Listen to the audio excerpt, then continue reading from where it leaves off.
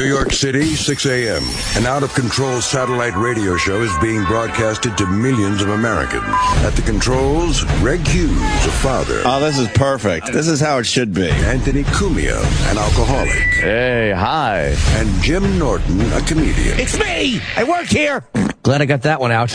Are we on live now? Is it happening? This is it? The three men make up the Opie and Anthony Show, a popular radio program known for its cringe style of entertainment and having very few limits. I like where this is going. I'm seeing a lot of options here. This is like different than any other radio. No telling what we're going to hear in here today. Tits, ass, tons of cuss words. It's not like radio, it's like hanging out. In the past, they have been accused of multiple FCC violations and have even gotten their show suspended from satellite radio. This is why. This is American freedom of speech. It's good on every level. Insane. Every second is funny. Wildly funny. And philosophically spotless. Everything you are about to hear is real. Real people, real excitement. This is the Opie and Anthony Show.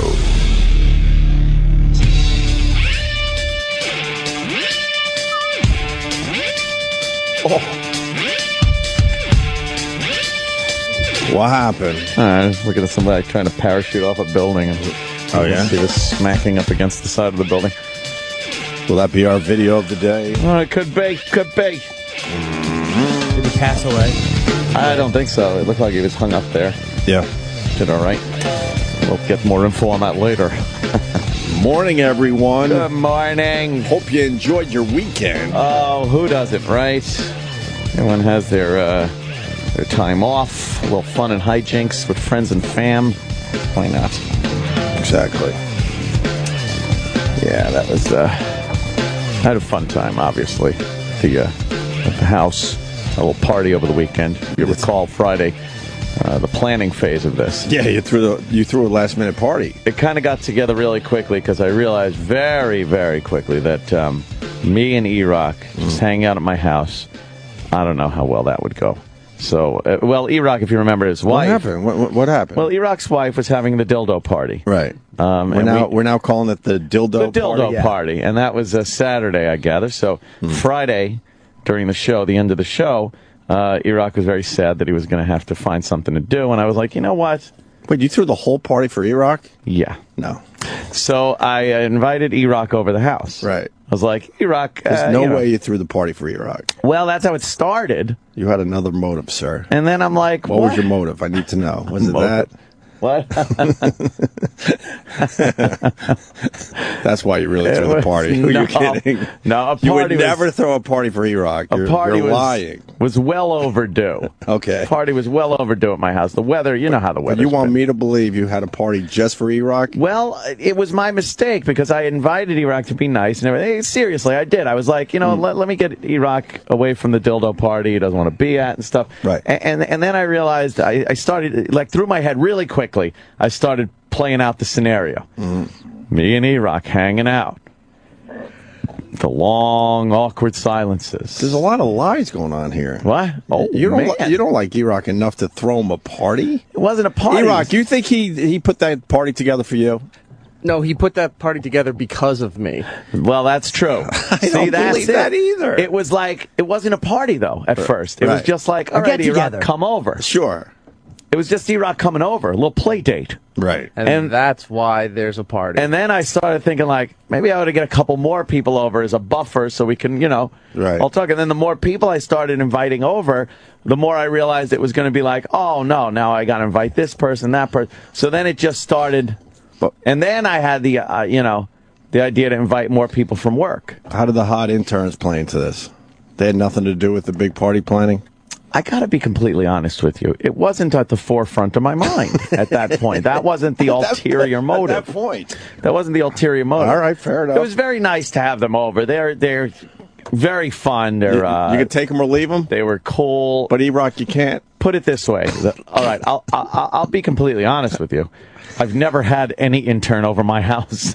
That's what I'm talking about. They could all go blow. We've had interns off and on for, I don't know, close to 20 years now. You've never invited an intern to anything. Never. What, am I going to have fucking David over my house? But you threw a party for E-Rock. I get it. I threw and a the party hot for interns E-Rock. just happened to be there too. They just happened. I I figured, you know understand. what? They were walking the halls on Friday. You make perfect sense. I get it. They were in here for the ribs and stuff, so they kind of heard this happening. Yeah. And, Why and be to, rude, right? To not invite them. Rude. What I did almost go to Handsome Rob's house. Yeah, remember? During his party. That never happened. Oh my God, I forgot all about that guy. Yeah. Whatever happened Yeah. to him? He just remember he was a weirdo who lied a lot. We realized he was lying about the whole party. Of course. But he knew how to play golf in the end. And he invited you to play golf with. Oh, that's right. That didn't happen either. No, he sort of invited me to his father's fancy country club. Yeah. It was a sort of invite. All right, so I believe you. Well, you they threw a big party for E-Rock and not the hot interns. For E-Rock. The interns showing up at your house for the first time in 20 years. It just worked out that No, I way. know. I understand now. You explained it perfectly. I didn't see the one, though. I saw two, but I didn't see the third one. Oh, the guy with the greasy hair? Yeah, what happened to him? Why wouldn't Yeah. you just invite the whole intern class? I guess there was an oversight on the invitations that went out that day. Okay. He was literally standing outside the studio. Was he? With puppy eyes. See, I didn't see that. Oh. He was hoping he would be adopted Oh. and taken home. Yeah, that wasn't happening. No, so he didn't get the invite. No, we didn't. What happened there, you think? It just slipped your mind? Yeah, it was an oversight. Okay. Next time, maybe. Oversights happen. You know, next time. So, E-Rock's wife, dildo party, E-Rock at the compound. Right. Yes, Perfect. yes. Perfect. And it was other people, though, you know, obviously. Troy Kwan showed up with some bitches.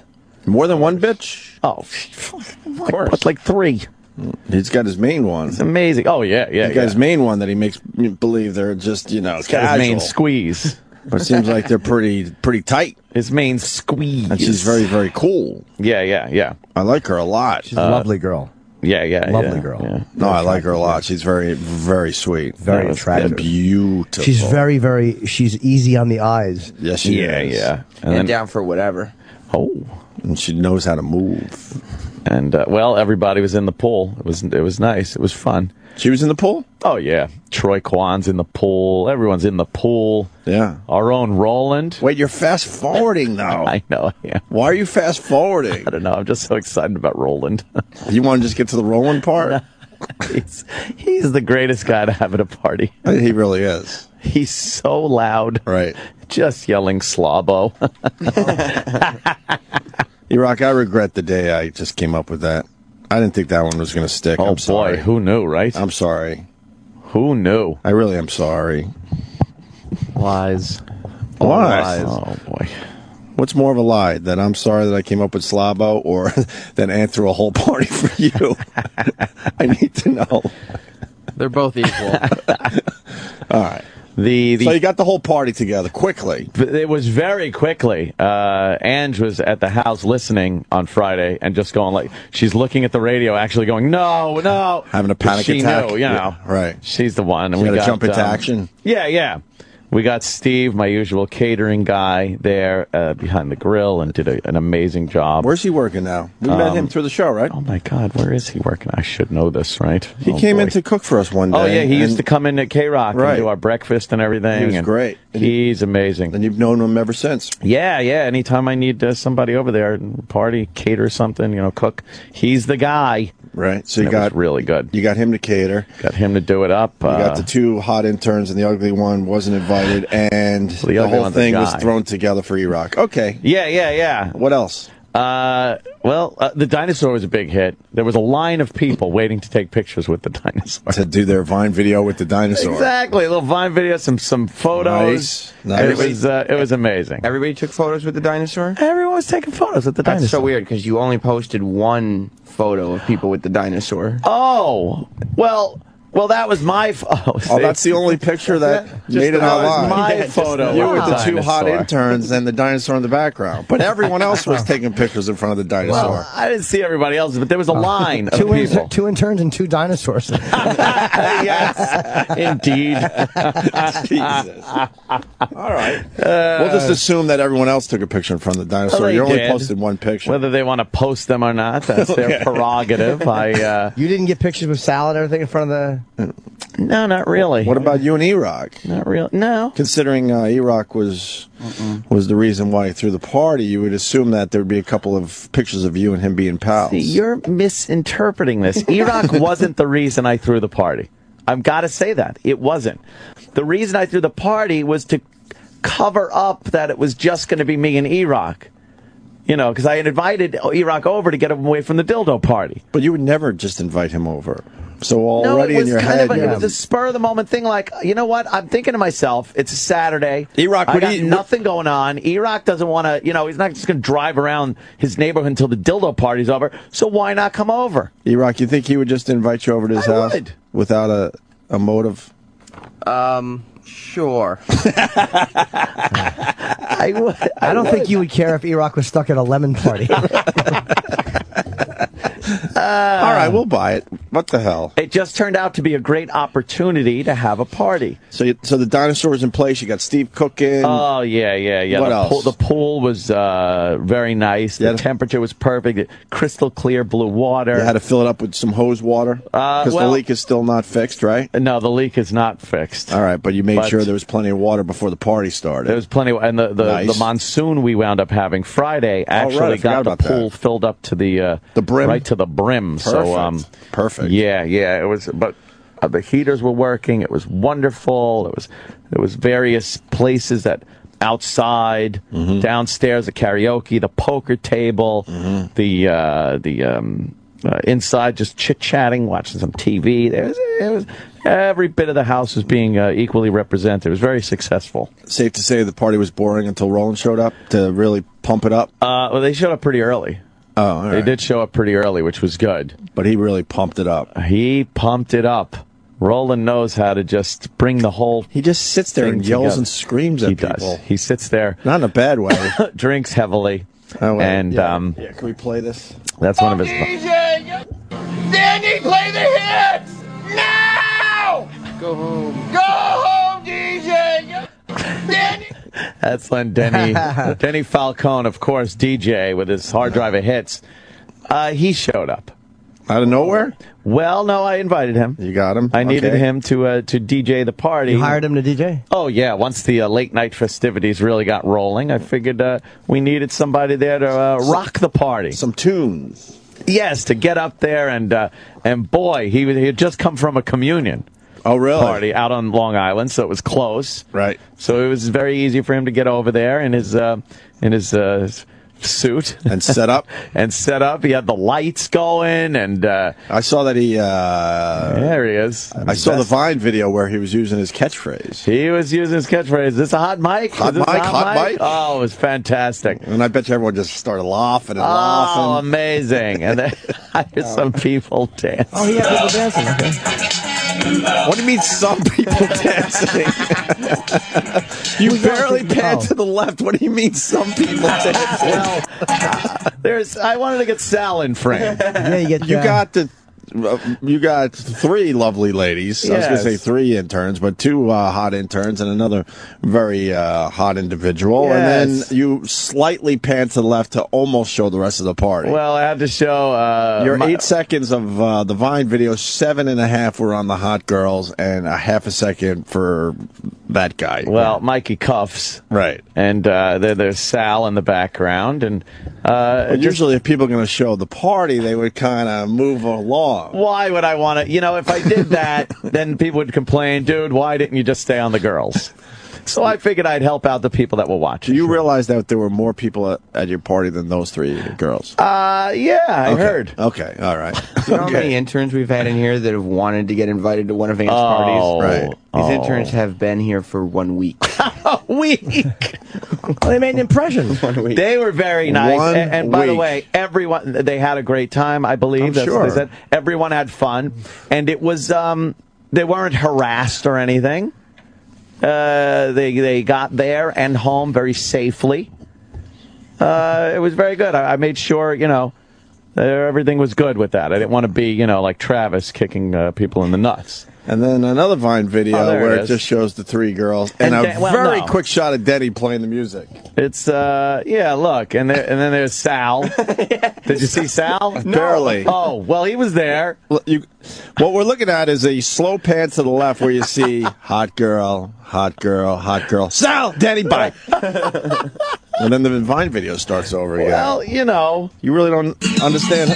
You don't understand how to pace that 8 seconds yet, I guess. Well, it's 6 seconds. It's very difficult. Oh, you were probably pacing for 8. I was. See, I ran out of time. I needed to get Denny on there. 6 seconds? Is it 8? Sometimes it's 7. No, it's very difficult to gauge. Yeah. Very difficult. All right, well. But look at that. All right, here's another Vine video. I'm in where there. It's just wait you a minute. and the three girls. But no, there's Sal in the back. Sal's in the back. Well, how much attention does Sal need? Yeah. Oh, boy. This video obviously has nothing to do with him, and he's popping his head up in the background. He loves it. No, Sal's good for the video, though, because he's like, hey, look at me and Sal. We're having a good I time. know. That's what it was all about. Yeah, So it's Anthony and the three hot girls. That's again. what it was about. So this is just a series of videos of Sal dancing. You're just Sal recording dancing. Sal. He likes having his hand up like he's directing traffic. So. Right. And Denny with his music too loud. Jesus Christ. Oh, my God. Jimmy, the second Jimmy got there, he, like, showed up, he said hi, went right over to Denny to tell him to turn that shit down. The cops are going to come. How loud was it? It was so fucking loud. Dude, I said turn it down. I sat for a little while, and I'm like, this is really, like, I couldn't hear who I was talking to. Yeah. So I asked D-Rock, is the music loud, or am I just being a fucking old lady? He goes, no, it's loud. And I asked Roland, he goes, yeah, it's really loud. Yeah. And Roland said Roland said it was really loud, yeah. D-Rock, how loud was the music? It was echoing off Ant's house back at you. So his speakers were shooting towards the house. If you're sitting in the middle, you got it at both ends. Oh, more partying. Wait, more Vine videos of the party, but once again, you see the three hot girls. Oh, well. And nothing else. So, no, there's Denny in the background. Certainly not complaining, but I just don't really get a feel for who else was there. It was for Denny. I was getting Denny in frame there. Oh, I see. And when you say three hot girls, 2 of the 3 you're referring to are our interns. Oh, correct? yeah, if they're hot, they're hot. Yeah. Well, you know what? I wanted to show, because they were having a great time. Look, they're dancing to Denny's music and everything. Mm-hmm. I just wanted to... But you could have filmed Denny at any moment, but you decided to film him at the point where the 3 girls were dancing right in front of him. You got to get the action in there and everything, you know? But you want to show Denny was there. Exactly.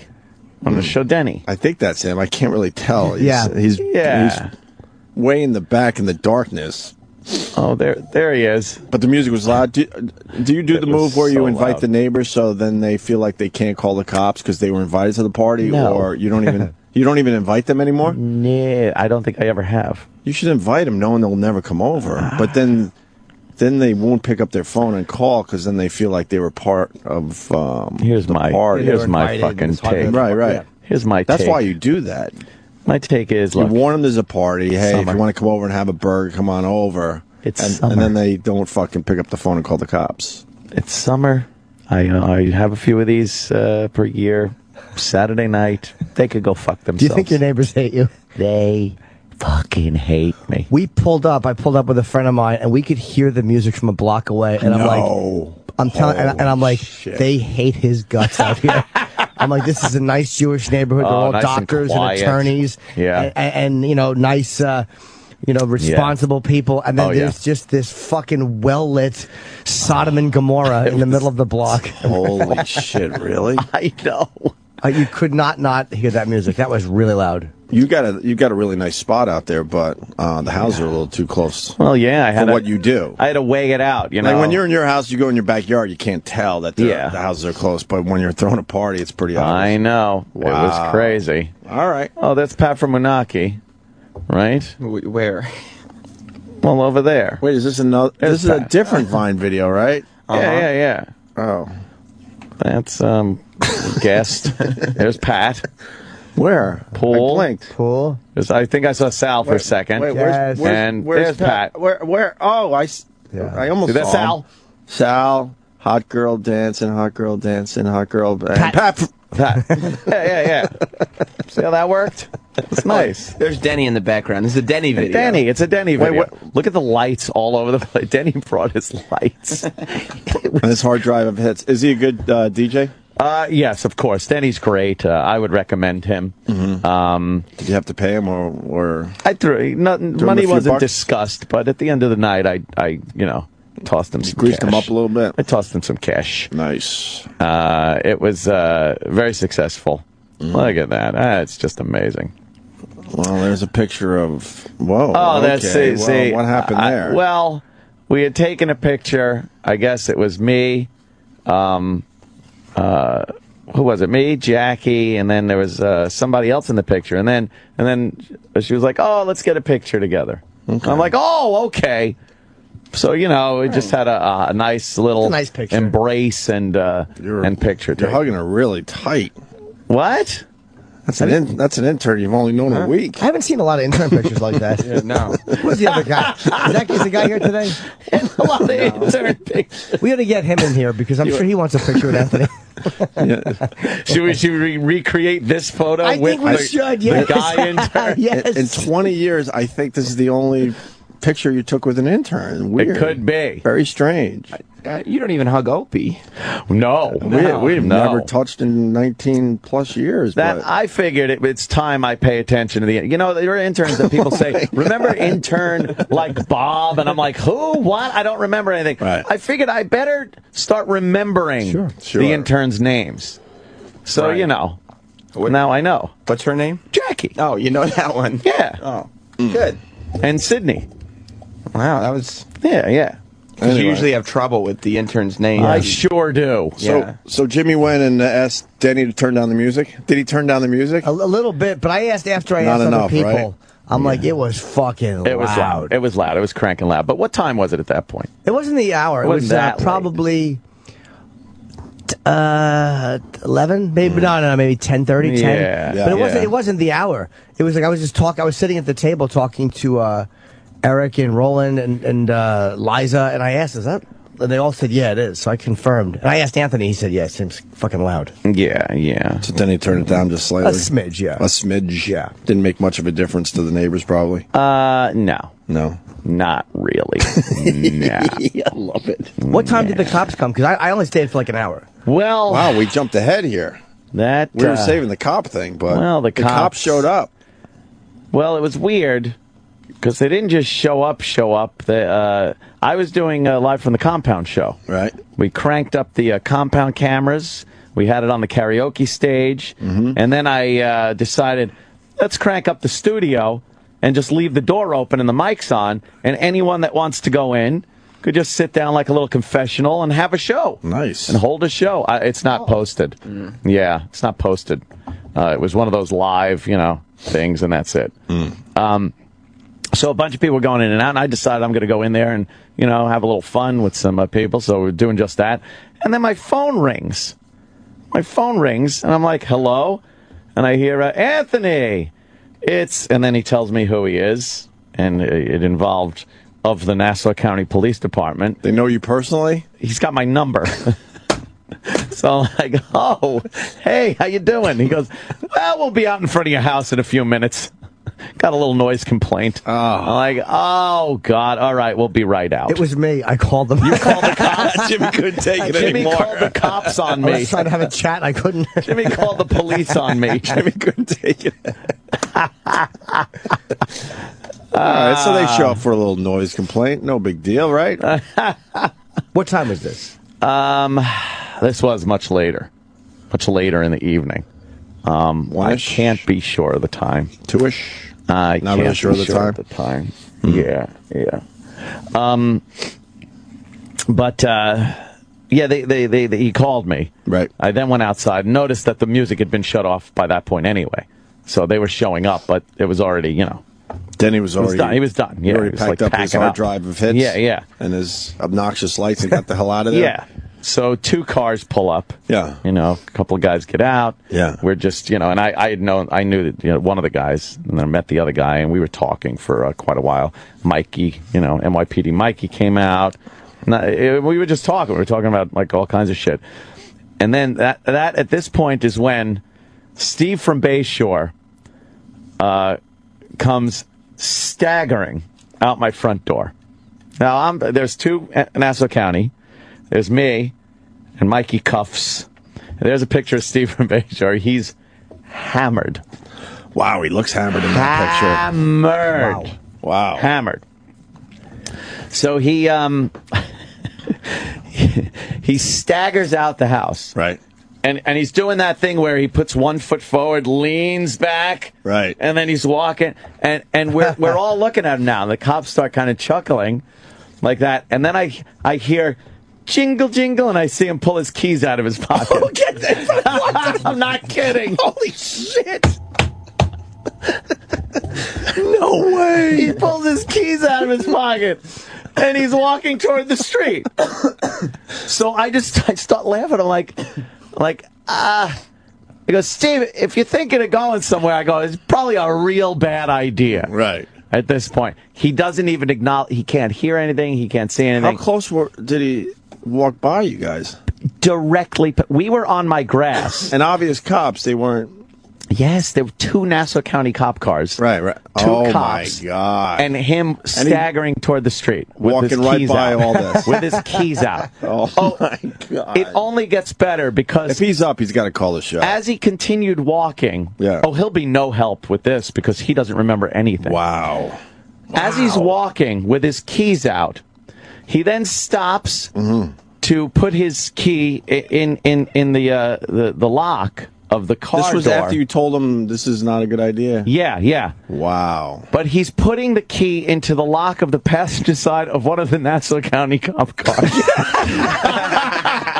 No way. Yes, fucking way. Oh. We're stunned now. We're just sitting there. He's rocking back and forth, trying to fucking put the key in the Nassau County cop car. Oh, my God. We're roaring laughing at this point.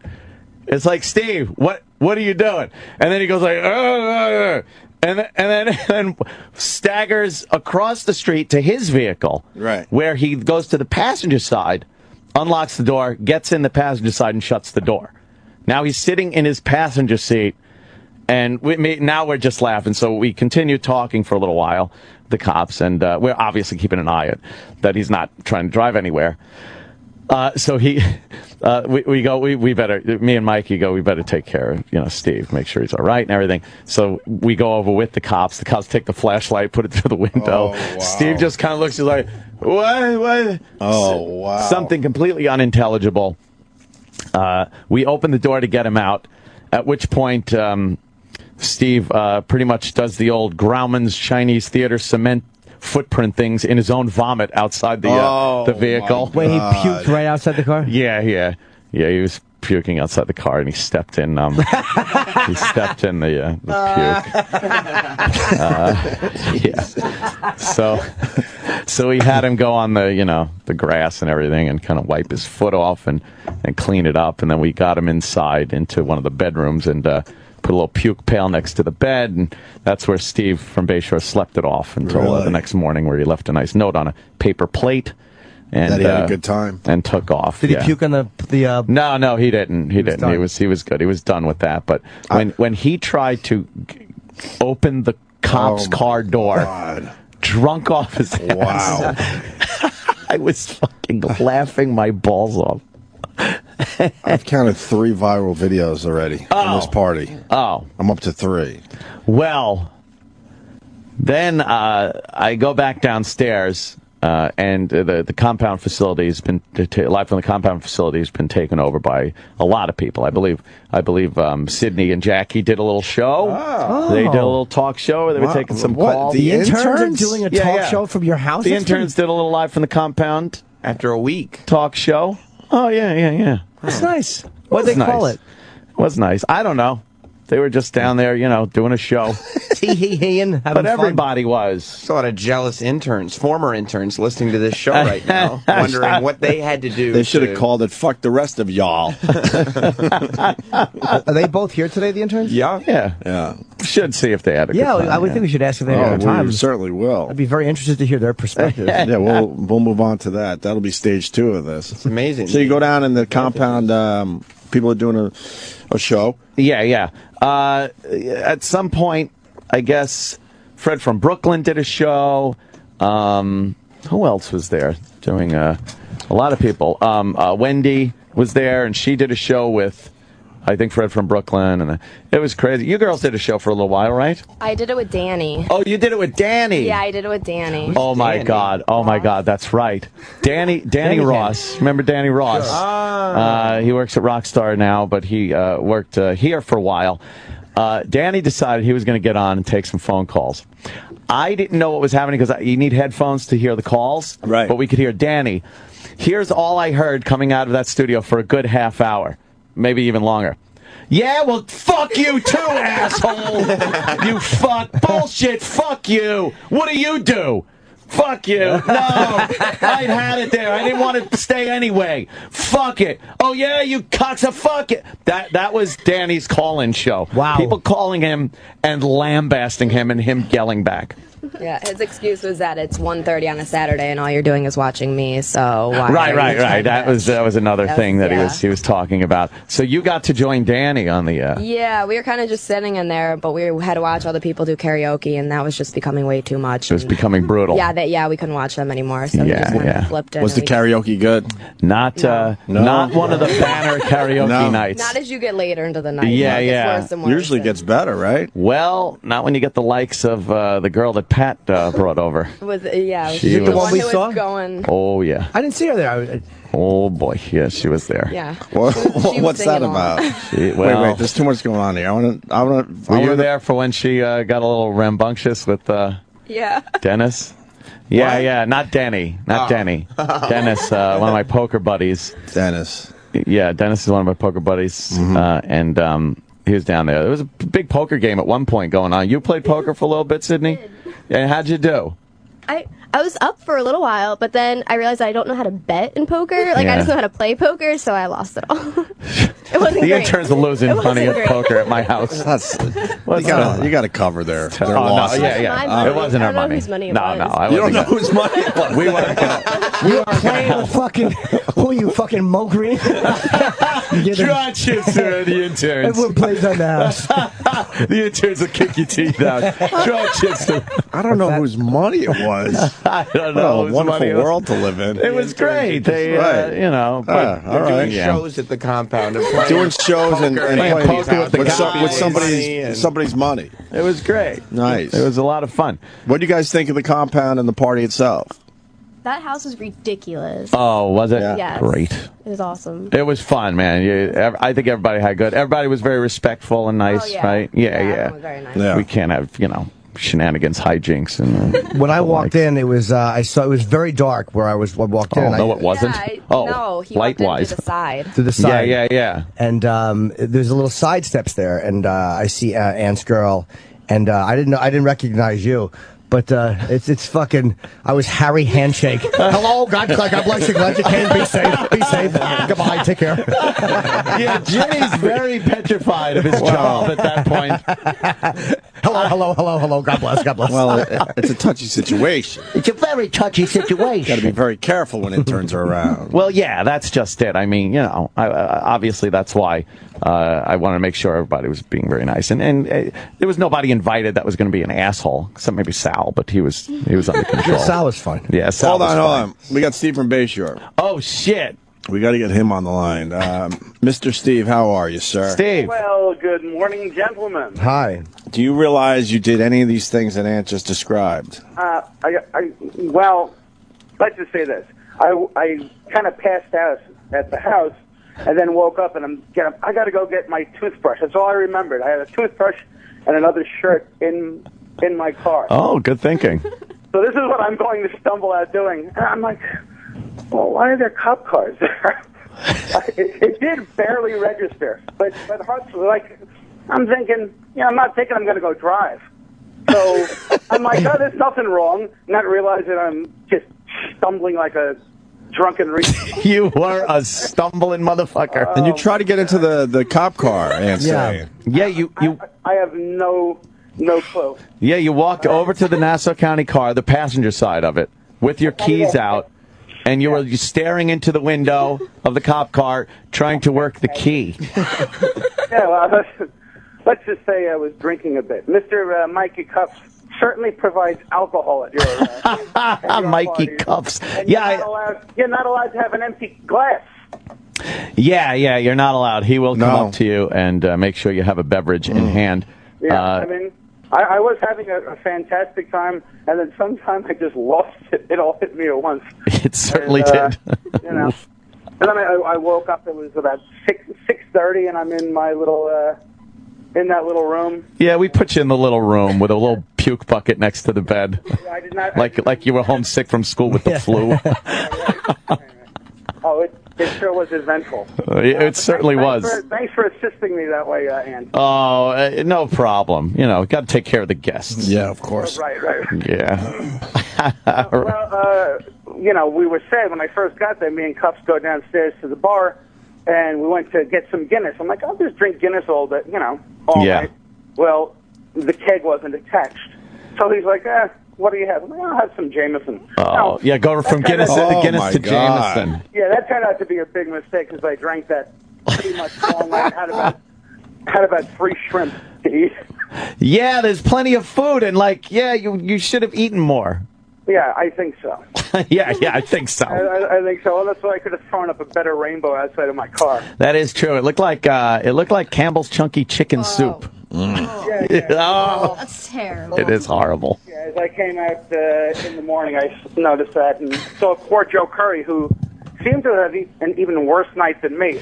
He was just sitting in the pool shaking his head going, no. Yeah, Joe Curry. When I got up, Joe Curry was passed out on my couch. Right.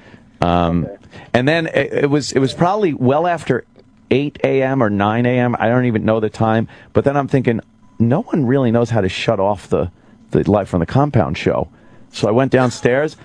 It was just broadcasting an empty chair for hours.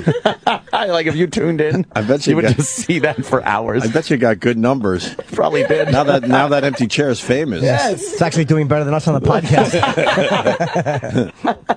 Nice. Yeah. Well, I hope you had fun, Steve. Well, I did, and it sure. People told me I had fun. Yeah. Oh yeah, it was something. Yeah. But, well, thanks. Yes. All right, sir. All right, Steve. Very happy. I'm going to just drink some more water. Yeah. Hydrate. So wait, I saw Pat, but I didn't see this other person. I didn't go downstairs. I just stayed in the backyard. Is that where she was? Yeah. Oh, She's downstairs, and she was singing karaoke. Is she the hot blonde that Pat's been kind of hanging with lately? And she was singing. It's like this weird caterwauling thing going on. That's her in the left, on the left of that picture with the Steve from Bayshore. There she is talking with Logan. See, you like black people. Well, of course. Logan's he's a pisser. He's there. I didn't quite like that picture. No, that picture bothers you. Yeah, I think it's labeled at my fucking house. Jesus, why can't it just be a nice picture? Because it just can't be. Steve, I'm going to let you go. If you remember anything else, call back, all right? Big A. All right, Steve from Bayshore. Big A groping somebody. Big A, that's great. That's wonderful. Every time Big A's in a picture, he looks like in the Ring. Remember they would look at the pictures and it would like start to like it was like all blurry. Yeah. Could you go back to that picture? Yeah. By the looks of it, the girl is enjoying that. Well, of course. You can tell by her body language. She's accepting. Let me tell you. She's accepting that. The guy's got a gentle touch, I gather. I have no idea what that's about. So Pat from Menaki brings the girl, and she's up there doing something. And I don't know exactly what happened, but Dennis was sitting at the poker table, which is just off to the left of the karaoke stage, and he said something about maybe that it was loud. I don't even know what it was. But she got just a bug up her ass about it and starts lambasting him. Fuck you! Go fuck yourself, you fat fuck! And just yelling. And he could have unloaded on her. Oh my God, he was being very merciful. Very merciful indeed. But she then got right in his face. It's a party. And, I know. Oh, no. Oh, yeah, right in his face. She's confrontational. Yelling. Yeah, very confrontational. Yeah.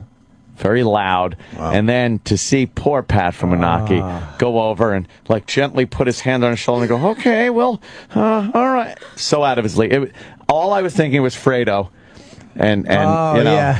Yeah, that's why you don't never marry a wife. Never marry a professional eater. Never marry a professional eater. Because Pat was out of his league as far as trying to, rein her in. Right. Was she being mean to Pat? No, she was just kind of not acknowledging that Pat wanted her to kind of chill. Yeah. So everyone was kind of looking? Oh, everyone was looking? I had my fucking phone out. I was recording this. I was recording this and fucking turning. And of course, I had a few in me too, so I was turning it around every so often, going, "World Star Hip Hop!" And then Can we hear some of the audio? I don't have it on this phone. I don't have it. I know. Terrible. You're gonna bring it in for tomorrow. I'd love to hear that. I do have some of the yelling and. The yelling was bad? It got uncomfortable. And you could tell it was just probably the alcohol because after a few minutes, it turned into her crying and hugging Dennis, and there was yeah. Oh, no. I'm sorry. Yes, exactly. Really? Exactly. That's what it was. I didn't. Oh, yeah, I know. Ooh, cringy. That's just how I like them. Once the tears flow, I fucking start filling up. Yeah. And Pat was controlling the whole situation? Not an ounce of ability to take care of business. Was he trying to laugh it up? It's just yeah, he was. It was very uncomfortable to watch. I got her home, comforted her. Yeah, comforted her. That's okay. Comforted her, yeah. That's right. Yeah, that was that. Roland, I saw Roland walking around. We found out something about Roland that we didn't know. Yeah, let's get Roland in here. He's walking down the hall. Yeah. He's coming in. He's coming in? What time did the girls stay until? We're out. 3. 3, yeah. Jesus. Yeah. Any other thoughts from the party? We had car service to No, get I'm them just to and glad from. it was a lot of fun. Yeah. Just that no creepers were there. Yeah. It was fun. No creepers were there? Creepers were there? Everything. Are you kidding me? Creepers were there. Might want to become more self-aware. We felt safe. What is that picture? Roland and Sal in the pool. It's very, Sal again, right? very homoerotic. And Roland in the pool with his Springsteen shirt on. Yeah, it's fat people rule. Yeah, wear the shirt. You're holding Sal, cradling him in the water. Roland, how was the party? It was fun. Yeah? Your thoughts on the party? Delicious food, booze, Yeah. shenanigans, Good police, good music? good music, Denny. Denny. Yeah. And Roland... Is Denny here yet? Yeah. Then he should come in, we've too. got to get a little Denny take on this whole thing, too. Roland, I never knew this. You don't swim. No, I do not. Roland can't swim. Oh, my God. Seriously? Yes. Yeah. He was in the pool. I asked Anthony, where's the line before he did? It's like, where's the You line? have to figure out where the deep end is always in a pool. Yeah. And then I was like, what happens if you go in the deep end? And he's in the shallow end. And he goes like, oh, you see me go like, ooh, ooh. And he starts splashing. He goes like, ooh, ooh. You never learned how to swim. When I was a kid. But You're after Mexican. that, You're Mexican. Exactly. How'd you get here? I don't know. You just never had the desire to learn how to swim? Well, the last time I swam was probably I was like 5th grade, 6th grade. Yeah. That was it. That would be scary. Yeah. And then Sal pushed me to deep in there. I was like, Yeah. I clinged to the rocks. When we found out he couldn't swim, there was this little effort there to get him into the deep end. People are crazy? I know, they're very cruel. And Anthony goes, we'll save you, but first I have to vine you. Yeah, I go, we'll save you, but it's going to be 6 seconds of horror and terror for you because we're not going to save you during the Vine video. Just know that after 6 seconds, you'll be okay. We'll be in there. Yeah. I killed myself because they pushed me in the deep and I grabbed the rock like a... Yeah. He fucking was like just on the edge of the pool, and kids aren't sure and they have to grab on. You can't swim. Holy shit. Yeah. So he was Mr. Shallow end guy. Yeah. He was entertaining the shallow end of the pool. Yeah. Where's the video of him being pushed in? Who had that one? I don't think I had it. Yeah. There was a bunch of things going on. Oh, they were having fun. Troy was showing off. He was taking one of the big floaty cushions, putting it by the deep end, running, jumping on it, doing a little surfing. Yeah. Other There's dinosaurs. chicks. Oh, yeah, there was a line of people taking pictures with dinosaur. That's awesome. People called him crazy, but Love the big food. hit. Good food, right? Yeah, really good food. Did anyone go in the jacuzzi? Yeah, after a while, people were in the jacuzzi, yeah. Then Sal's jumping out of the jacuzzi into the pool. Which is It's dangerous. A little dangerous? Because you jump in the deep end. The deep scary for you, right? No, thank you. I can't believe he can't swim. That's so... When he said it, I thought he was kidding. No, But he wasn't kidding. No. There's What's up, Sal? Sal, who was never invited to Anthony's when he was an intern. Oh, my God. Oh, that's true. Yeah, interesting. Absolutely not. He had to graduate. Was that your first time at the compound? It was awesome. That was the first time I had there? such a good time. Yeah. Yeah, it was fun. But it looks like it. You're in all the Vine videos. Yeah. Oh, yeah. All the pictures. Sal got into like every video. Yeah. I don't know how it happened. Maybe you were hanging out with them. Yeah, you're like fucking mosh girl. Sal, how long did you intern? I interned for maybe like 8 or 9 months. And then how long have you been an employee? A little over a year. And ladies, how long have you been interns? A week. Already doing your own show at the compound. What happened? Nothing strange here. No.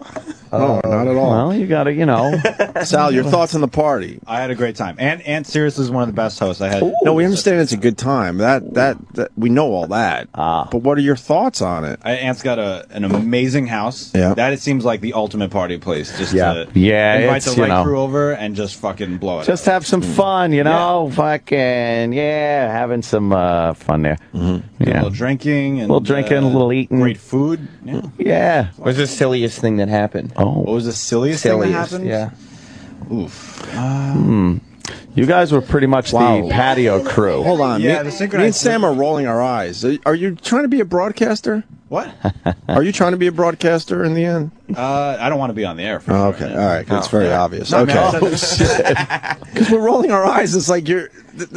Ant's told 10 great stories so far. You don't have one good story from the party. All you're saying is the food was good, the music was good. So that was part of the patio crew. Yeah. And that was, you didn't really see. You saw a lot of Roland. Right. But then Sam asked, what's the silliest thing? You have nothing. Like, how about the a highlight from the party? I have no idea. Roland probably just picked me up. We were drunk, and Roland picked me. We started doing synchronized swimming at one point. That was They did do synchronized swimming. Kind of like, what the fuck? Roland and Sal doing synchronized swimming in the pool. Okay, and there Roland you go. Can't swim. And Roland can't swim. So that was. We wanted to get him floaties for his arms so bad to get him in the deep end with some floaties. That'd be funny. He's petrified of that deep end. How was Denny? Denny was great, but Denny didn't hit the fucking post once. Now Denny asked him numerous times that night.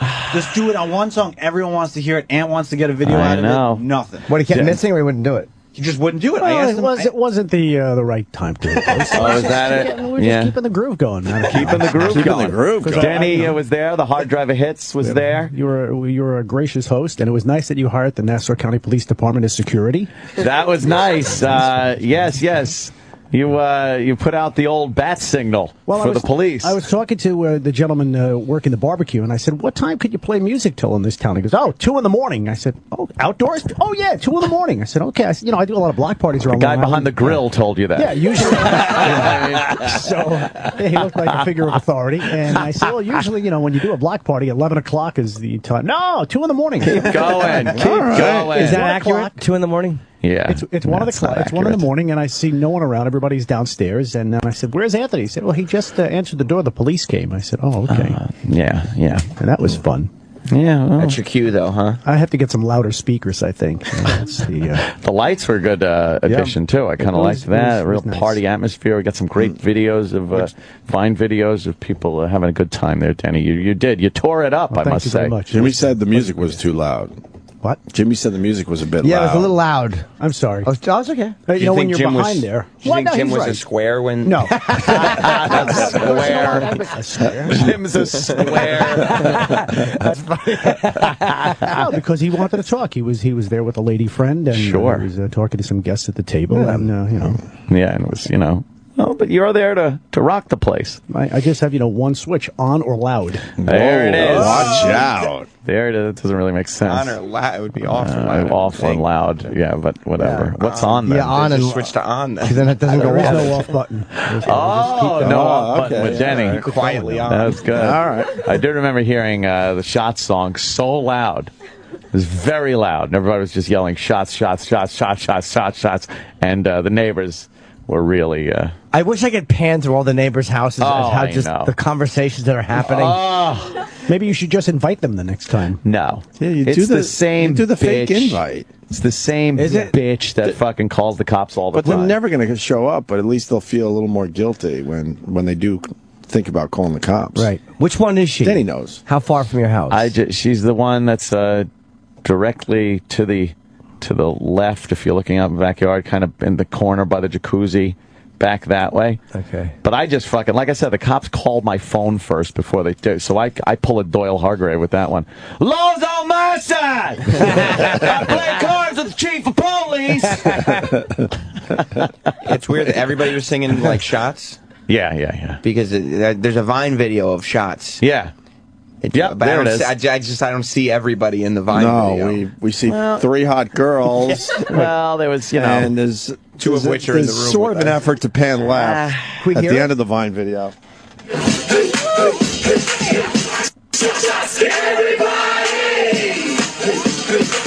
There it is. All right. I think the lights are a little festive mood too. Oh, Danny's digging it. Right?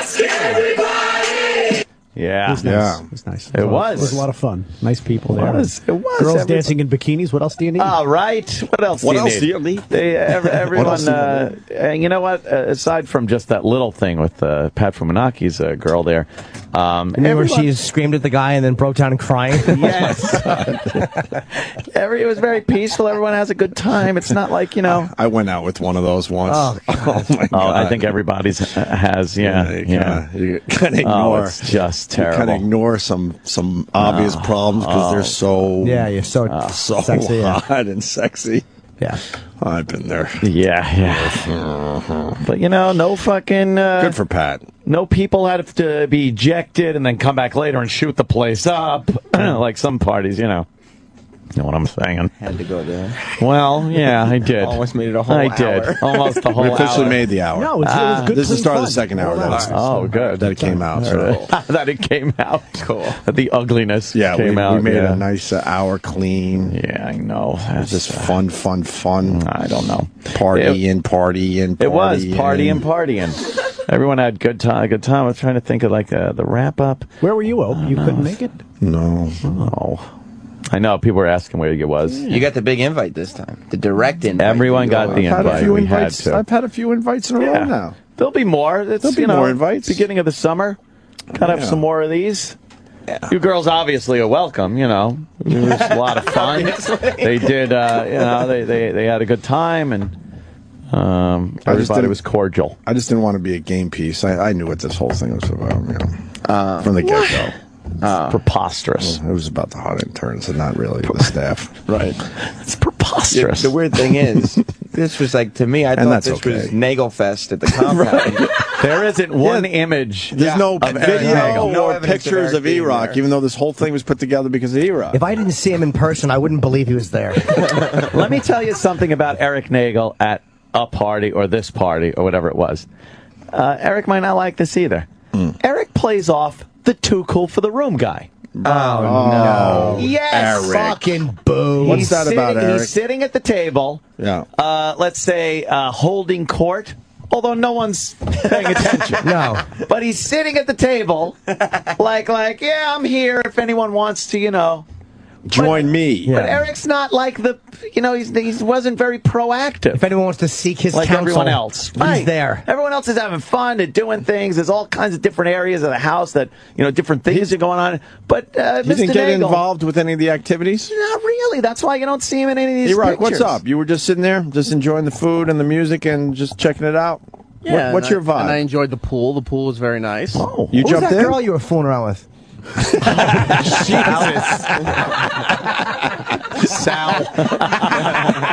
Jesus, Jimmy. Wow. Yeah. Yeah? Yeah, so Wait, E-Rock, you jumped in the pool, though? Yeah, I went in the pool. Oh, boy. Did you do the shirt or no shirt? No, I did the shirt. Oh. You did a shirt? What? Yeah. You didn't have to do this. They were like the caddies from the movie Caddyshack. The kid sucks in the gut when Lacey Underalls walks by. How's that song go again? Whatever. There's a music that plays too. Yes, it was. Sax or something, right? That was it. No need for smut. Yeah. That's a great picture.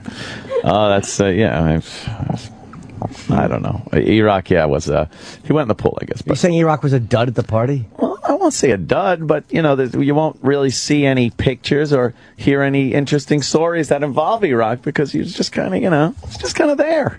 What was the silliest? enjoying it. What was the silliest thing for you, E-Rock? It was mostly watching Roland. He would lean over, like he'd be sitting at the table on the patio, and he'd go, "Excuse me a second," in the middle of a conversation. He'd lean over and just like stick his hand out to Steve, and he's like, "Can I have some more shrimp or some more chicken?" So Steve would throw a whole bunch of stuff up there, and plates were being brought over to Roland to sample, and he was like a king over there. Yeah. Did you indulge, Roland? Did you indulge? Your sweet ass. And then you can scream at anything at Anthony's party and it's welcomed. Oh, yeah. Nothing. He kept harassing Denny because it was taking so long to set up. And Nothing's Roland off was limits. eating and Were you distracted, Denny, by... that happens all the time. Yeah. Rambunctious When kid you at a go bar into a party mitzvah? that's already going on, sure. It's like, Yeah, that's come on, true. Come on, start the music. What are you going to play? Oh, boy. Yeah. I played a Bruce Springsteen song for him. So. You did. I What'd heard you play? Cadillac Ranch. Yeah. Cadillac Ranch. I don't know that one. Good tune. Yeah, good Cadillac. Roland, you know it. Sing it, right? No. And I even slipped on a little disco kiss when Jim came. I heard That's that. true. Yeah, Jim Yes. comes in. It was very thematic because I was made for loving you. Yes. Jim comes in, and then all of a sudden, Kiss is being played. Roland's there, and we get some Springsteen. Great DJ. It was. He pays attention. Yeah. E-Rock was there, so we got some fucking Weird Al. What Weird Al song would you have liked at the party? oh, I don't know. Did you have any Weird Al on the hard drive hits? I might have had Eat It. Eat It? Well, that would be appropriate, too. That's a good one. I want to, rip on the guy. He was there kind of relaxing. Of course, he was. He was just chilling. Yeah. Barely wanted to be known he was there. Denny Apparently. didn't do the full setup though, cool for the room. because No. when we were helping him take some of his equipment in, Cool food. Yeah. he has all these props and games in his vehicle Well, I had there the that he hula didn't bring hoops. in. At one point, Why didn't you when- bring those in, Denny? It was all of a sudden I just turned the music on. Everybody started dancing, so That's I didn't true. need to throw those There out there. was that was an awkward moment also when I was out front talking with the Nassau County Police guys, and I hear, "Hey!" And I look up by the driveway, and there's Denny with an armful of hula hoops going, "I forgot to bring out the hula hoops!" I'm standing there with the cops like, "Oh, fuck." Oh, my God. He did. Had an armful of hula hoops. Did they get used? We didn't need to use them because the party was just going. No. Sometimes you. How pissed is the neighbor? They call the cops and they show up and nothing is done to their liking in the end. I knew the cops were coming before they even showed up. Oh, boy. So you can, I get that phone call. You turn the music off. Right. Everything's cool by the time the cops show up. Right. Except for the fact that they got a drunk guest trying to enter one of their cars and Yeah. drive home. Yeah. Which, Well, he says he wasn't trying to drive. Yeah, he was just trying to get his toothbrush. His toothbrush. in the cop car. Yeah, I wish he would have grabbed the shotgun. Steps and vomit. What a fucking... He really did. Yeah. Well, Very good. other little things, I guess, but that's pretty much the bulk of it. I'm sure other things will come up during the show. Yeah, it was On the good. big party. Troy Kwan and the bitches. Oh, yeah, we'll get his... He brought his bitches. We'll get his take on the party when he gets It here. was nice. Mm-hmm. They were gone by the time I got there. I think he had a gig. Yeah, he had a gig to go to. Just kind of tag team DJs, even though, he didn't DJ or anything. But, it was, thank you fun. It was a very good much. one. Oh, please. Great time. Please. When's the next one? Anytime. Oh, here's I don't Troy. know. ASAP. Troy, how was the party? Yeah. Troy, how you doing, man? Yeah, you had to leave a little early, right? Oh, shit. It was a fucking blast, man. We had a great time. Yeah, we did have to leave early, but yeah, it was fun, man. it was just starting to really get warmed up, like when we were taking off. Yeah. What time did you leave? About 8 o'clock. Quarter after 8. What time was your gig?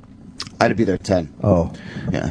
Yeah, we were like first guys in the pool kind of a thing, too, very early on, getting that pool. Troy likes, the pool hijinks with I told Dan I'd blow out with the some bitches. chicks. Yeah. With the chicks. How many bitches? I had 3. That's pretty sick. But next time, if you give me a little more heads up, I'll round up a ton. I'll bring a whole busload of bitches. Just don't take them home at 8 o'clock. Really? That's the worst. Well, I could reschedule my gig, but it was literally like... That's a huge tease. Yeah, exactly. Funny. It's awful. It was the day before. He was like, oh, let's do this. I was like, It was very short notice because I was saving E-Rock from the dildo party. Of course, that's why. Yeah. He had the party. We all know that now. Exactly. Yes. Please. Yeah, it was all about E-Rock. I wish the other intern was here today.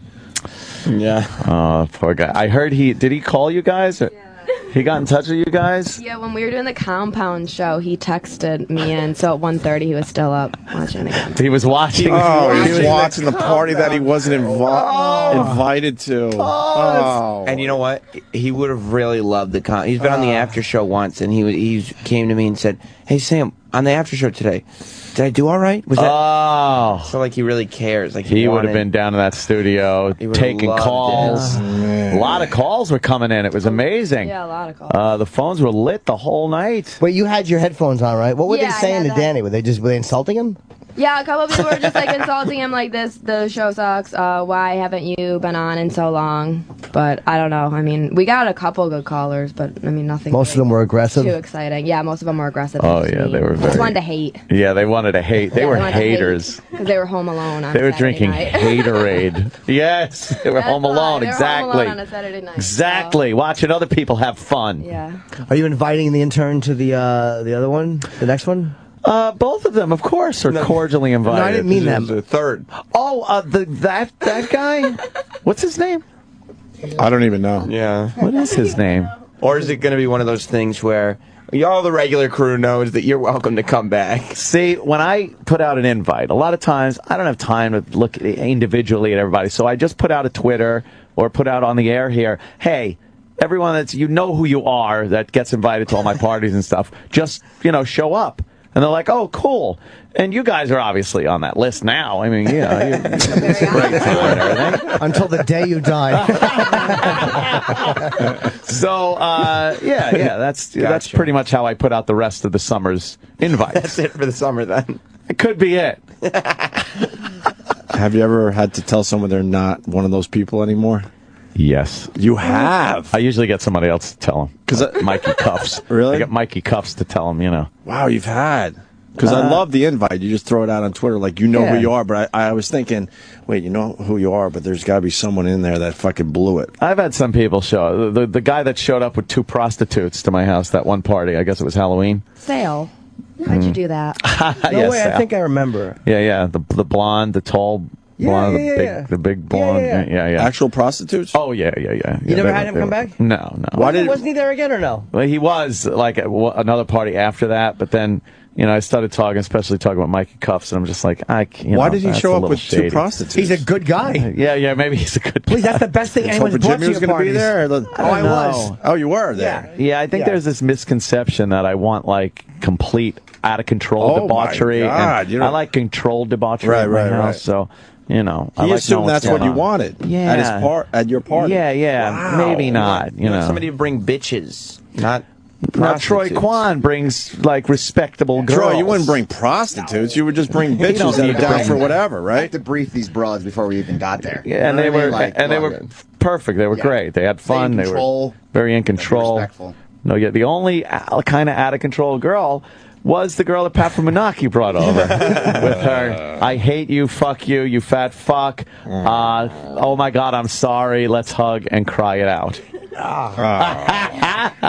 Was it just awkward for everybody? It was so fucking. I'm in my own home recording this. Yeah. And anytime like people looked over, I had to kind of almost hide the phone because I was embarrassed that I was even recording it. It's my house. I was okay, sweetie. Just the gentle touch on the shoulder, and she's kind of like shrugging off his touch, shooing him away. Yeah. There was no stopping her. He didn't have control of the situation? Wow. He didn't walk over there and go, stop. Not really. Not really. Fucking, yeah. Siegfried and Roy had more control of that tiger. It was, we've all been there. Bad. We've Yeah, all yeah. been there. Oh, no. Yeah. How you doing? come on now, Poopsie. Sweetikins. Don't. Yeah. Suddenly everything becomes clear. Oh, yeah. And she was from the karaoke stage. She was singing. Oh, that's nice. But as she's singing, she's like looking at Dennis and singing some of the words really loud. Looking at him and flipping him the bird as she's singing. And Dennis is just sitting there like, what the fuck did I even do? He didn't do anything. It was.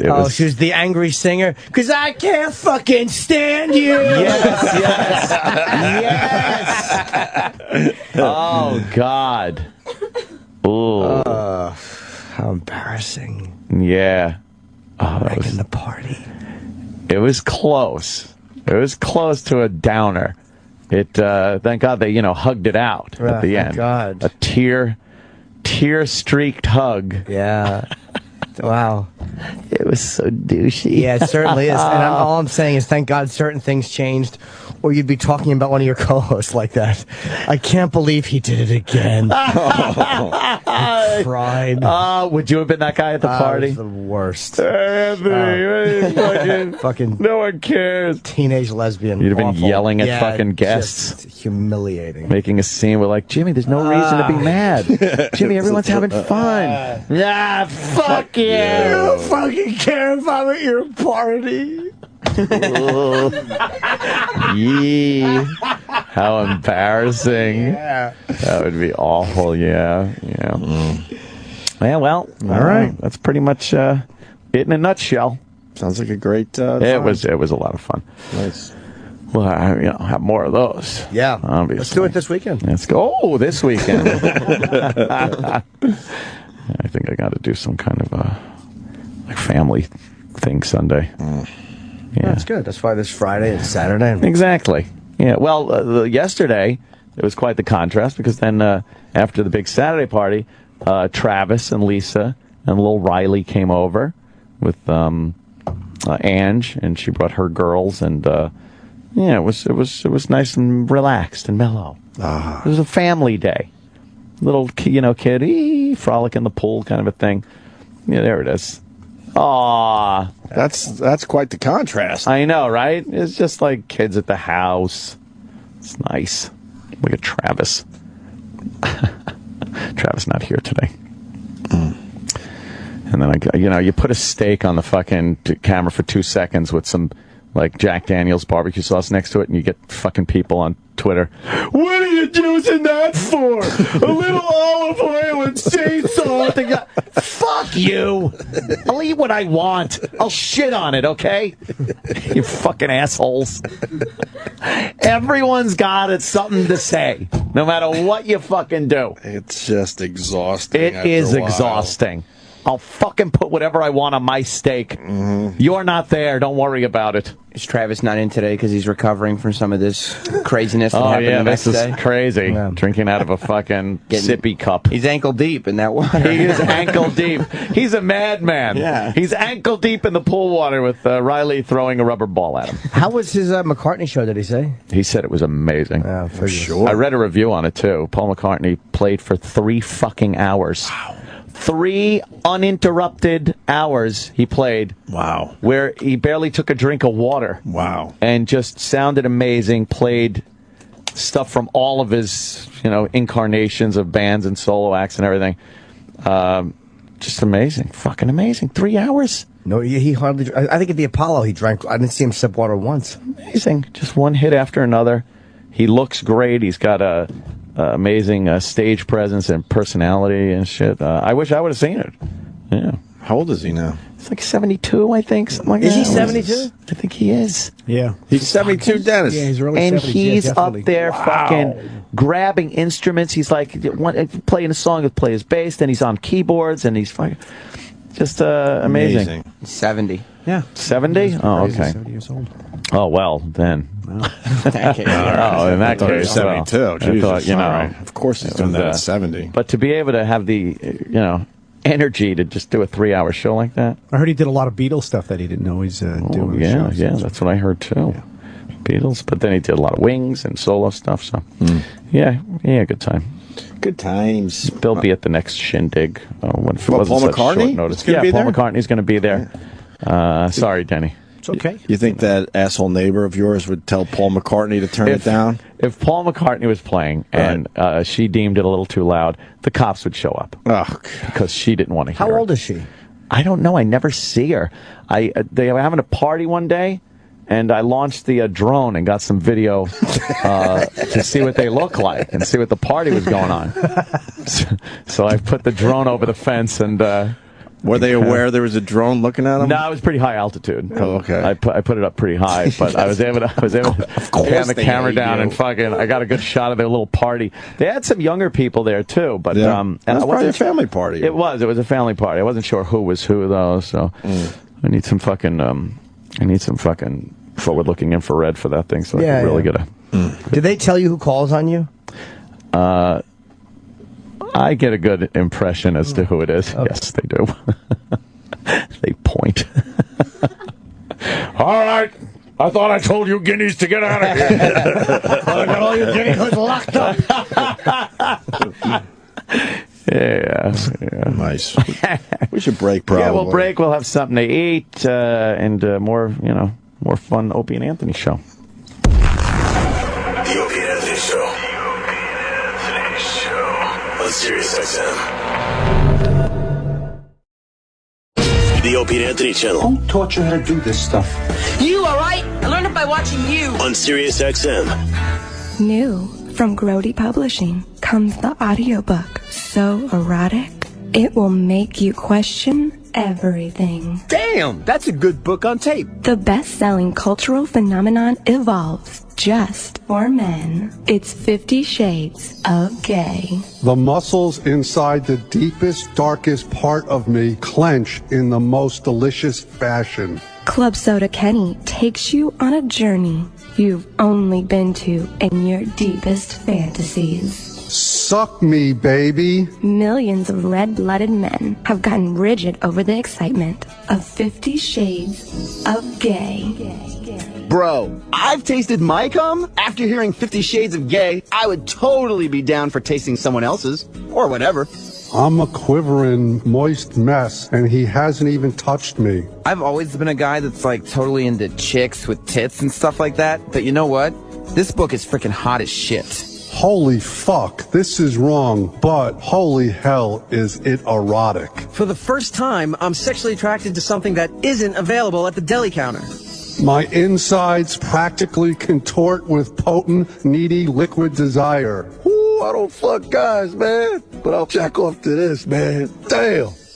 The experts agree 50 Shades of Gay is a must-listen. Hello, I'm Dr. Gay. This audiobook is a must-listen for any man looking to further a healthy sex life. I'm erect. 50 Shades of Gay. If you're not turned on now, you will be. Yum. What we have here is the best of both worlds. The fastest reflexes modern technology has to offer, onboard memory, and 30 years of human experience and interaction. Bobocop, what are your prime directives? To serve the public trust, protect the innocent, uphold the law, and to jerk off in a toilet, alright? Part man, part robot. Complete imbecile. Alive or dead? Dead or alive? You're... What am I supposed to say? Hey, fuck you, you metallic mongoloid. Eat a bowl of dick. Will he be able to recall his past memories? Don't you remember? Bobo, it's you. What's me? You, Bobo. It's you. Who is? Holy fuck, Bobo! You! It's you! Bobo, it's you! I think I'm in a weak signal area. K-9 units, please respond. We have a 16-3 hit in progress. Alright, let's go, Mr. Mamoonigan. Bobo Cop! Who is he? What is he? I suck. The dumbest, most annoying person on the planet is now a law-enforcing cyborg. Bobocop, any special message for the kids at home? Believe me, alright. You gotta wear a condom when you go to sleep, cause you don't want to jizz in your pants when you're... Bobocop? Sorry. I mean, stay out of trouble. Bobocop.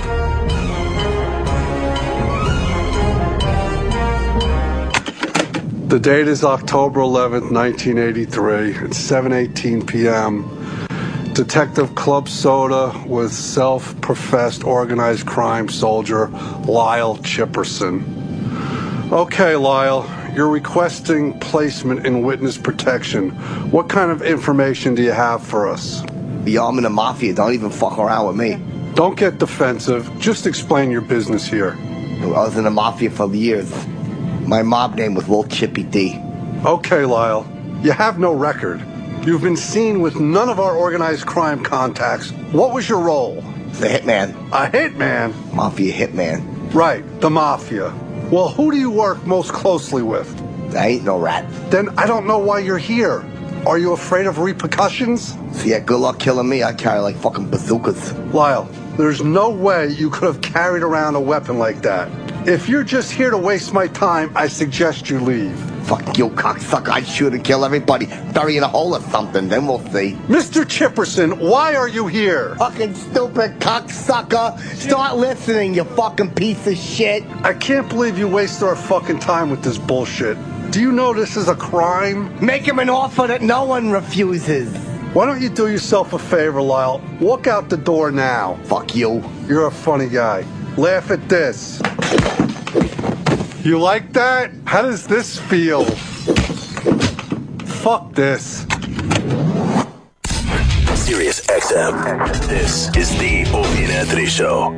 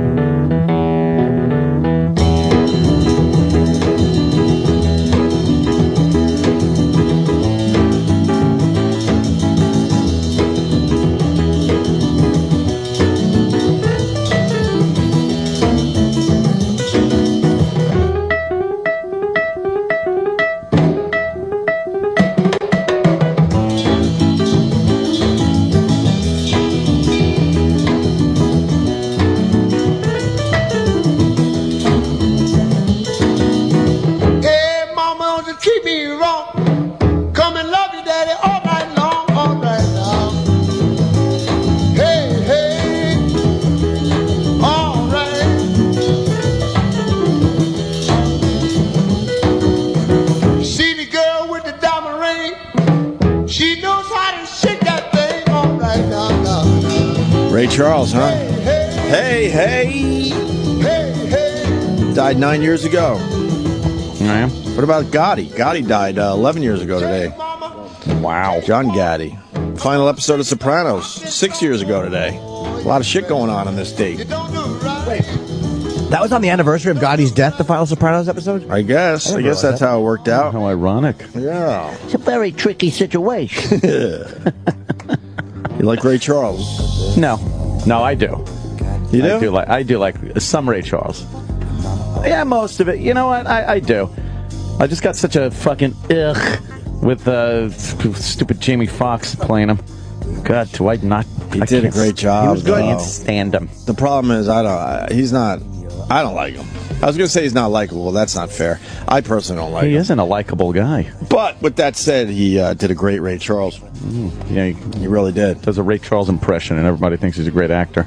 How did The Purge do over the weekend? I saw that you had a picture of the masks. Yeah, in The that Purge movie. did really well. Oh, did? $3 or $4 million budget movie, and it made 36. Damn. That's because $4 million?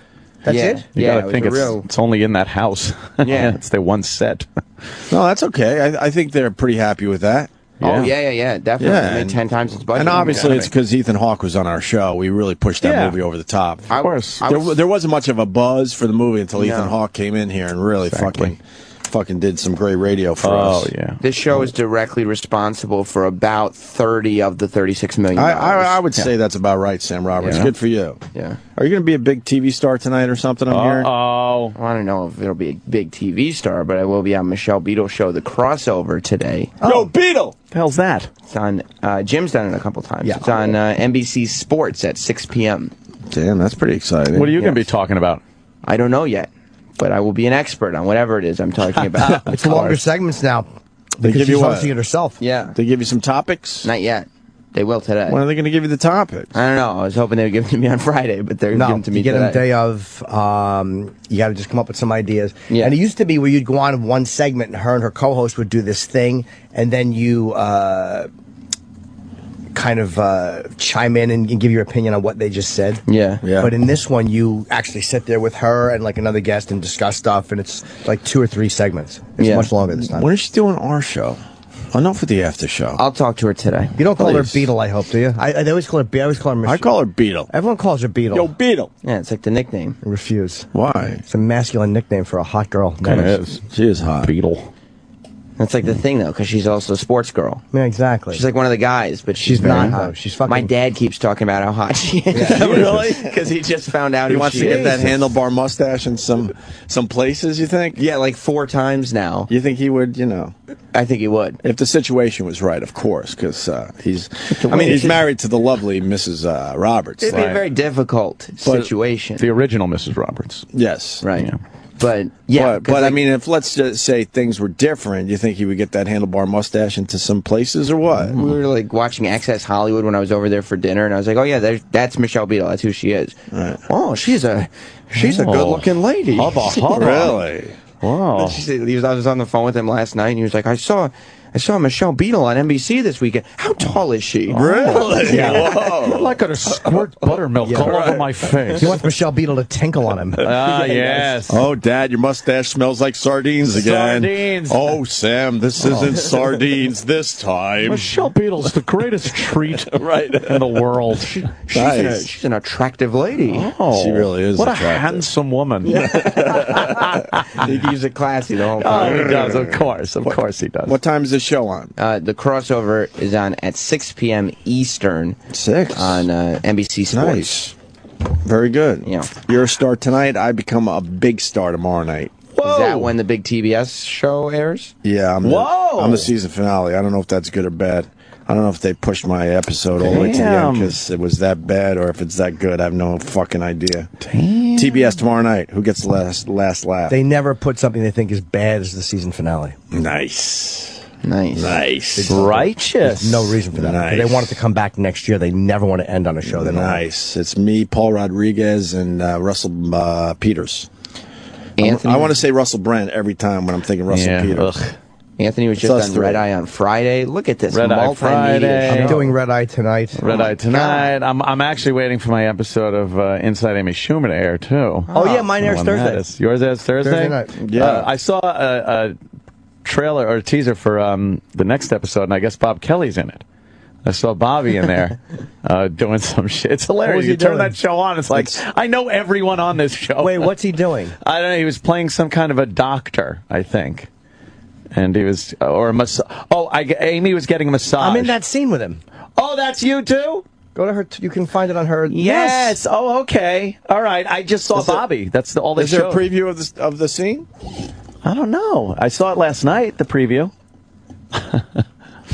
Yeah, if you. The show is great, Yeah, and it's already Amy's doing it's been great, picked man. up for a second there it is. season. Yes, there you guys are. Holy shit.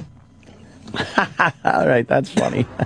This is an I'm drinking cucumber water right now. I can't believe you got me a four-handed massage. Like, I've never even heard of that. That's way more expensive. All right, it's Bobby and Norton. That's hilarious. Creepies here.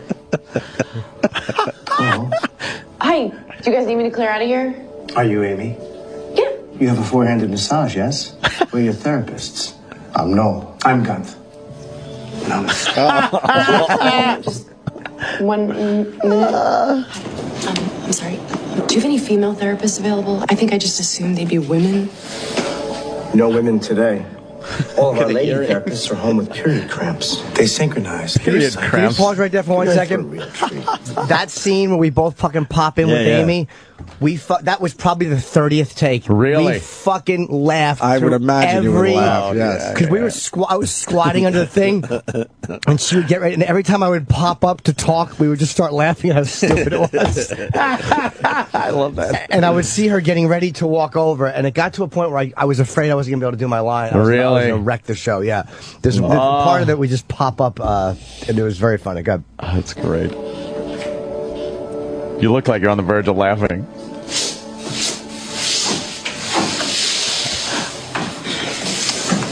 Four-handed massage. Ooh. Before we get started, are there any injuries we should know about? No, nothing I can think of. You have no problems with your shoulders, tummy, booty, No. elbows, ankles, tatas? None of those things. Everything's okay. We'll just give you a moment to disrobe. How much should I take off? Everything. We want to touch all of your skin. Nice. We'll be back in just a minute. Oh, you guys are so yeah, very God, creepy. you guys creepy. Very creepy. Are you naked yet? No. Wonderful. Are you naked yet? What was she wearing? I don't know if she had anything on. She might have panties on. Oh. Nice what? I was talking to Gunt. What's up? He's doing a wonderful job. Are you tight? You seem really tight. Are you feeling tight? Okay, are you guys talking to me or each other right now? Okay. Now we're gonna jam on your lower body. It's crazy. Her legs are exactly the same. Okay, what are you talking about? Your legs. Oh. They're the exact same as Anisa's. Okay, you know what? I'm really relaxing. Would you guys mind just not talking? Maybe like just putting on some music? Of course. We're sorry. This probably sounds like Alec Baldwin. Does Guys, I know that's just you singing. We're not singing. Sorry. Another deep breath. Okay, you have a severe knot in this muffin top, and we're gonna work it out. Okay, how many hands are on me right now? Very good. You guys are ghouls. Yeah. That's good. Bald zilchers. Oh, cool. Oh, that's not going to cut into Opie's show, is it? Well, I don't even know. Are we on Tuesday? She said Thursday to me. No, it's Tuesdays. Tuesdays. Well, dumb Amy said Thursday. Oh, man. Wait, me and you might be competing. Uh-oh. When's my show on? I don't even know. It's not going to be 10:30, I don't think. I don't know. No. Amy's 10:30. It gets very racy. They got to put that on late. She says titties. Oh, wow. I'm on the Look who's on the website. I'm on the fucking website finally, Look at you. motherfuckers. Give me that link. Right there. When am I on? I don't even know. How sad is that? How about they put the fucking time there? Can we see any of the episodes? Oh, boy. Oh, wait. Tuesday at 10 o'clock. Okay. Is it So an hour hopefully show? it's a half hour. Is it an Oh, hour? no, it's going to be an hour. There's It's gotta 3 be. people. 3 people. It's a lot to fit into 30 minutes. You know, in this day of DVRs, it doesn't matter. You have to DVR one. It doesn't matter. I don't even know. I didn't watch any of the episodes. Oh, jeez. I have no idea. If it's 30 minutes, you It can might be have, 30 minutes. She said Thursday for me. Oh, really? She's liar, pants on She might have fire. just hit the wrong She thing. probably wrote in Tuesday, but then it What corrected is she? to She probably Thursday. had a partial blackout. Oh, Fucking yeah. typing with her toes. Monday, Wednesday, Friday, Yeah, Friday, Sunday. Tuesday. Fucking drunken Amy. I don't know. I'm on tomorrow night, TBS, 10 o'clock. It's a half-hour show, right? It's a half hour. Okay, so- Perfect. Perfect. What a programming block Yep. for the fans. So That's a good one. You check out Who Gets the Last Laugh, see if I win my episode. That's it. And then you move on and see Jimmy and Bobby on Amy Schumer. Perfect. And Sam and I are on tonight on NBC Sports and right. and Fox News. That's Nice. great. 6 p.m. for me, and then Red Eye is on at 3 a.m. Yeah, Eastern time. I'll be taking the day off from television. Yeah. Yeah. Speaking of television, The Tonys? no, not Oh, the good. Tonys. No one in this room watched, right? No, that's right. That's a gay show. There's no you did you? Yeah, I get a Enough little to be a peek. queeb or a quay. Not that much. I was All right. monitoring. You got a bit of the I wanted just to see a little what, bit. Wanted to see what the intro was going to look like. Plus, I'm Oh, so happy. of course, you don't know what Kinky Neil Boots. Patrick Harris is going to do. Was it a big yeah. over the top number? Oh, was it? I bet it was. Mike Tyson was actually part of the. I saw Right, clips yeah. this morning. They kept going after Mike Tyson or Neil Patrick Harris Well, did, because right? he had his show, his big show, so he's part of the Tonys, right? Yeah. Was he nominated for anything? I'm not sure. Oh, that's why I forgot. Okay, I was wondering why was he there? Right. Well, I know- because I like the theater. I like going in to watching some musicals. I like that Les Miserables.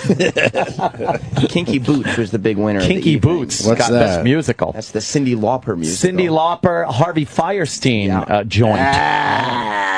Oh my God! I gotta call my mother. Oh, David. Of course, his brilliant performance in Independence Day. There's no reason to talk about the Tonys, right? Any highlights? Unless you want to What Tyson doing? The opening number's got to be so gay. Right, that's this why. has to be. Play a little of the opening number from the Tonys. Really? Let's see when it reaches Queeb. Believe it or not. Wait, what are the stages? Neil Patrick Harris did indeed host the show. Yeah. They say he's a terrific host. They say there's a little scuttlebutt about him. Scuttlebutt. A little scuttlebutt about him maybe hosting the Oscars. Because he did such a good job. Really? That's what I hear. Word on in Tinseltown. So what are the word on the gay that we were going to see how long till Quay? Well, there's the steps. I would say you got Quay in there. Quay and Queeb. You got gay. You got gay like gay, and then you got gay. Gay. Oh boy. And then you got queer bait. Queer bait, and then you got faggot. You got to use, but there's two faggots too. That's there's terrible. like faggot, and then there's, it could be any, it could mean anything. I mean, if we're gonna do the bit, we should do the bit. Oh man, you ready for this? Please. How about we just play it? Maybe. Yeah, let's just see. All right. It's only this next singer's 4th time singing in this pub, so cut him some slack. He's singing something new. Who's this from? Oh, it's Neil Patrick Harris with an acoustic guitar. Oh, this is good. Wow. Getting quite an ovation. See, this is probably supposed to be some kind of parody of a Broadway show that I have no clue. I'm Neil. Oh, is he doing it I once? wouldn't be here if someone else hadn't passed on hosting, so special thanks to Shia LaBeouf for this opportunity. Because Shia LaBeouf was supposed to be in that play with Alec Baldwin, but then passed on it. Apparently they didn't get along. And who took over that role? I don't remember. It was some dude, though. Oh. Yeah. That's a little something for the Broadway crowd. Him and Alec didn't get along? Yeah, no, I don't think so.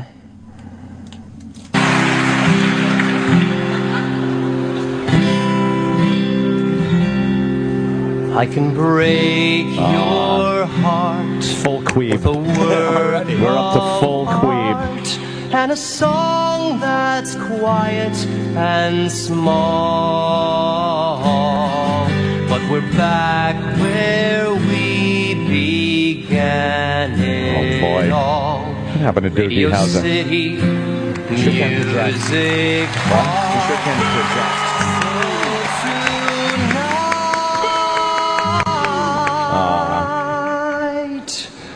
We Here it goes. might go A Broadway voice bigger. thing. What? That's right, it's bigger. Hey, look. It's Broadway's greatest night, and we're raring Let's to bring go. on the Let's make boxing. it bigger. Tonight it's bigger. We'll take home a Tony statue we don't know. I guarantee a truly legendary show. Oh. Ta-ta-ta. Yeah. It's very. Why? This is so gay. This is so gay. Queer bait. Oh, this is just They overwhelmingly always have gay to now. spin and jump and Yes. dance. Why don't they stop it? What a production.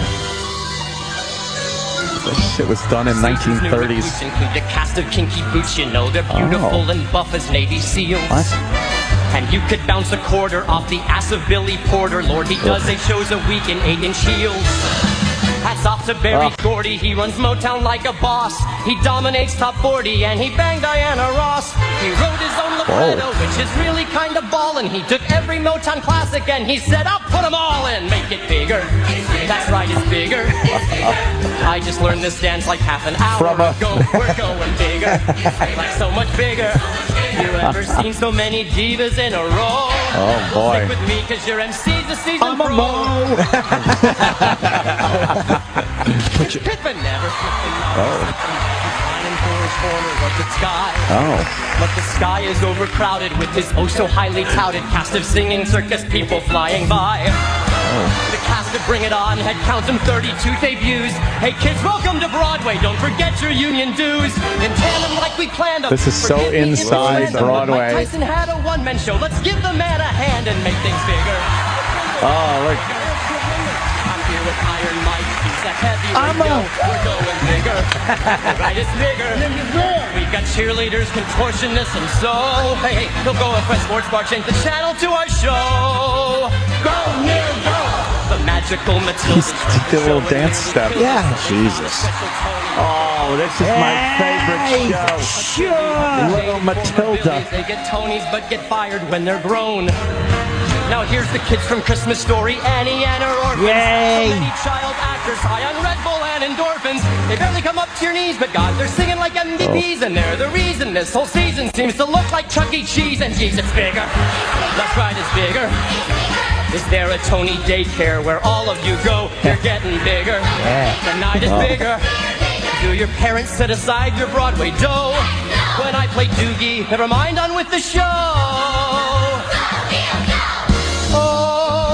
Wow. Broadway's where famous What a people production. go. Oh, yeah. That's talent. What a performance, Doc. What a performance. He's a good host. It's easy to make fun, but that's some fucking talent. There's How the jump fuck did he pull that off? They're fucking dancing, Yeah. But everything is singing. ridiculously choreographed. Yeah. It looks effortless. It's got to hit every fucking mark.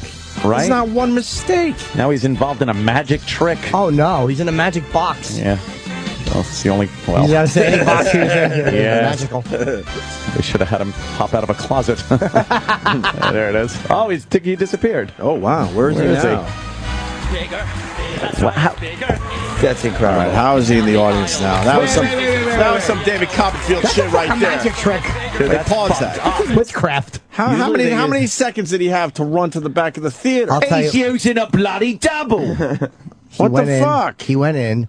And he fucking probably dropped to the bottom of the theater. Right. While that whole thing was spinning theatrically, they fucking drove him. He probably had like a little cart waiting and fucking zipped him down. And Yeah. All of course. underground? They Yeah, don't of have course. that shit underground. Yeah, they do. It's Obviously. Radio City, right? Radio City Musical. Yeah. They don't have that shit underground. They probably put How many one of seconds those, did he have? Those elevators that they use. Oh, for maybe the he just fucking- ran out the side. I don't know why I'm saying that. He could just. Oh. You can see that, like, there's a slit in the back of the box. Where? I didn't see it. Well, we know he didn't Box. actually disappear. My point is, how many seconds did he have to fucking appear at the back of the Yeah, theater? he's got to get That's to the back of the amazing. theater. How many see it. seconds? Go back. All right. From the Bigger. door closing, whatever the fuck, where he's no longer visible, Okay, here we excuse go. me, to the audience. Right. To when he appears again. All right, there. So running. They spin the box. Oh, that's plenty of time. Yeah. Oh, fuck yeah. By the way, you can see the back end that's soft. And now he disappeared. Where is he? And he's over there. So that's crazy. 18 seconds. Oh, that's plenty of fucking time. Exactly. He probably went out and got a Coke. It's crazy. That's fucking. No, it's plenty of time. It's very impressive, though. That's Yeah. impressive.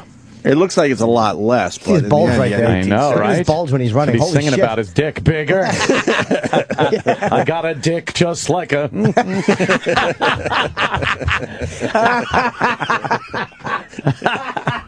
Jesus. Oh, boy. Wow.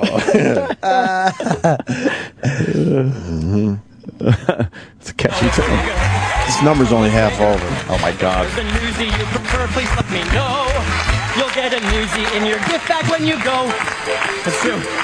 It's true. There's like 150 of those punks. Oh, wait. Check this out. Can I have my Tom Hooper Les Mis close-up, please? Inside joke. Yeah, I don't get that. Ugh. Stop being sexy. See, on Broadway, we don't need extreme close-ups to prove we're singing live. Whoa. What does that mean? We sing live Les Mis 8 the shows a movie. week. Check it. Whoa. At the end of the day, we are gathered together to honor the best and the brightest. And tomorrow, the fucking fashion police will this? report on your dress. I know. and Amazing. the tightest. Without taking If you any win, have the drinks time of your of life. water. To your manager, dad, and your mom, thanks. Hi to your kids and your husband or wife, maybe just for the hell of it, Tom Hanks. Wife. Nothing is bigger and better than seeing a veteran get an ovation, or seeing a brilliant beginner freak out on a win on their first nomination. There's a kid in the middle of nowhere who's sitting there living for Tony performances, singing and flipping along with the Pippins and Wickets and Kinkies, Matildas and Mormonses. So we might reassure that kid and do something to spur that kid, because I promise you, all of us out here tonight, we were that kid. The kick line. This is theater. Come see the super sexy Cinderella sisters celebrating ladies from the fella. Ball gowns. This is crazy. They're blown away. The audience is amazed. blown away. They're all amazed. They're coming out of the woodwork. Yeah. Jersey boys are Kathy Lee's a Broadway lyricist, so anything can happen. Bigger, New York is bigger. Wow. So welcome to our bigger, better, best of Broadway. So Wow. We just turned into the Broadway channel. Production. Yeah, we did. I think we all wanted to shit on this and then wound up enjoying And it. you realize the talent behind it is quite fucking amazing. Yeah, we all quite enjoyed the opening Standing number. ovation. It gets 5 queebs in my book. Wow. That's respect for Neil Patrick Harris. Holy fuck. Yeah, we wanted to beat the shit out of They him. crushed in the fucking Radio City. Get the fuck out of Yeah, it here. was good. Wow. Well, They didn't have time to get all those people together to keep practicing that shit. the work they put into that's pretty Yeah. fucking amazing. Wow, wait. All right, well. Bigger. Oh boy. Panning the audience trying to find one masculine guy. Spider-Man. Oh. Wow. Throwing web. Ooh. They won't even stop applauding. Yeah. They love him.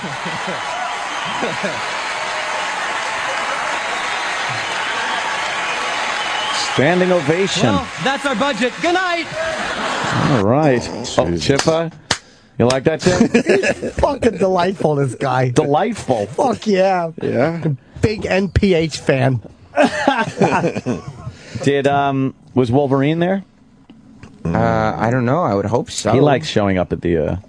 Although nice. maybe if he was there, he's probably very offended. He was in the Les Mis movie. He's not one of these, That's true. It's Yeah. the sellout version. I didn't like that, dude. I told you I wanted to watch that and enjoy it, but I was like, ugh. I loved it. Fuck. Did you? Loved it. Ugh. You loved it? Way more than I thought I was going to. Was it fabulous? Yeah. It stunk. Wow. It The was opening beyond song was fabulous. good, but as it went on, and she's in the fucking the dress shop or what, who gave a fuck? I loved it from start to Ugh. finish. God, I you laugh? wanted to. Do you laugh and cry? Yeah, laugh, cry, was emotional. Fucking zilch. It's awesome. I'm going to watch it again. I'll give it another. Yeah. What was the opening song, which was okay? Bigger. Oh, look down. Look down, look Yeah. down. And they all sang live, which I like in the movie, but I just Well, didn't they care did, about it. yeah. Although Neil Patrick Harris will tell you, you don't need the close-up to tell that they're singing live on Broadway. On Broadway. All right, there you go, the Tonys. Yeah, Fuck. that's our Tony's break. I was going for something else last night. I didn't watch the Tonys. What'd you watch? And this is no personal jabs at other people that work here. I'm just saying as a whole. That fucking America's Got Talent show is unfucking watchable. Well, they're going to say you're jealous, so be careful what you say. I used to like that show a lot. I liked it when Piers Morgan was the guy. It's awful. Is it really? Unwatchable, I say. Why? I swear I haven't watched a minute. And I used to love the fucking show. The acts are terrible. Yeah. And they're crowing over them. And lacking Prince Poppycock. Yeah. Well, there was one. Here's a prime example of the problem they have here. There's one act. There was some guy that was kind of some Zen guy, and he levitates himself. And they put him through. But it's all he does. Like one trick. Well, to defend, I mean, the early rounds, they just throw a whole shitload of people out. Why? Through. I don't know. And then they get to Vegas, and then they have I don't know, a whole room of people, and they go, Yeah. well, everyone in this room, you're done. Why even put him through, though? I don't know. I've had it. That show. How's Nick Cannon? Look, I know Nick is a friend. That's right. That's my boy. He's a good host, isn't he? I don't know. I don't like that. I didn't mind him as a host. I just don't like the entire show. How's Hoo? He doesn't. I mean, how's Howie? Harmless. Yes. Harmless. Yes. Harmless. That's what he is. He's harmless. Is Sharon still on the show or no? No, she. I don't know why she's not on that show anymore. She had something with the network. I remember last year. Yeah, she had a little issue with her son Jack and the network, I believe. And she left nicely, but I wonder what the real fucking story is there. How's Heidi Klum? There's nothing going on the show. Nothing. How's Howie Mandel? Fine. Fine. He's fine. There's nothing exciting, no surprises, nothing thrilling. Howie Mandel takes the lead because it seems like all the other judges don't even want to say anything. Why? They have to be called upon before they actually give their critique or any comments of what they just saw. It's always Howie taking the lead. Howie Mandel or Stern? Howie Mandel. Wasn't Stern supposed to be like kind of the... He's supposed to be like the Simon Cowell. He takes the lead every so often. But what happened? Wasn't he supposed to be the kind of edgy guy like Piers was? He's not edgy. He's not at all. He loves kid acts and animal acts. I didn't see him put down one person. Right. And like this guy, he actually buzzed the Zen guy. Right. What was his name? Something Head. Special Head. Special Head. And he buzzed him before he got to his trick. There's his trick. And people are like, oh, shit. And then Howard took back his buzz.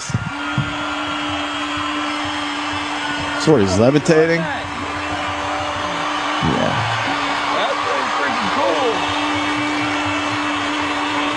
Nick Cannon's got more personality than most of the hosts do. He's not bad. Magic. How did he do that? Does anyone know? Yes. Obviously, it has something to do with the stick, and he's wearing something underneath that getup. Fucking wizard, this why guy. He can't walk very well. Right? No. Go first because I think Howard had a premature excification. Oh, that's premature ejaculation, Joe. I was annoyed with you. I you in a was mental institution, and then lo and behold, you pulled off your special trick, Special Head.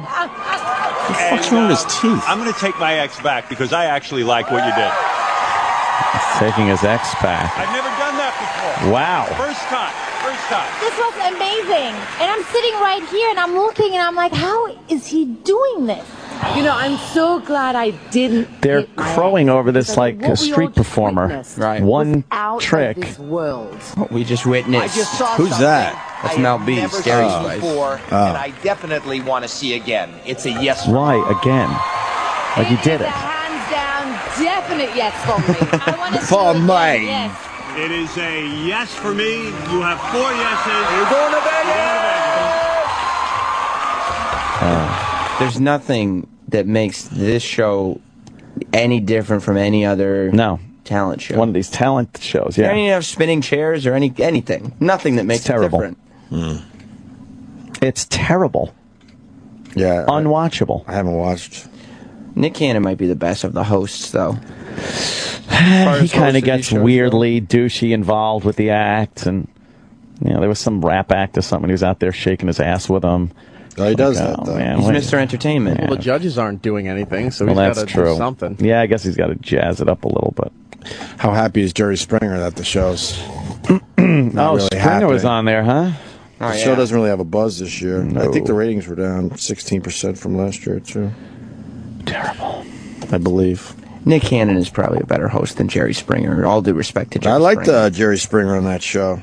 He brings a little youth into the program. Yeah, I go back with Jerry Springer, though, when he was the Nick Cannon guy. I was watching a little bit of that last night. Very little bit. I think I caught the last half hour or something. Well, you were curious enough to watch. Yeah. I had to see what the fuck the deal was, but yeah. And then you were all set. Yeah, and then of course I said, "Wow, this show's terrible." I didn't mention Howard or anything. And some guy's like, "Oh, you want approval from him? You want approval?" I'm like, "What?" That's it, isn't it? I'm just we don't want any saying of the that. show stinks. I don't care who's on it. We don't want any of that. We don't need any of that. But I don't even care We've who's carved on it. out our own careers at this point, you idiots. Like, it could not even be Howard. Whoever it was sitting in that chair, it just, the show itself doesn't have much oomph. Let's say hi to Jake in New Jersey. He's going to tell us how that guy levitated. Oh, thanks. Jake. Yeah, he has underneath that fucking big rope, he has this apparatus that has a little seat on it. Mm-hmm. And it runs, it's like a harness that goes around him on the bottom, and it runs up his arm. And when he sits on it, he uses the cane to balance. And the harness and the stool, it's all connected in one piece. And the cane balances him, and he just sits on that and looks like he's floating. Yeah. You can see when he walks out, he walks out like he's like a crippled old man. Yeah. Let me see that. I didn't see They did that in The Prestige. Well, with the obviously- old guy that walked with the fishbowl between his legs. Yeah. Yeah. But wait, how does he fucking? Is he balancing against the stick? Yeah, the stick is some kind of an anchoring device. The stick, yeah, Hold on. We're going to watch him walk They're out. not really showing him walk out. They're showing him a little bit. Oh, yeah. He's walking out really stiff. Oh, I'm all right. All right. What is your name? My name is Special Head. I personally have never taken a sedative, but I imagine if I would take a sedative and look in the mirror, I would see Special Let's see if he Head. anchors the stick somehow. Go ahead. Okay. Now, the stick itself He's laying it down, but they're has showing to the be judges. anchored. They're not showing him right now. All right, let's look at the stick. Somebody want to get that? Oh, boy. I hate the cutaways. That was a horrible lie. Now he's oming and making noise. I hate the audience shots. Yeah, the audience shot. Everything is just... All right, now he just did something very Hinge-like with the stick. Did he? Yeah. It's probably magnets. Messing up his G, Howard. I don't know. How are you supposed to meditate if you're hitting buzzer?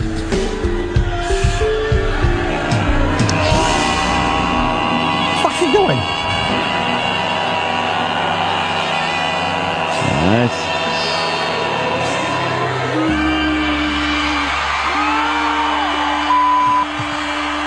Right, they go on that one guy happened to be shooting him. He just like lifted his legs up. He's now sitting. That's pretty freaking cool.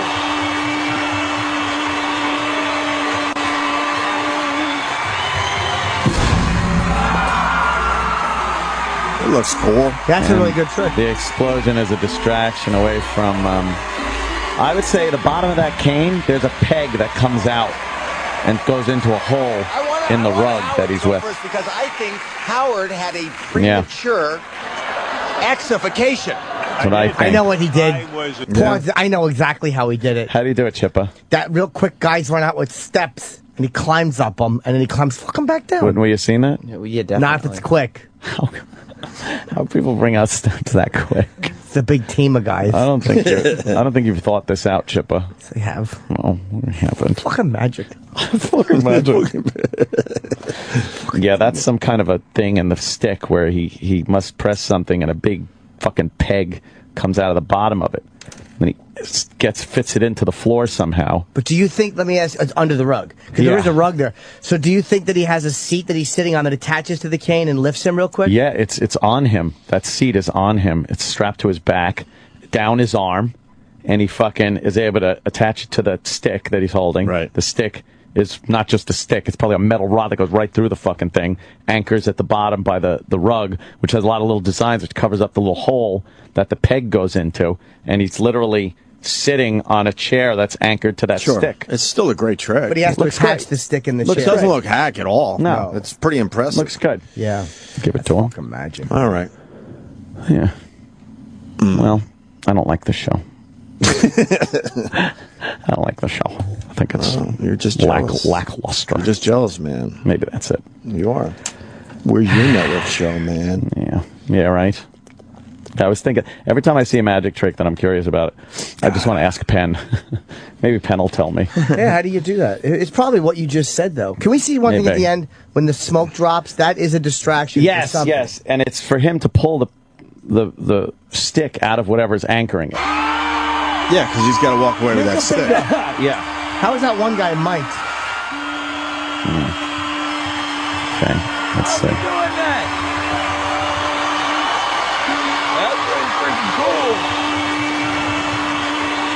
All right.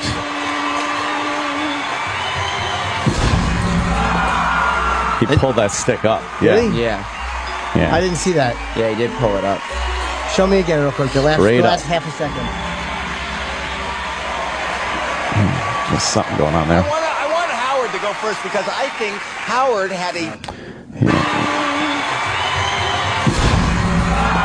Yeah, but it's really subtle, It's man. very. I mean, it's a good trick. It's a good trick. Pen's got to tell me how that's done. You know, Nick Cannon believes it was real because those people, black believe people in are magic. very frightened of magic. They hate it. Those people Very believe in magic. They're scared of it. There was they don't understand it. When Who Kid was in here, the minute it brought up David Blaine's name, he called him the devil. Why? What is it with black people and black magic? people don't like magic. Are they creeped out by David Blaine? Oh, yeah. Have you ever seen black people on the David Blaine Street Magic special? Yeah. They run away. He specifically goes for black audiences because he knows, what the fuck? They literally run away from him. They get petrified. They have to run. Yeah. Yeah, I've seen when he does that foot levitation thing. I know how he does it now, but it's still really good. Oh, Dr. Steve. Oh, maybe great. he's got an answer. Here's what I want you to do. Yeah, Look. you put the stick in the rectum. Take one out. Anyone? Yeah, What's show he it to doing? everybody. He's Show- doing like don't a let me card see it. trick Let in the front camera of black see it. people. 5 black guys. Yeah. Stick it in wherever you want. All right. Look, I'm going to do a quick mix, right? Done, done, done. Look, ready? Watch this move. Oh, did I hurt you? It's all right? You all right? Did you feel that just now? Look inside of your bottle. One card. Just now. It's inside the black guy's beer bottle.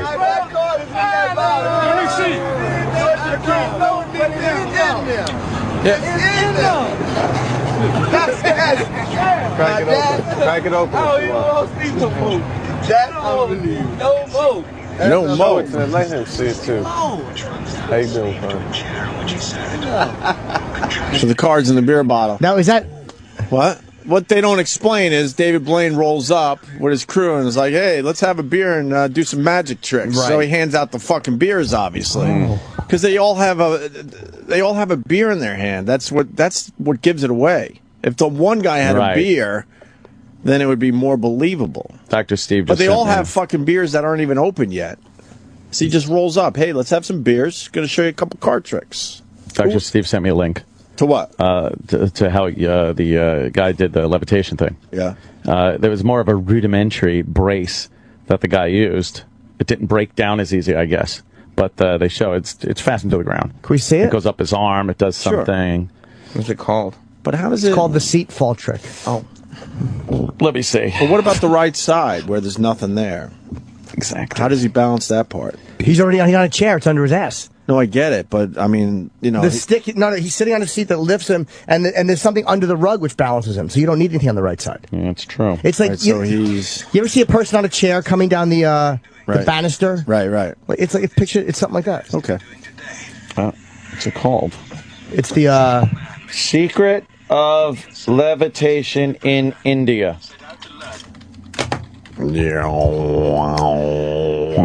That guy right there. Crank it up. There we what go. yogis are supposed to have been doing for centuries. Hey, yogi. And what this Indian appears to be doing today.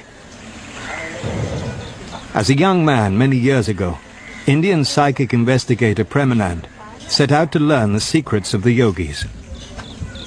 According to yoga, people get 8 special powers.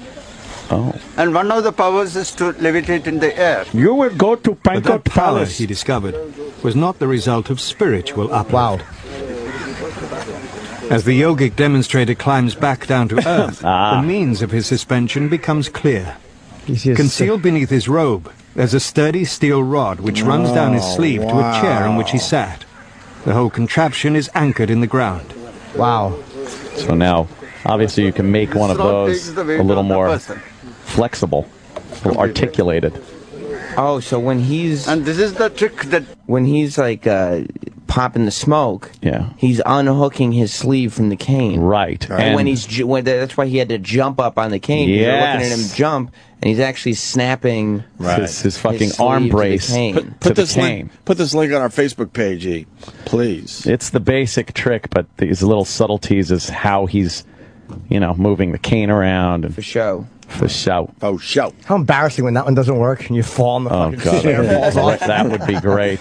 Imagine he jumped up and he hooked it wrong and he fell back and the fucking the carpet came up and you could see his bottom brace. Fucking his dumb ankle falls. Roll. Hey, is there anything you could look up, like magic tricks gone wrong, like in front of people? Like there has to be footage of magic tricks that have fucking backfired. Yeah. Where people have footage, and I don't mean some jerk off in a backyard. Aside from Siegfried and Roy, that was a classic. I'll try this one. It's called Street Magician Does Trick That Goes Badly Wrong. Oh, no. Okay. It's sealed pack of cards, yeah? Okay. Yeah. 6 million views. Seal them. Seal's still on there? You can check that that's not broken, yeah? Yeah. Okay. I'm going to do, it's a very simple trick. It's simply a pick a card trick. Okay. Beautiful new deck of cards, okay? Taking out those two. He just did someone's left arm, too. Do it, let me. I don't want you to obviously show me the card. They're very slippery, they're new cards. Okay. You choose a card. Between the two of you, show it to that camera here. I don't want to see what card it is. Uh-oh. Okay? Oh, boy. You tell me when you've chosen the card and shown it to the camera. Show it to everyone else, I don't want to see it at all. All right. You done that? Ace of what? You put the card back in the pack, please, and shuffle. Yep, and shuffle it again. Okay, shuffle it. Lovely. Okay, I'm going to tell you. All right. Now the magician's doing some mumbo jumbo with the deck in his hands. Ace of clubs was the Wait, I'll card. make it more interesting now. Wait, okay? Rather than just show it to you. Okay. Uh-oh. I think he's fucked at this point. Oh. All right. He threw it against the... It's supposed to stick to the car window, I guess, but the window broke. I'm thinking that's Part of so it. staged. Nope. No, this It's is staged. fake. They did it! No, It's a prank show. That's so stupid. No, but the guy broke the fucking window and took off. What a waste of time. I know you just took a chance there. That's Okay. so fake, obviously. Why would that have 6 million views? That's a good one. All the fake ones do. God. This one's called Magic Trick Gone Wrong, and it looks like an old guy whose face is blurred out. Oh, great. All right, let's see that. He yells ta-da and grabs his chest. Other magicians perform this trick as well and are just as unsuccessful. Being blindfolded doesn't help. I've seen these. What are they doing? Lindenfield did the same There's trick. like and he had a spike underneath each one of those paper cones, and he smashes them down. He says to the lady, Oh, this is the spike trick? choose Yeah. any bag. I'll just use that bag. You know that he's going to be able to avoid the spike. Unless something goes a little bit wrong. You actually see it in the lady's eyes. There's this slight sort of hesitation because she knows where the knife is. Okay, yes, I'm pretty sure that this is a Oh, stuck to his hand. Oh my god, Ow. He jammed his hand on it, it's stuck. Oh my God. He shakes his hand and there's blood like lands on her face and you can see her like ooh Blood.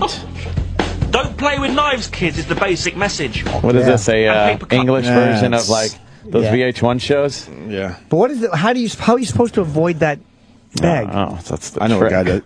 Fast Eddie does that trick. Does he? Yeah. With knives? He uses like a spike, a nail, or something. Yeah. Ah, Scary. Yeah. I love a good magic trick gone wrong. All right, we should take a break. Alrighty, yeah, I gotta make babies. Yeah, me too. The Opie and Anthony Show. The Opie and Anthony Show. On Sirius XM.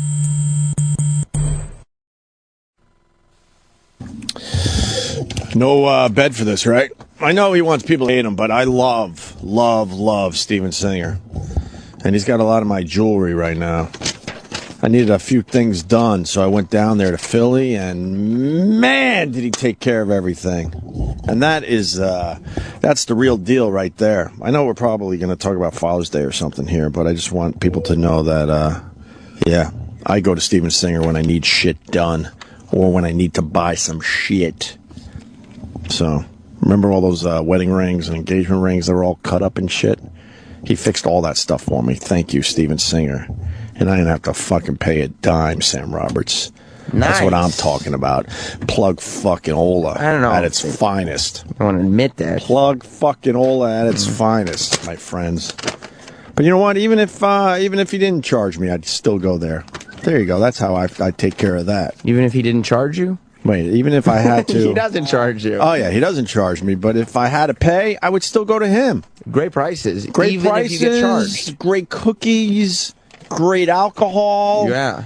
Great bitches. He's smart. He gets you all fucked up, but then he sells you a ton of jewelry. Well, you start buying all sorts of shit when that lady is leaning over like, do you like these? Yeah. He knows exactly who to hire in there. He probably scolds them in the back for not showing enough cleavage. Yeah. Because they lean over. What do you think of these? And you know, you're supposed to be looking at earrings, but you know, you're looking at the fucking Bert and Ernie's. He takes a scissor to their top to make sure. Yes, he does. Love Steven Singer. What are we talking about today? The best gift, to give the woman in your life, best gift for any occasion or no occasion at all, is an I love you gift, really. What is an I love you gift? It's a gift that says without words how much she truly means to you. It shows how much you love her, appreciate her, and value her. This is the downtime in between holidays, huh? Yeah. This is the read in between holidays. Fathers don't want jewelry. He's You gotta like, be look, selling. yeah, I gotta still sell some shit down here in Philly, so this is the downtime read in between those holidays. It's something she could keep forever and look at every day to remind her how much you love her. A beautiful piece of diamond jewelry will last forever and show her exactly how special she is to you. Steven Singer has the perfect I love you gifts for the women in your life. Go to IHateStevenSinger.com. Steven Singer has made finding the perfect gift so simple. Just go right online to IHateStevenSinger.com. He has free and fast shipping available to all listeners. And with Steven's easy return policy and great guarantee, it's risk-free shopping. Steven Singer Jewelers has the best selection of diamond jewelry, best guarantees and warranties, and amazing service. I agree with all that shit. So make sure for that next occasion you get her the perfect I love you gift from Steven Singer Jewelers. The other corner of 8th and Walnut, on the phone at 1-888-I-HATE-STEVEN-SINGER, or online. You can do this right now. IHateStevenSinger.com. This is the Opie and Anthony channel on Sirius XM. Who's that old guy over there? Uncle Paul, with the creepy old guy stare. Uncle Paul, now he's coming over here, slowly limping down the hall. It's too late now, 'cause here comes Uncle Paul. Let me show you how to make a big boy love you. On today's episode, Uncle Paul reminisces about his favorite photograph. Yeah, that's Teddy. That's Teddy and his little brother. The one on the other side's the girl. She's kind of tomboyish. She likes to play basketball, have her socks taken off. Coochie coo, you tickle him in a tub. Oh, Uncle Paul, my feet are dirty. You wash them, get them in a tub, clean their feet good. Take your shorts off. Let me kiss your toes. Oh, yeah, they all had to stay in my bed because they all had bed bugs in their cribs. Come in here so there's no bed bugs. And then them goddamn parents are accusing me, saying, how come he ain't walking right? I don't know. I didn't do nothing. Bunch of lies. Those damn DNA tests. They said my DNA was on the boy's hiney. I don't know what that means. Who's that old guy over there? Uncle Paul, with the creepy old guy stare. Uncle Paul, now he's coming over here, slowly limping down the hall. It's too late now, 'cause here comes Uncle Paul. Ahoy, mateys! Time to launch back onto the 7 seas with your favorite aqua adventurer, Captain Louie!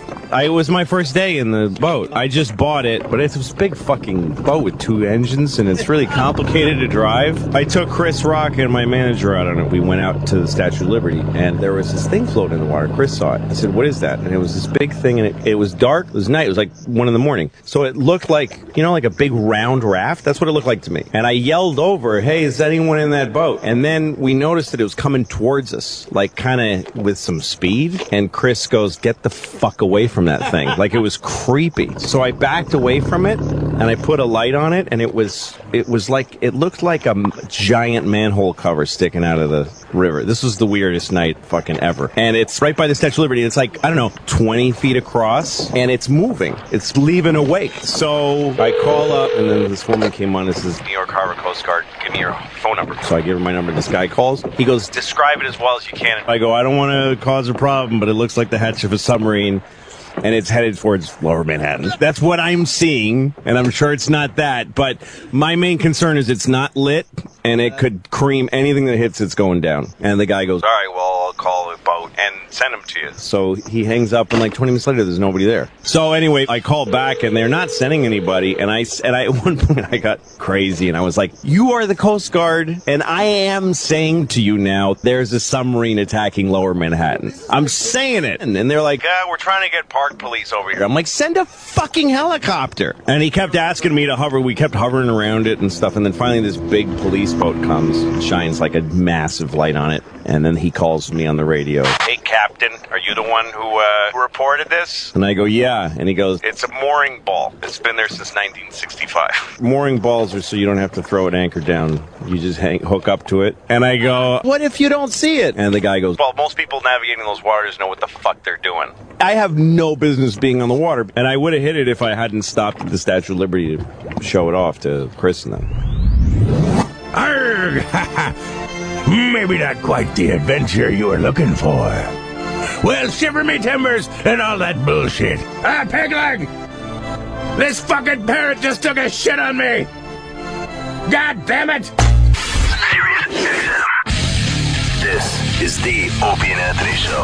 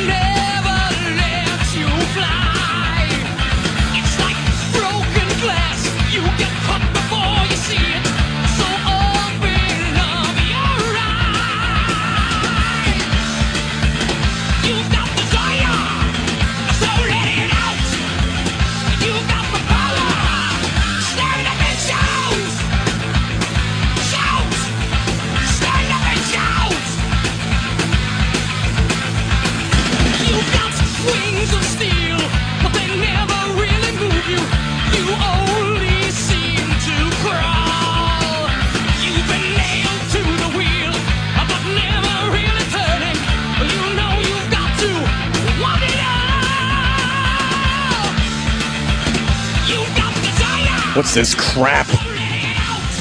Nah. I got to be out at 10 today.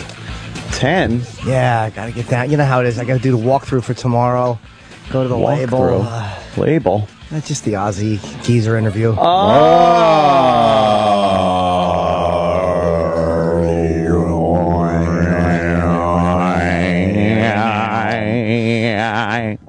night. That's exciting. Yeah, it's in front of a live audience, and it's being streamed live on the Boneyard. It's being streamed live on YouTube and on Google. Wow, damn! It's a big event, yeah. And so who's going to go to Seth Rogen with me tonight? I ain't going by myself. I would go to go. these things by myself. I can't go. I fucking hate going to these over the top movie premieres by myself. Why? It's fun. You can look around. Yeah. I'd get my left nut. Oh, poor Opie. Wah. I just got 2 wah-wahs in the time that we did the break about America's Got Talent. Oh, did you? Yeah, I checked Twitter, 2 wah. Oh, I'm not a superstar like Howard. Wah. It's like, what? Nah, it's a lot deeper than that, people. Oh my God. We have our own careers we carved out nicely a long The time wah ago. wah thing is a real hoot. Yep. Yeah. You're running out of time to catch the king. That's their new mantra. You're running out of time. That's great. Hey, idiots. We're multimillionaires, you dicks. You are? Well, not. Well. I had some bad investments. well. I'm not. You're running out of time. That's great. Anyway. Yeah. So I have to leave right after. That's Oh, exciting, yeah, Jimmy. yeah. That's really good. Believe me, tomorrow. I'm right with you. We got Seth Rogen coming in Wednesday, and the premiere for his movies tonight, which I've already seen. This is the end. This is the end, right? Yeah. It's a great movie. I loved it.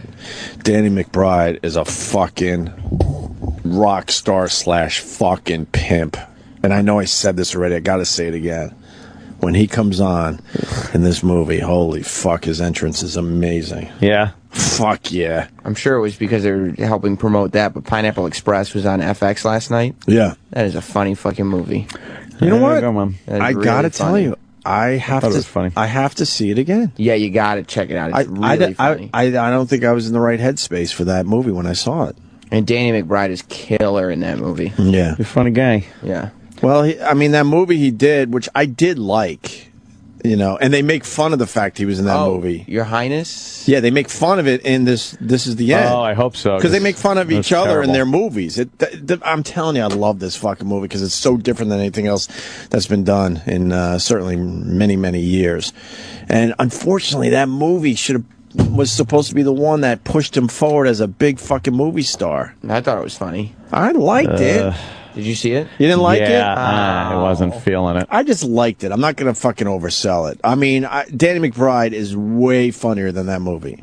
Yeah. And I hope that Hollywood understands that and gives him another shot at being the big fucking Hollywood. Yeah, the whole movie star. Kings and queens and dragons and Middle Ages thing. I understood what they were going for. They You fell did? short. I didn't. They were I don't know kind of what they were goofing going on for. that whole fucking genre and shit, but I don't know. He's amazing. He is a funny fuck, man. What's going on with East Side and Down? That's kind of He's his fake- Bound and Down. I mean, he's Oh, I bound and thought it down. was Eastside Dave. I was thinking East Side Dave. Yeah. Eastbound and Down. They got one season left. Season 4 is coming out, and that's the last season. And he's done with that and moving on, right? That is a funny show. And Danny McBride doesn't really have a Twitter. Because when I was talking about This Is the End, I was tweeting, you know, all the guys in the movie, and I couldn't find a real Twitter for him. He may not be on Twitter. No, I did all this. Yeah, that ain't him. No, he wouldn't have 1,000 followers, so I couldn't figure out which one might be his. That's not him. Yeah, he would be verified and all that. I don't think he has one. Yeah, he should be on Twitter as well, so whatever. War. How did the internship do over the weekend? 18 million? Yeah, it was a bit of a disappointment. Oh, I thought you meant the party again.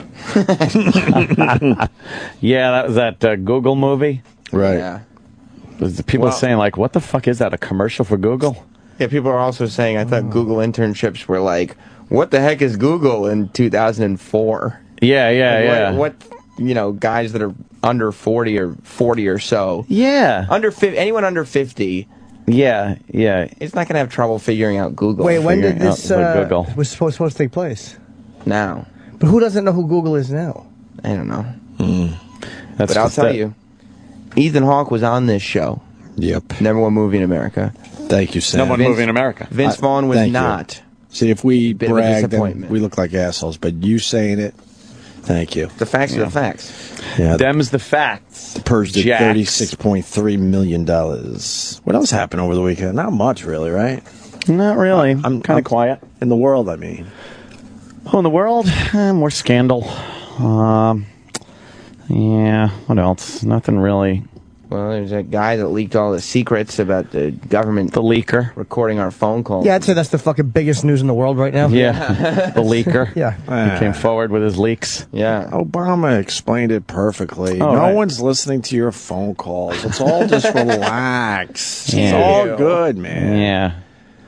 the point being made that it's, hey, we got to balance things out. You can't be 100% safe, 100% secure, some sacrifices to your personal freedoms, blah, blah, blah, all to protect us from terrorism. But here's the gist of that.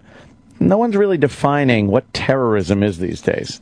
It's a very wide blanket that they're throwing over what they consider people maybe that don't have the same political ideology that they have. Potentially right-wing groups, they think, Tea Partiers, extremists. Right. This is the same administration that has coddled the Muslims and Muslim terrorism. So when they say terrorism, everyone instantly gets that knee-jerk thought of, 9/11, Muslims, Al-Qaeda, things like that. But their definition of terrorism goes a lot further than that, and that's where the dangerous part comes, where you got to realize that when they're checking phone records and getting emails and things like that, it's not just some fucking guy with Saddam or Abdul or something in his name. It could be regular Joe, that's just, The hell do I know? Exactly. What the hell do I know, regular Joe? I don't blow up anything. I hope it is regular Joe. Oh, it would be great, right? Yeah, they call it terrorism, not terrorism. That's how you know you got to buckle down. That could be the worst thing regular Joe's ever said. That was horrible. That should merit a drone attack. Yeah, well, you got the drone. It's the drone-on attack with the regular Joe. Hey, you give me a buttered roll, a container of coffee, I'll check things out. I'll protect the job site. Sometimes a buttered roll and a container of coffee. Absolutely. People drink coffee out of cups.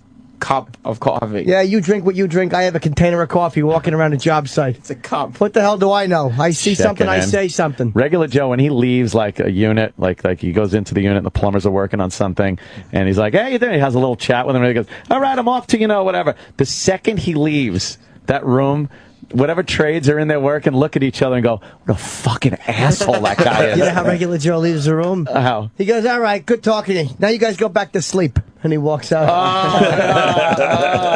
And then he leaves and they go, yeah, I'd like to put him to fucking sleep permanently. They just hate regular Joe, the rest of the guys. As he's approaching him, this fucking guy again. Hey, look at Fitters and the steam Fitters. What's up, guys? How we doing, guys? Shut up every morning, this fuck. Do you know who the Sirius XM version of regular Joe is? Oh.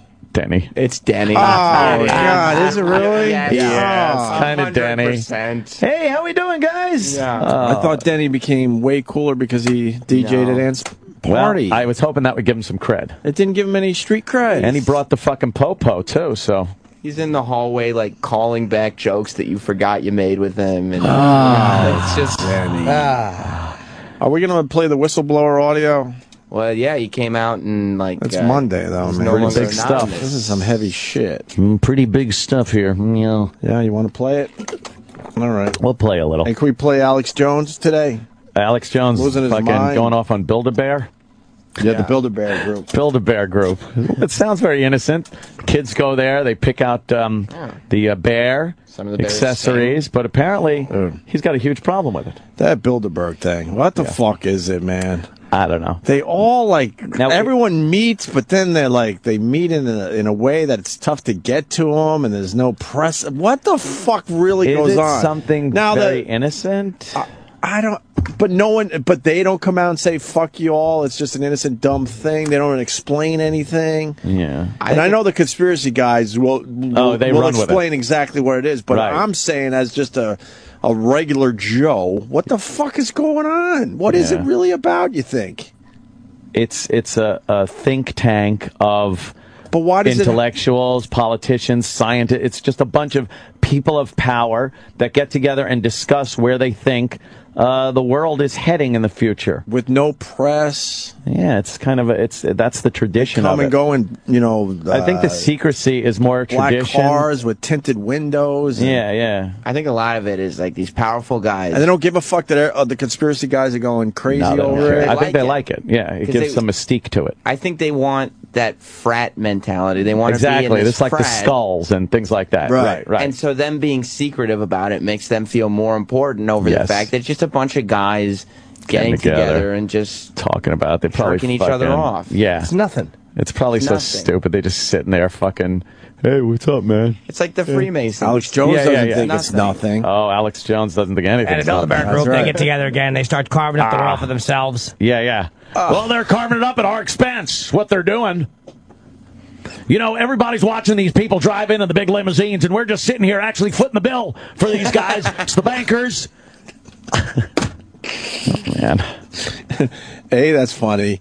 B, parachute guy could be the biggest asshole on the planet right now. Parachute guy really bumbled it. He jumps off the top of the building, and then he slams back into the building, but he's holding on. So now he's safe. He's okay. But then he decides to let go and try it again, and then smashes back into the building. Yeah.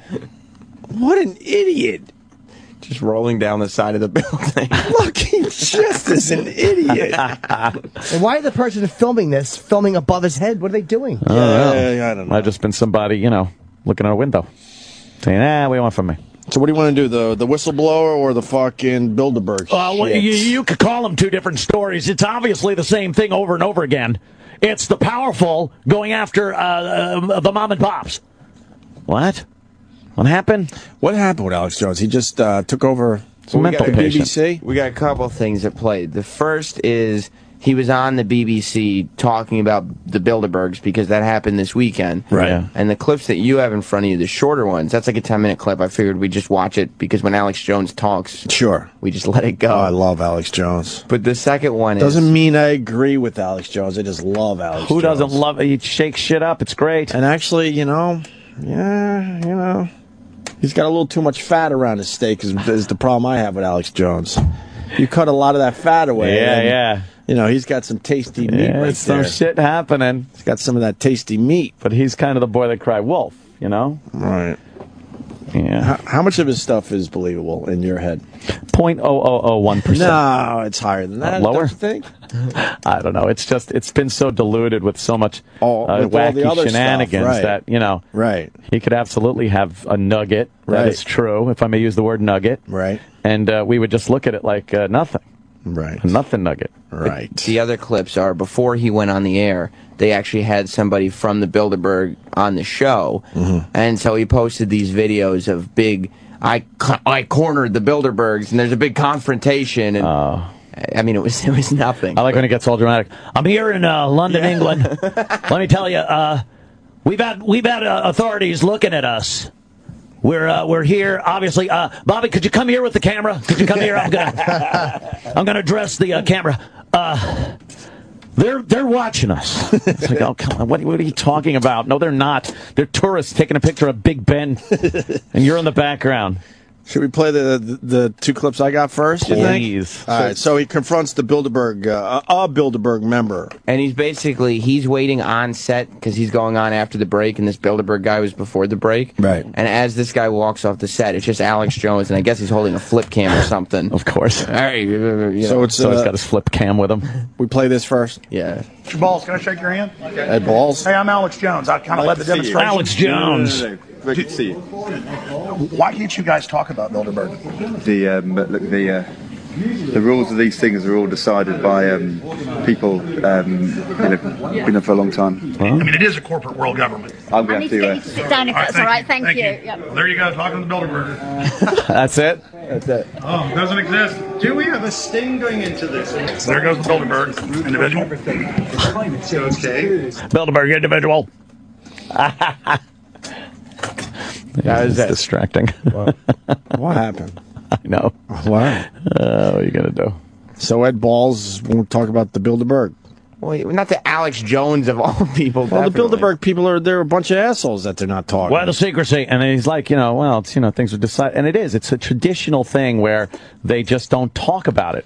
But it's the same way a frat is like, we can't talk about what we did when we were pledging. Yeah, but a frat, the difference is, though, a frat doesn't have people who are making real decisions. Right. Now that who's do being affect naive? the rest of us. Yeah, the frat, Michael. the frat thing in the end is a goof. We just found out These what's guys going are- on in the Bilderberg. They're picking up marshmallows with their butt cheeks, and they're dropping it. What did I do to you today? They're dropping it on. The Opster wasn't happy that day. I hear the Rockefellers started the elephant walk, where you take your finger and stick it up another man's butt, walk around. Look, they do that? Well, all the frats might have done that. The one I pledged certainly did not. Of course. I can't deny the marshmallow thing, certainly. Right. The Opster was not happy that day that an Eggo pig left a fucking duty in the toilet. Oh, that's another thing we got to do. Never mind. Duty hat? No, you know. Oh, boy. The Eggos at Geneseo were known to be more pig-like. Right. Piggish. Oh. Sow-like. So, the bit was that, we're now blindfolded and an Eggo pig left a duty in the toilet. We have to now go in there and fucking, get rid of the duty. This is the stuff we want to expose here on the Alex Jones Show. What? So, if you like the pledge, it was a nice banana in the fucking toilet. Of course. But you're blindfolded, you don't know any better. So what if you didn't? But, and I don't know. Maybe they didn't like me. I have no idea. To this day, I don't know if I squished a banana or a real dude. A real log. Because then the pledges you really hated, you made sure, one of the boys left a good one in the toilet. Let me tell you something. What are the odds a frat guy is going to be able to squeak out a nice solid shit like a banana? Would people more like, pour some Dinty Moore stew in that fucking bowl? Oh, yeah. Yeah. A lot of loosey-goosey shits through my college years. I would know exactly what that was if I reached my hand in. Yeah. If it was a banana, I'd know it's a banana. You wouldn't know any of that until... You'd wipe it on your chest. But you wouldn't know any of that until you were on the other side. I would feel it. And then you go, that's what that's about. No, I'd feel it now. By feeling it. Yeah. I know what shit feels like. You'd also be fucking high as shit and really drunk. Well, that's true. The Bilderberg. All right, and then there's another clip with Ed Balls. Yeah, this is when Ed Balls, the Bilderberg, leaves the studio. Sorry. I know, that's just the big fucking video of the day is parachute game. Yes. He's leaving the studio, and then one of Alex Jones' guys is outside the studio now with a Do I flip have cam. cronies or henchmen? Cronies, Minions. henchmen, minion? Yeah, What am I, minions. minion? And now he's chasing him down the hall saying, why would you talk about it? Oh, my God. Hi, Ed. I'm Paul. Nice to meet you. Hi, how are you? What did you talk about at Bilderberg then? Manufactured drama. Breaking your ministerial code. Give us a word, Ed, please. Breaking the ministerial code? Yeah. I'm not meeting with secret private meetings. I'm not a minister. Yeah, but you're conspiring with private individuals. You're going to do a Freedom of Information Act request. Who did you meet with then? Eric Schmidt? Don't be silly. What do you think of Alex Jones? Don't be silly. It's not. Breaking the ministerial code, Ed. God, but... Ministerial code. Breaking the ministerial code, Ed. You're just a bunch of pompous assholes. Fucking wanker. The Bilderberg people, is yes, what I'm saying. They're indeed. just pompous assholes. Aren't they? Not giving us a taste of what they're fucking talking about. Terrible. And then, Alex Jones went on this show? Yeah, and so Did he storm in, or did he... No, he was booked. He was booked? Yeah. Because I read some tweets where he took over the show, he stormed in, he wasn't booked. Well, what I like to do is I cancel my booking seconds before I go out. So it's like I'm actually entering the studio unannounced and unallowed. He loves manufacturing drama. Yeah. I love it. I love the guy. I think he's very entertaining. I love him, too. I'm just skipping the part where they You just can't get wound up on everything he's saying like some people do, but he's fucking great. He's an entertainer. Made a lot of money off the conspiracy nuts. Oh, yeah. Mm-hmm. It's good business for Mr. Alex Jones. Look at this English show. There's a fucking old-fashioned clocky in the background.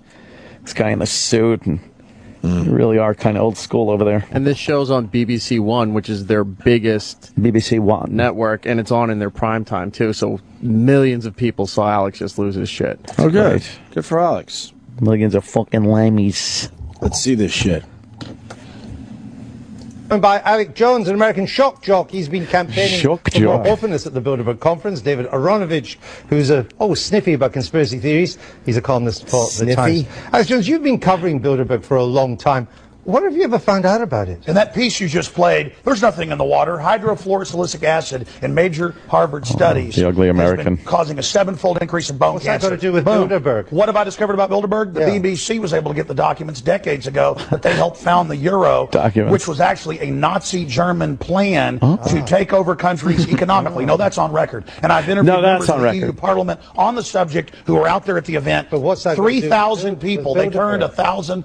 Bilderberg is heavily involved in the EU plan and helped hatch it, and it is a Nazi plan. They had Lockheed scandals, just like could you pause this a minute? I love that 70s. we're not alone in that when we talk to Alex Jones, it's the same as when these guys goes from place to place. They're asking him, they're doing the same thing we do. Like, Alex, but what about this?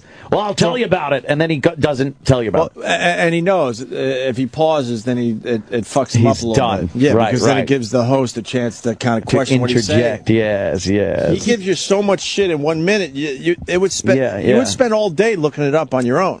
Yeah, and then he'll say things like, well, that's not. I've seen the documents. I got the document. And you're like, all right, how show do me you the confirm documents. that? How do you confirm that? I've never seen Alex Jones show a document. Produce any document. Like, here's the document, and here's where it says that. You just got to know I've seen them. InfoWars. Yeah, go to InfoWars. Yeah, the documents Prison Planet are on his website. Right. He is. How does he get all these documents? He just keeps talking, and if you, It's brilliant. Yes, it is brilliant. and he piles on, so it sounds like he's crushing you in a debate. Right. But if you go, Right. wait, like A, but what about E? What about B? I see an E and an F, and then you're like, what about A? Right. Well, I think we do a better job than most shows of pinning him on things and continuing. Yes. Then we were asking about the fucking security, about how does that violate your civil liberties? And he just would not answer. It was a simple. Why wouldn't he answer, you think? Because there's no answer to it. He didn't have an answer for it. And instead, that's the problem. That, like, I would enjoy conspiracy guys much more if they really would meticulously go through point by point and address each point intelligently. But they try that barrel. Ventura does the same thing. Thank you for your service. Yeah, so don't fucking keep throwing that nonsense. Answers question by question. And we officially haven't talked about it on our show, but he's suing Chris Kyle's wife. Yeah, it's good. Widow. Yeah, that's good. He's a good guy. Over that whole punching incident? Yeah.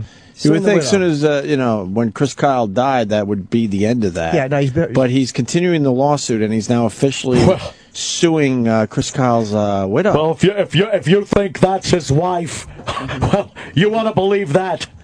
She's a fembot. What? I'm not suing her. I'm suing the estate. Yeah. Is that what he said? No, but I'm saying that's what he will say. He would. They're still making money off that book, which slandered my name. Don't I have the right to have my name not slandered because somebody is killed? Does that mean the wrong against me has been unwrong? That's rough, man. Yeah. No one cares anymore about Jesse that. Ventura.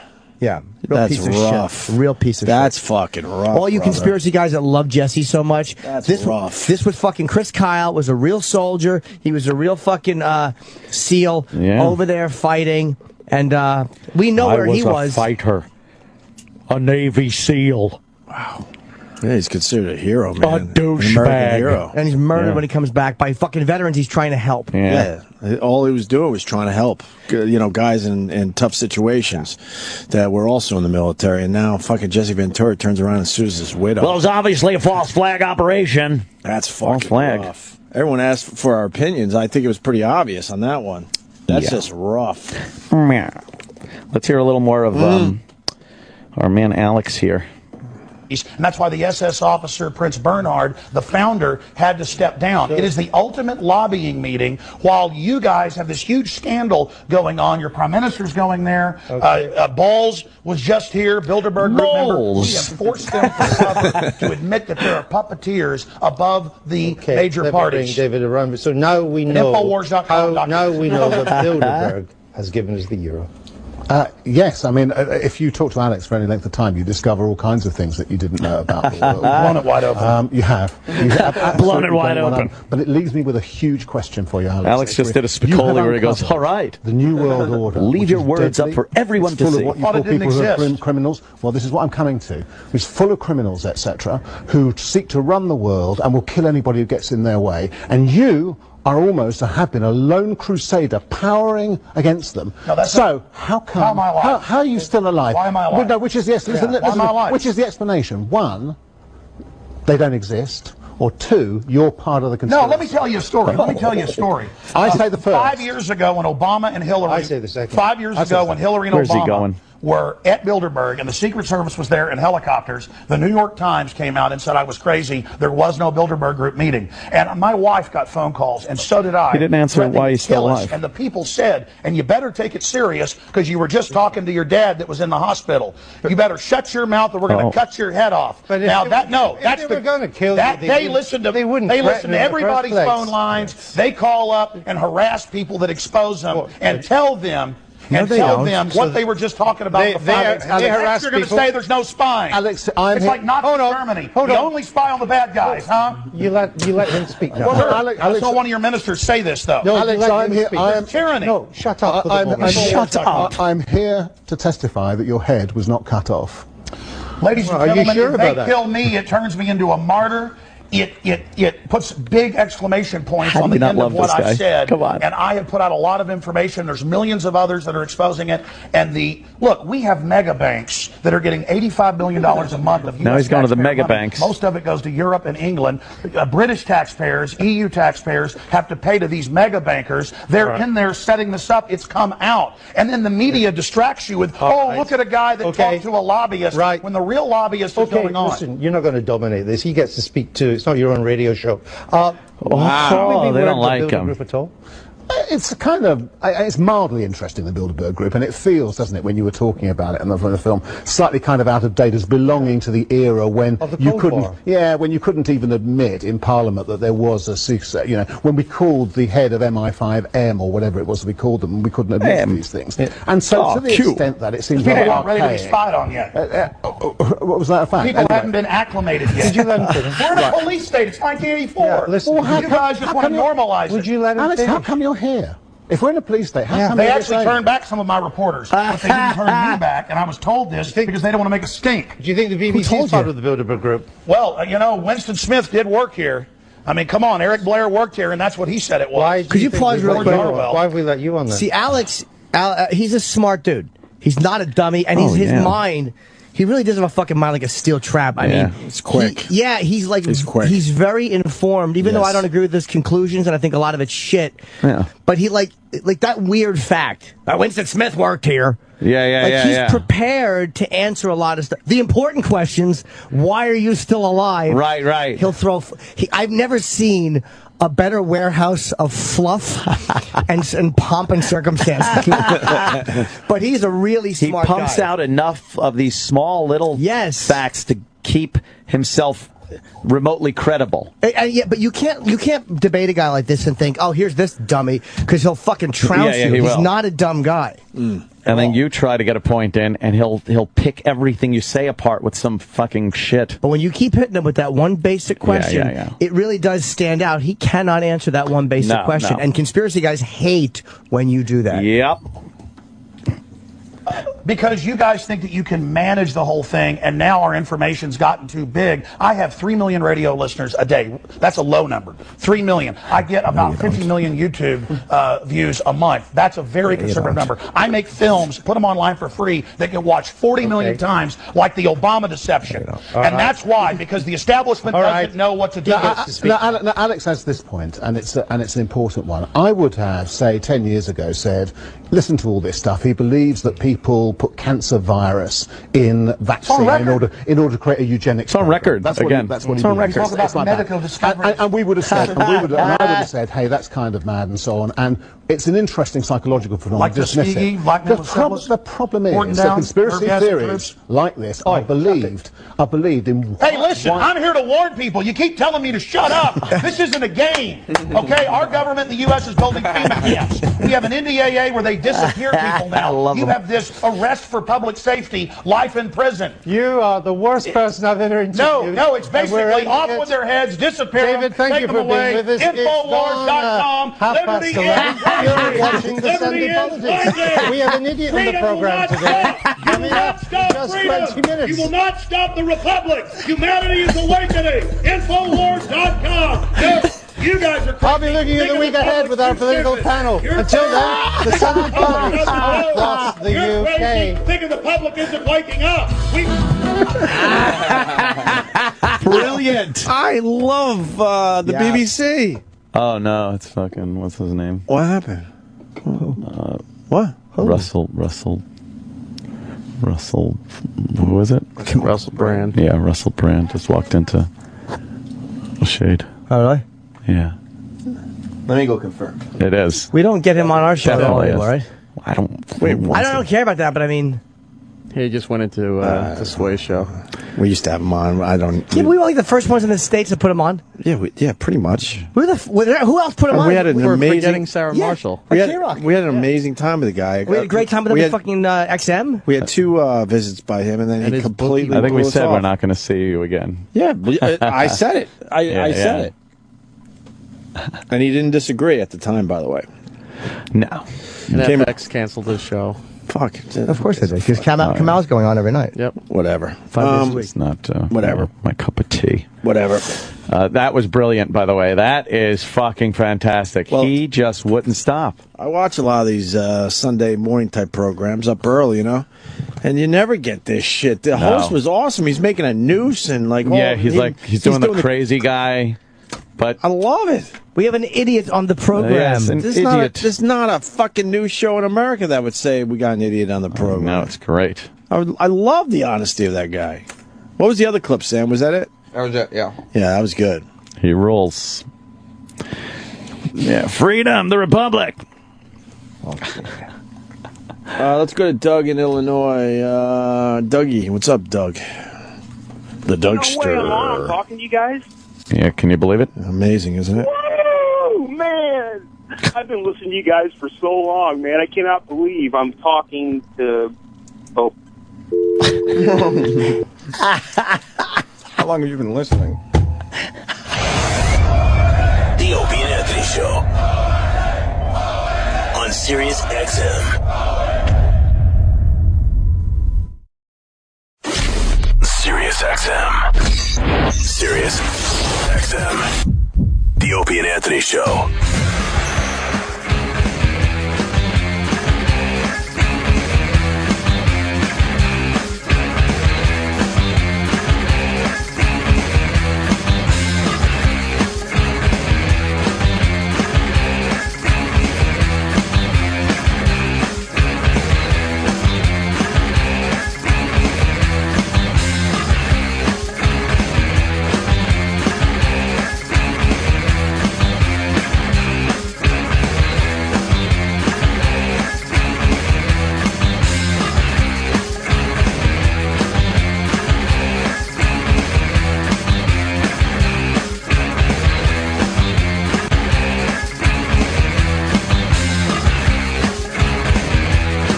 I forgot we have Rashad Evans today. He's outside the studio. I'm like, who is that guy? I know him. Who that? Who that? Who that there? It's Rashad, man. Yeah. Very, very cool. Oh, yeah. Recognize that jaw anywhere. Yeah. He's got that fucking... I'm so unprepared for the Rashad Evans interview. Yeah. He's a fighter. He's no, I know a that. fighter. What is he promoting? I gotta make believe I know what I'm talking about. Oh, UFC 161 against Evans. Oh, okay. Yeah. Oh. Huh? Yeah, let's get Rashad Evans in here. My God. Boo. He's on the horn, I think. Oh, yeah. All right, we'll give him a little He's time. on the horn there. Oh, no, there he is. I know his record in MMA is 22-3-1. Watch out, Jimmy. All right, look out. What's up, Rashad? Hey, what's up, guys? Dude, you're cut. You're ready to fucking fight, huh? Yeah, better Holy be. shit. You look trimmer than the last time you were in here. Yeah, I cut up a little bit, man. I made sure that I got my weight under control early, but just been heavy in the gym lifting and stuff, Wow, fuck. Serious. I lost 3 times. I can't have it no more. I can't have it. Shit. What was the last fight? Was Tito, right? No, goodness gracious. Who'd you fight after Tito? Goodness gracious. Well, last time I saw you, you had a bad injury after that fight.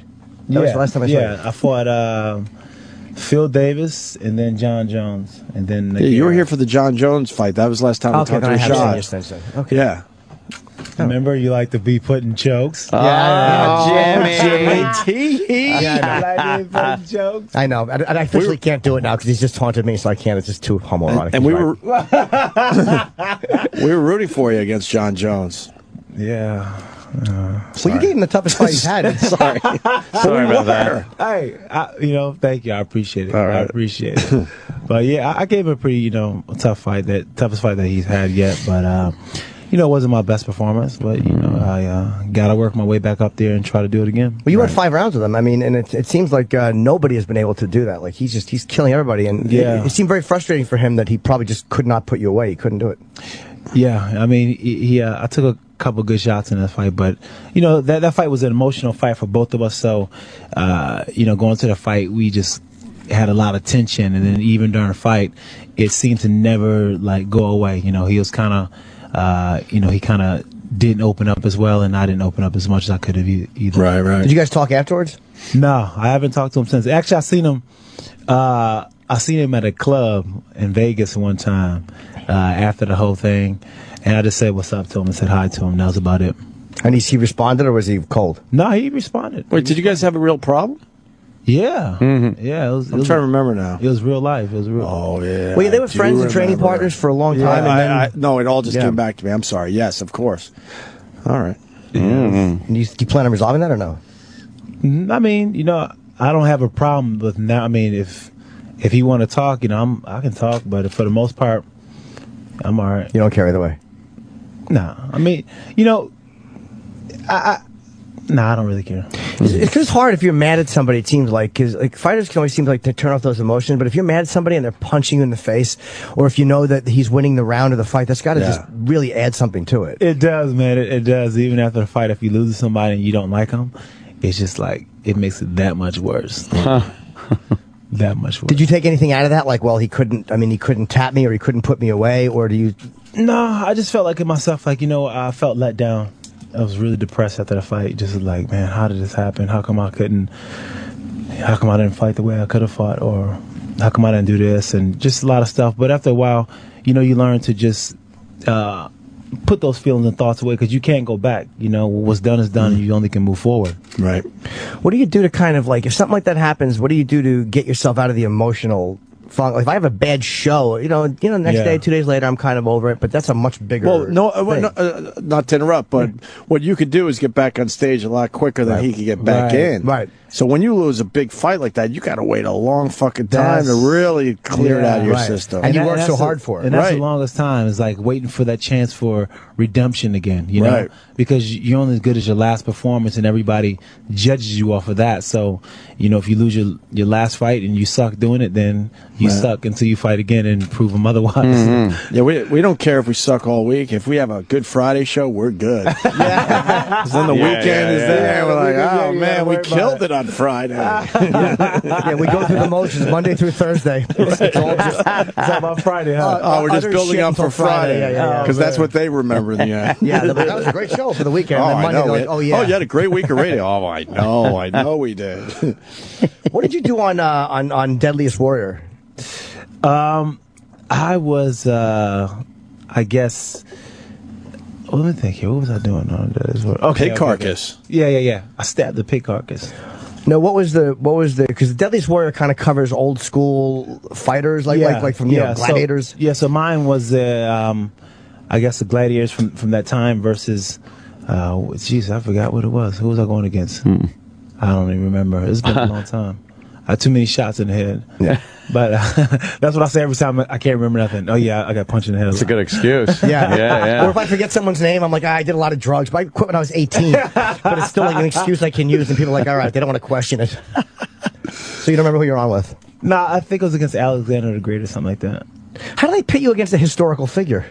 I don't know. It wasn't me per se. It was warriors from that time versus warriors from that time. So it was something like that. So you threw something at a pig carcass? Yeah, I threw a spear. And that was it? No, I did some like grappling moves that those guys used to do, because I guess they used me because it was kind of talking about, the fighting style that the guys would use in the close quarter combat, and it was a lot like MMA. Okay. You were using your elbow. Yeah, elbow, and I was like, they were fish hooking, but you can't do that stuff in MMA now. But what's fish hooking?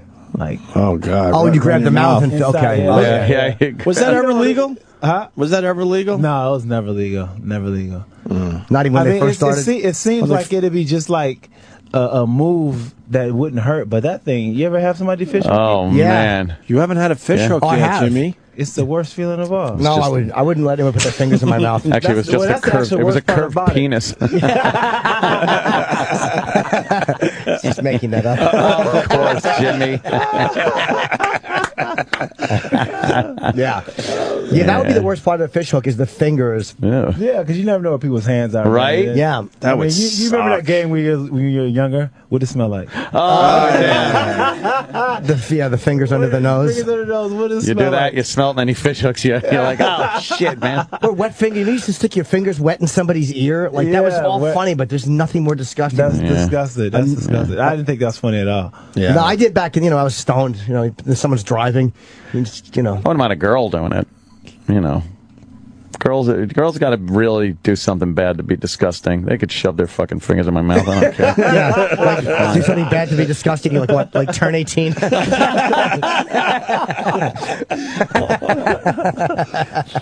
Jim. And you came out in support, which I thought was really great. Like you came out in support of gay rights and gay marriage and stuff.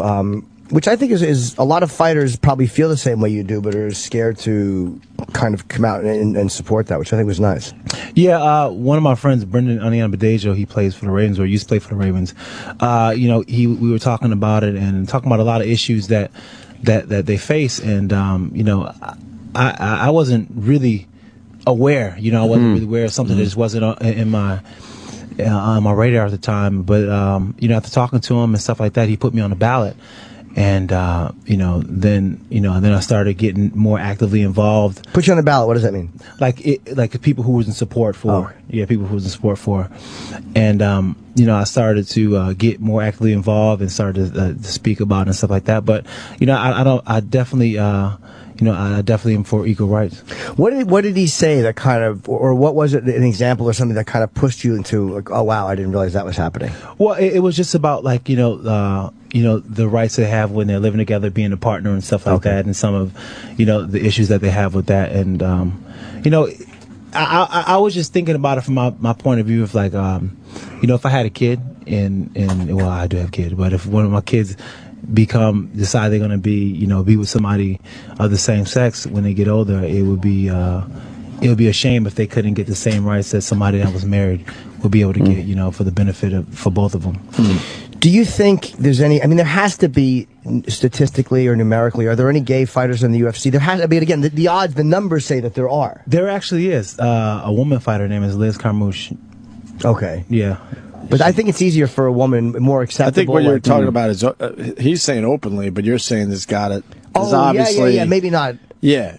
Because you talked to, like, when Charles Barkley goes, oh, my God, we all played with gay players, but none of those guys came out. Sure. But they just knew. Right. Yeah, I'm sure there's some fighters who probably gay, but just never come out and say, Right. Yeah. That's going to be hard for sports guys. Yeah, it's definitely hard for sports, especially a fight guy. Right, especially a fight guy, and then even more because, the positions that we do and we train in, some of those positions. Right. I kind of like, if some guy is homophobic, you might be like, I don't want to do that with that guy. Right. He might like it too much. So that's what, it could be a big fear with coming out. Okay.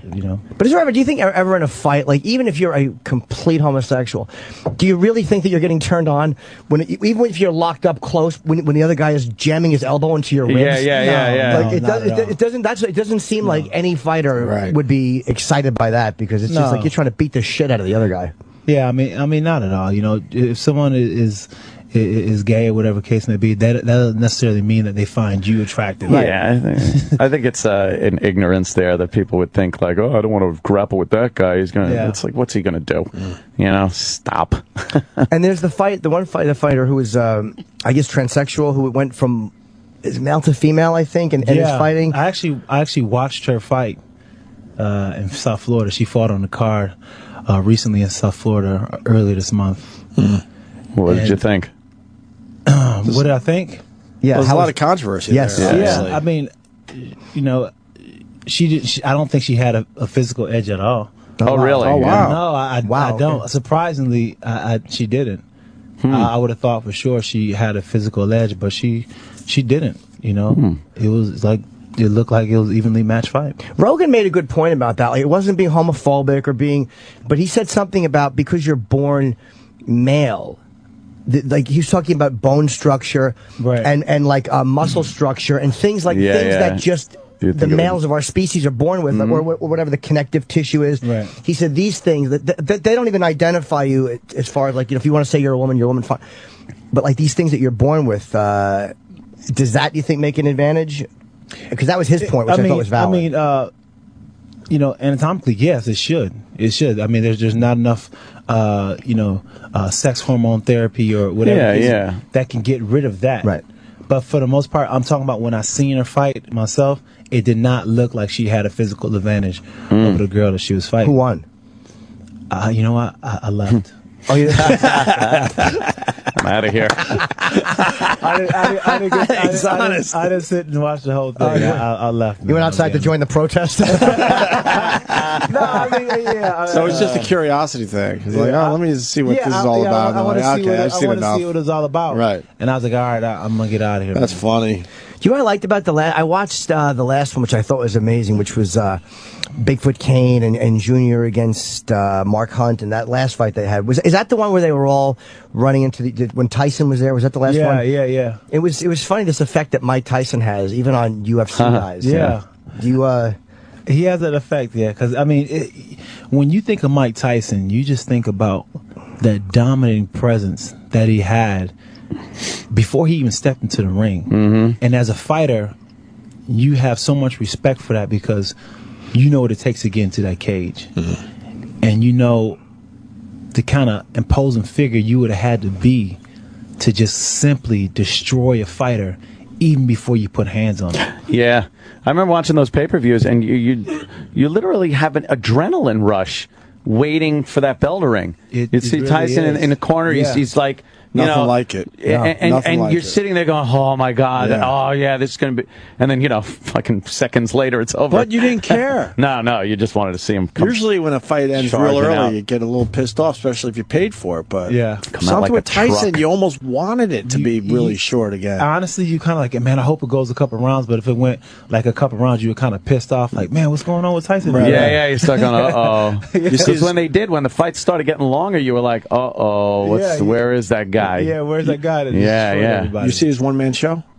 I haven't seen it yet. I heard it's fabulous. It's amazing. Yeah, it's really great. It's weird to see him being, because he's a funny guy and he's a very silly guy. Yeah. And to see him being silly, and you realize, like, wow, when you watched all these interviews and these crazy quotes, it was like he really was not just that one guy that you were seeing. No, he wasn't. And that's the thing about when you're a fighter, when you're anybody that's only seen at a glimpse, you only got these highlights, and then it better be a good one, or that's how people are going to think that's how you really are. And Tyson, after you fight, some crazy things run through your mind. If you're a little bit crazy anyways, then you're going to sound really crazy. You blurt some stuff out. Oh, he did. Yeah.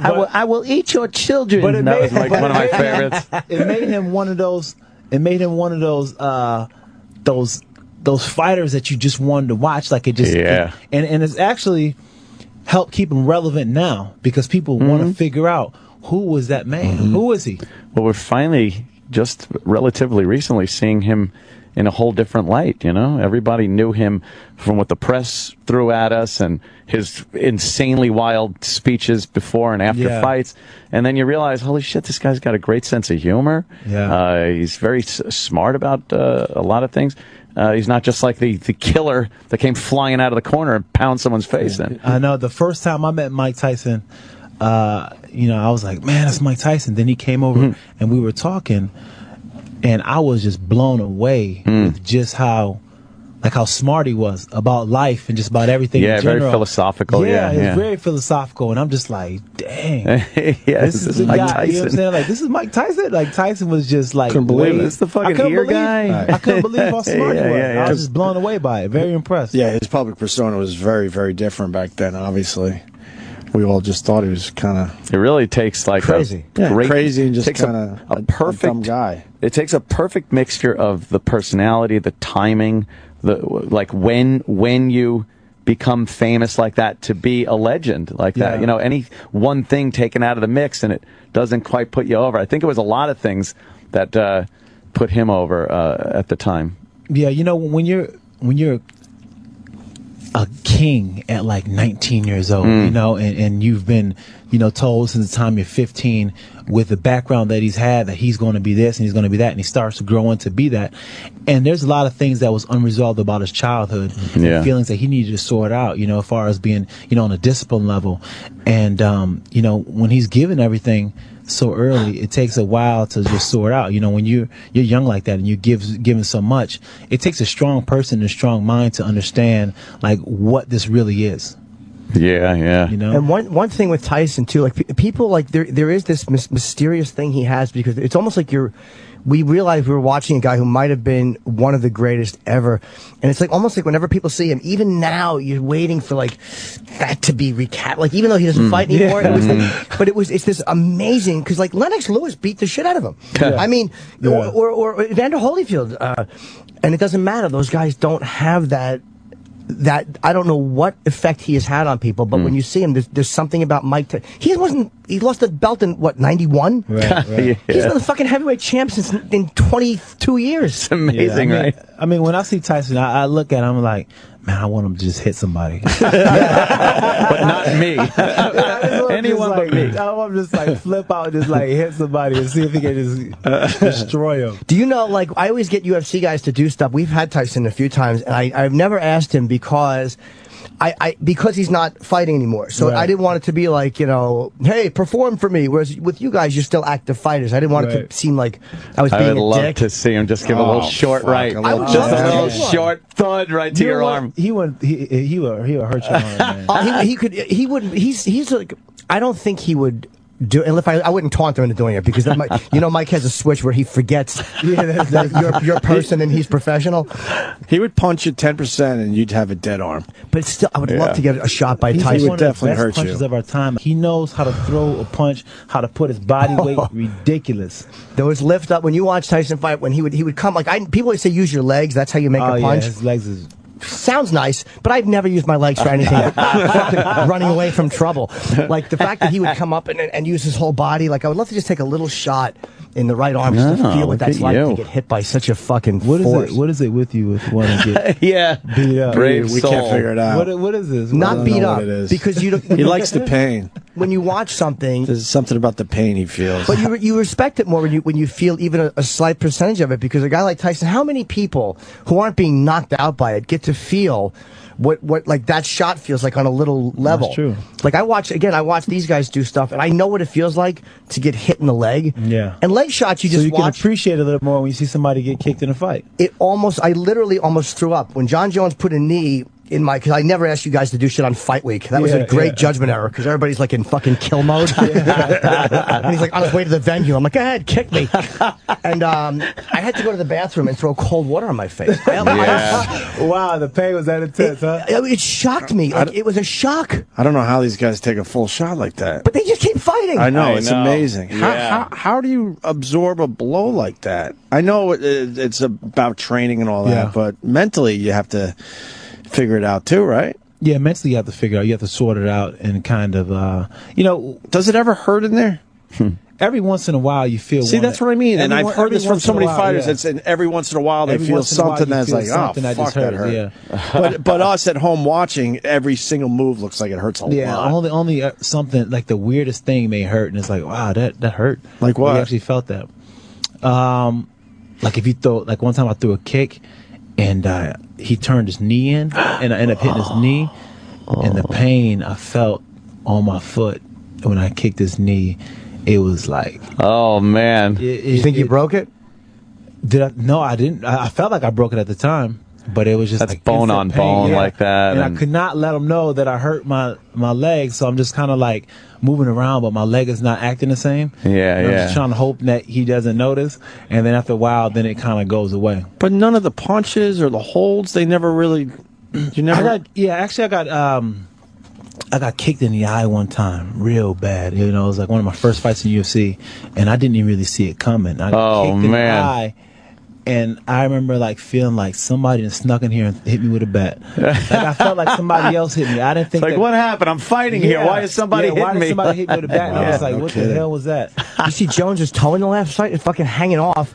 Like, what would have that happened? was sick, man. Yeah, that was disgusting. Yeah. It was like he seemed like he was like okay with it, but then once he seen it, he like got. Then he had to sit down. He got weak in the knees. He got sick. Now, I was happy to see that though, because I wanted to walk in the ring and go, that's how I felt when you fucking kicked me.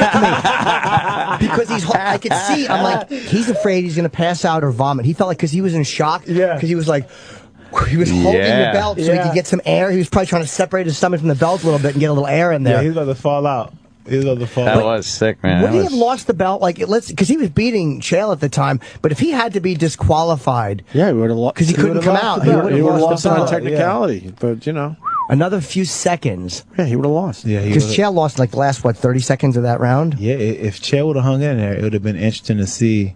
Because if he would have seen his toe like that, he wouldn't have wanted to compete anymore. No way. He probably would have stopped. Just no way. He would have been. No way. You can't come out. It was literally hanging. Because he just like when he seen it, that's when the pain started.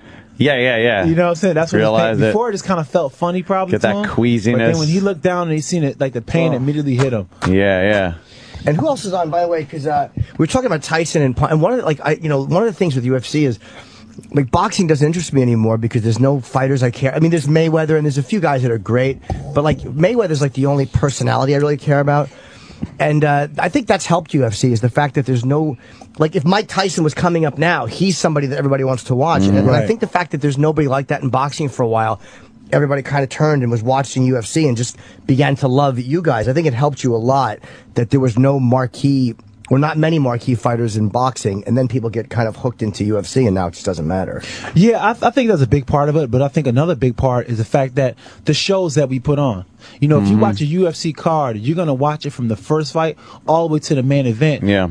And be entertained the whole time through. You know, that's one thing that boxing really does not do. They don't put a strong card together where you're going to watch every single fight and be entertained the whole time. Yeah. Oh, there have been so many bouts you're watching. You're just like, all right, come on. Yeah. Oh, look, they're hugging again. Oh, shit. Yeah, and I think the turnaround time, how could you have that many name people in boxing, stars, that are fighting consistently? It just didn't happen. It just does not happen, Remember having to go like, well, okay, I guess we'll see him fight in another year or something. But UFC, I mean, bam, you guys are in there all the time. There's another pay-per-view. There's a big event going on, and a whole nother group. How many fights you got a year? At least 3 fights a year. Yeah. You do three? Yeah, three fights a year. Wow. But there's also so many... Wow. Like superstars. There's always so many guys that... you were lucky to see Ali or Tyson once. Well, Tyson started pushing a little bit. He would do more than one a year. Well, Tyson, when he first came on, he fought a lot. Right? You know? Yeah, because he didn't get hurt in these fights, so they're like, all right, fuck it, get another fight. But see, that's when boxing was at its strongest. Boxing was at its strongest when they had the...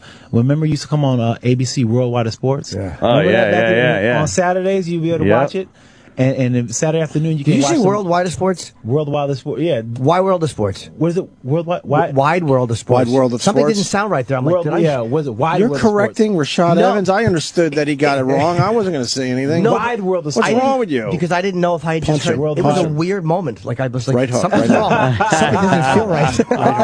All right. Wide World of Sports. Yeah, on ABC. But that's when it was at its strongest. When you used to see it consistently on TV. Yeah. You know, and that's one thing UFC is doing now is that they're always putting it on TV, so people have a chance to really get connected to the sport. And Dana is so passionate about what he does. Yeah, it shows Dana, through with the product. You know, he brought it up from nothing. Yeah. You know, so for him, this is his baby. And he's so frustrated it's not legal in New York. We saw the map the other day. It's pretty much legal around the world except for one little fucking spot. Everywhere from in Canada and in the United States, except for this sickening union issue in New York that Sheldon Silver and the rest of these guys, it's absolutely embarrassing. and disgusting, and Connecticut's going to make the money, and New Jersey's going to make the money. Good. I don't even care if it's in New York, because I just go to Jersey and watch it. So let the dummies in New York lose money because of the union. But I know that the Garden's fighting for it. And they'll get it. If not this year, then next year. I mean, yeah, they'll get it. It's just we too said bad that last year politics too. It's taking forever. And such a huge role in it. Right. For them to lie and say it's over the violence issue of that, it's like, just stop it. It is not that. That isn't the issue. You're embarrassing yourself at this point. When you look at that map and see everyone else has accepted this sport. Is it done in New York for this year or no? Not yet. Has that not been decided yet?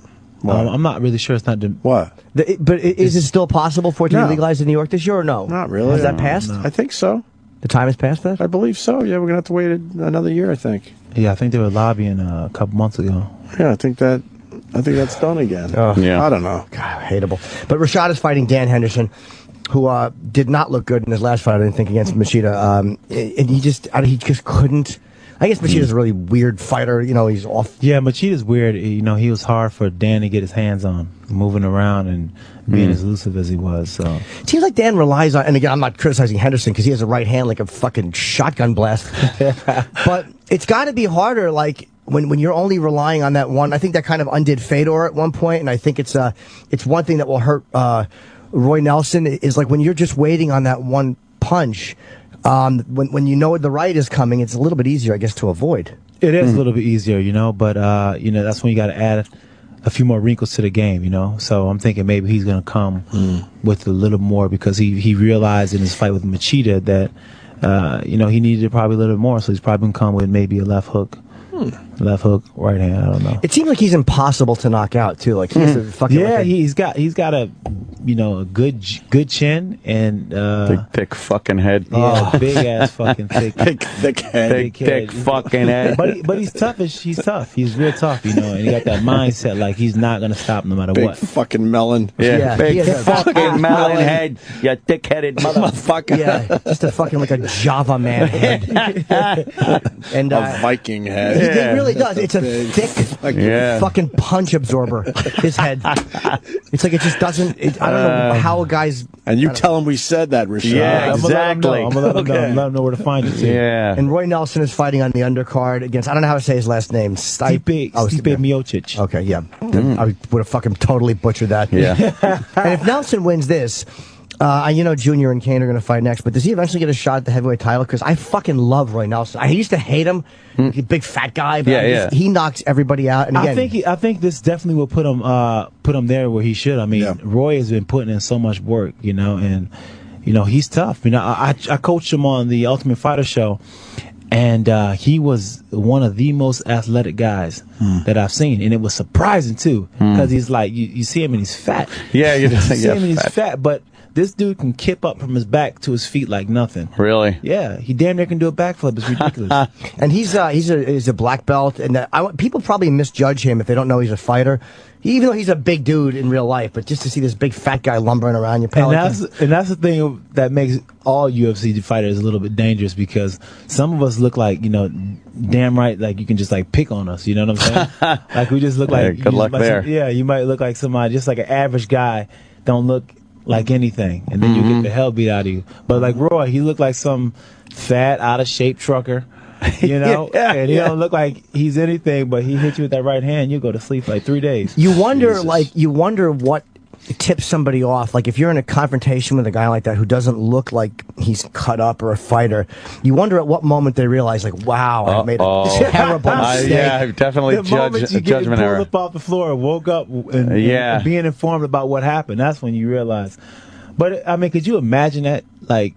Seeing him in the bar and then be like, you know what, man, like this big dummy. Yeah, he starts talking crazy to him, and the next thing you know, that's Roy Nelson. But again, he's 263. I mean, if you look, he's 6 foot 263. You don't look at him and go like, this guy's a pushover. But if a guy's like 6'4", 230, you know, a guy might think, who's this fat fuck? Right. Exactly, if someone's in shape, they're like, kick his fucking ass. Yeah, exactly. One punch to the fucking face, you see, over. Czech Congo, who is fucking one of the best built men in UFC, I mean, just destroyed him. Yeah, he kind of hit him with the side of his fist on the top of his head. Man, and it just went to sleep. That's gotta hurt. It was bad too, and I remember I was working that fight at the in L.A. And I was commentating on it. I'm like, man, he had just had to avoid that right hand, Couldn't hand. do it. Don't circle that way. And I'm like, and I started thinking to myself, I said, you know what? I better shut up because I'm going against somebody with a right hand. I'll be damn embarrassed if I got caught with a damn right hand. Right, yeah. No, he's talking about that. How not to catch the right. And then, I'll be embarrassed if I got caught with that right hand after all this shit I was talking. Well, the fight is because our show is done in 1 minute. Is Rashad's against Dan Henderson, and it's Saturday, June the 15th, which today is the 10th. Okay, this coming Saturday. Yeah, Saturday. On pay-per-view. What time does it start? I don't have that in front Starts of me. It's like 3 in the afternoon with all the preliminaries and on the West Coast. Yeah, if you're on the West, was it Vegas? Dana gives you a No, lot it's, of it's in Winnipeg. Oh, okay. Yeah, but it starts at 7 lot of on the fights. West Coast, 10 on the East Coast. Okay.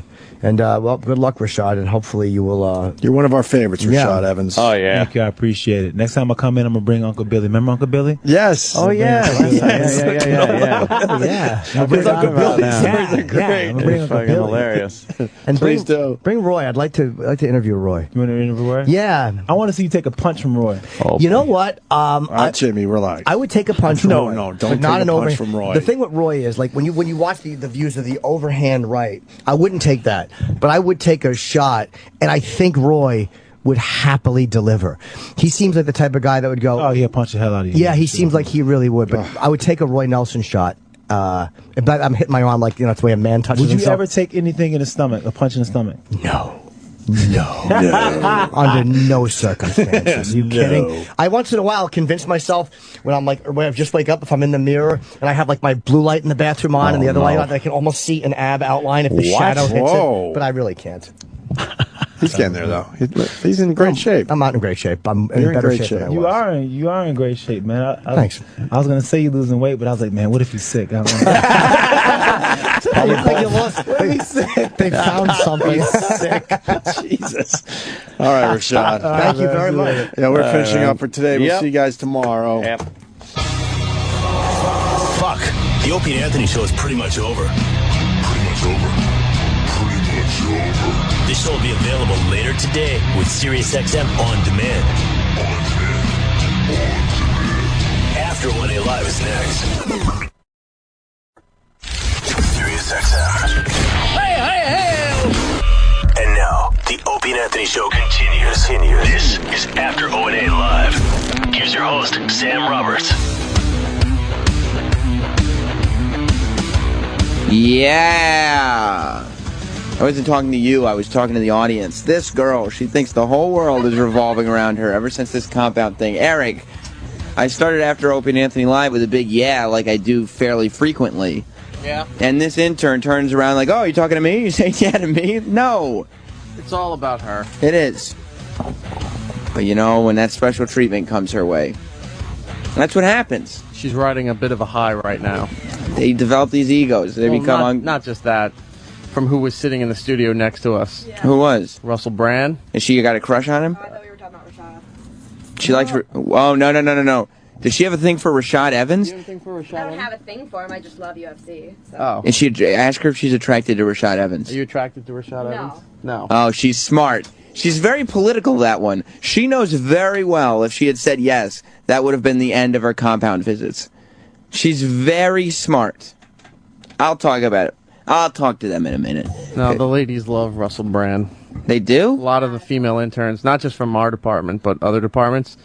Why? Because he looks like them? I guess. He keeps They kept walking by EW and looking in and pawing at the glass. I love you. He's very effeminate. I know. He's a pretty man. Maybe it's the height. I don't know. I want to remind... What were you going to say? I didn't say anything. Oh, I thought you were gearing up to say something. Nope. I didn't want to miss an E-Rock doozy. I want to remind everybody that the crossover, that's Michelle Beadle's television show. I just set my DVR for it. NBC Sports, tonight at 6 p.m. Eastern. I will be on the show. Is it going to be weird tomorrow morning? You have to pull your own clips? Oh, yeah. No, I'm not going to pull my own clips. You got to do that. No, I ain't doing that. Oh, well, then I guess nobody's going to hear them. Because that's not going to happen. That would be really weird. And plus, how do you pitch that? Because here on the show, obviously, we go and we pull audio. Like, mainly it's me, and then Eric does every now and then. But Like, what am I going to come in tomorrow morning with a disc full of clips of myself and say, hey, Opie, you know, I really did outstanding last night, and I thought you might want to play some of my zingers. Here's some outtakes. No, it'll probably just be me doing horribly. Like, oh my God, and then I'll have to relive it tomorrow. Well, this might lead to other things, other interviews that you'll do. You think so? And then, yeah, you'll do more and more interviews, but it's not enough to get you to leave here. So you'll still have to keep pulling those clips and bring them back every morning. I just keep doing interviews. I won't actually, I won't land a job. Just interviews. Jenny Huck could probably get you in with Dr. Drew. Yeah, that's right. She's on that show every night now. That will be the path I'm on, the Jenny Huck path, where you could just be a correspondent on these shows, but it's not enough to get you out of this place. And then if VH1 brings back Remember the 2000s and all those other kind of things, it'll just say Sam Roberts, broadcaster / comedian, because everyone has comedian credits. Right, yeah. I'll have to find an open mic somewhere and just get up for 5 minutes so I can add comedian to my title. And it wouldn't say broadcaster. It would say professional broadcaster. They don't have enough room in the graphic there. Well, they're going to have to make room because we're branding. It'll just say here. broad / comedian. But yeah, broad comedian. Lady Funny Man. It's a sports show though, the crossover, and I don't know what we're going to be talking about today with Beadle, but I'm starting to get a little more athletic. I went out and bought a bike yesterday. Remember the conversation that we were having last week about me at the risk of becoming fat as I get older?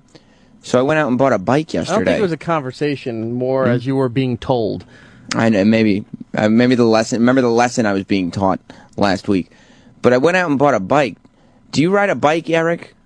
I haven't in a while. No, it's so hard. I had no idea it was difficult. It's not hard to ride a bike. It's like swimming. It's not like swimming, Roland. No, it is a lot of work. You think, and I'm not talking like when you're riding on the road and there's hills and you have to ride for a few miles and all this stuff. I thought it was going to be so easy. I was sore. I needed water. I was exhausted. It really reminded me what terrible shape I was in. It's not good. Not good at all. What kind of bike? I don't know. Raleigh, Huffy, one of the... Banana seat with the bell. Yeah, I got a little basket up streamers. front. That's actually the exact same bike that Pee Wee Herman used. That's awesome. It is. It's got a little thing on the back that spits out marbles in case your enemies are following you. Were you trying to do tricks and then hit a curb, flew into a lawn where a bunch of kids were looking at you, and you said you meant to do that? That's exactly what happened. Wow. Had a little red bow tie on too. Right. That's right. Anybody wants to call in 866-WOW1-WOW. Somewhere around here. I think the interns might have taken it, but I don't think they threw it out. What? 866-WOW1-WOW. Opie's Sudoku puzzle is available for a giveaway, and this is a very special Sudoku puzzle because Opie, while the show was on, not only did he complete his Sudoku, but he posted a Vine of his Sudoku being completed. With no audio. With no audio because he has to use the Vine on Android, which I guess doesn't work. But you can own that Vine video? No, the completed Sudoku video. Opie owns all the copyrights to his Vine videos, but if you want that, you can call up. So, Eric, you were the big guest of honor at the compound party, huh? I wouldn't say guest of honor. Well, I would say other people were the guest of honors. I think I was just the catalyst to start that party. Yeah, you were the catalyst. How did you feel today when Ant goes, well, because Ant threw this giant party over the weekend. I didn't get to go because I was out of town. I posted my own Vine while I was out of town at the creepy house that we were staying in. I don't get that. The animal heads with Christmas lights. I don't know what was going on. In a red room. We were upstate in Rhinebeck, New York. And a bunch of us, there's like 10 people. And I guess there are a lot of big houses up in Rhinebeck. And there's a big business of people who either have bed and breakfasts or they rent the houses out to people who are visiting up there for whatever events are going on. Rhinebeck rules. I guess. That was horrible. So we get up there, and we haven't seen the house or anything. So I'm just, I'm looking at all the rooms, and every room is different. And some of the rooms look very modern. There's a computer in one room, and then there's the living room. And this is the room where everybody kind of gets together. And all over the place, there's a big piano from like the 1800s, and on top of the piano are 2 taxidermied raccoons. And then on the wall are heads of all different animals. There's 2 deer heads. There's a wildebeest head. There's like probably 9 different animals just peering at you. There's those glass kind of boxes shadow boxes full of dead insects that are all labeled. Very creepy portraits, like old paintings and stuff. I didn't know where that room came from, but it freaked me out. Was that where you were sleeping? No, I didn't sleep in that room. I slept downstairs from that room, but everybody kind of went to bed around 1:30 on Saturday, and I told Jess, we're not sleeping in this house another night. We're driving home now. We drive overnight because I didn't want to hang out with that weird taxidermy, creepy. It wasn't good. What was weirder, this place or having dinner at your landlord's? The landlord was by far the creepiest. I've told that story before, but hanging out at my landlord's house was the only time in my life that I said to myself, this could be it. These could be my last moments. And I started reflecting on the life that I had led. That was the only time in my life where I was like, that man may murder me, and there's no escape plan here. That was by far the weirdest. I mean, a haunted house with some, creepy taxidermy things, I could handle that. The landlord, I had to find another apartment. I couldn't have that man in my life anymore. Mike.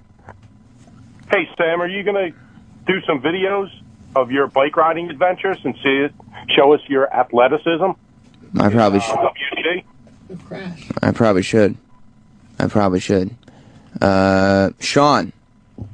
Hey there, Sam. What's up, buddy? I got two things. One, if I have audio or anything like jingles that I want to send, I'm not sure when you guys are planning on doing another jingle contest.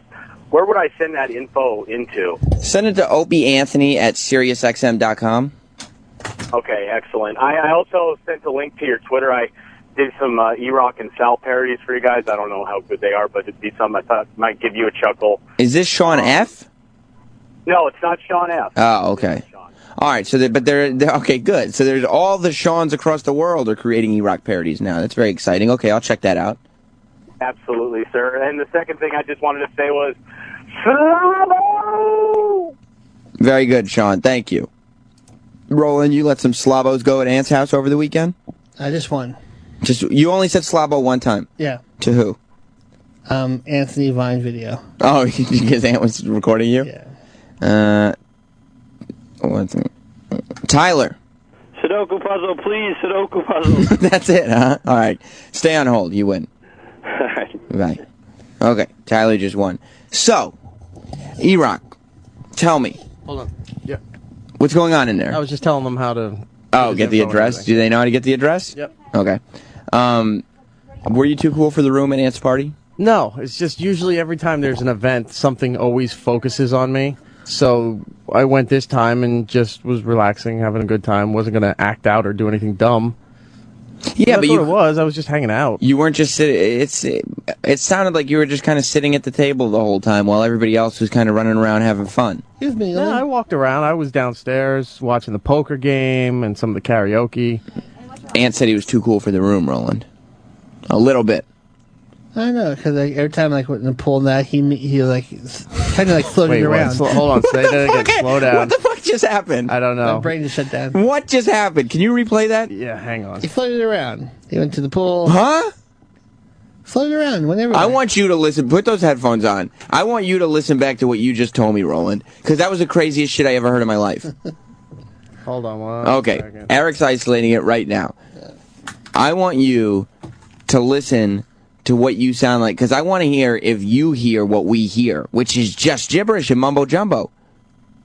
Mumbo-jumbo. I don't know what that was either. Mumbo-jumbo. You're just mumbling again. All right, I think I got it. Snowy in Michigan. Hey, how you doing, Sam? What's up, buddy? It sounds like you would have been better off staying at the Overlook Hotel. Did you see like two little girls in the hallway or something?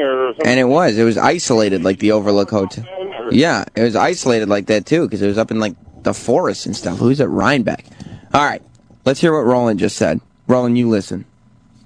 I don't know, because every time when the pool and that, he kind of floating around. Hold on. Do you understand any of that? Nah, I was just tired. That one you'll give to us. Yeah, I give you that one. You got to enunciate a little bit when you speak. I was lazy today. I'm like, who cares? You were lazy today. No, but Eric floated around, though. He was by the pool, by the bar, by the table, inside. So maybe Ant just didn't see him.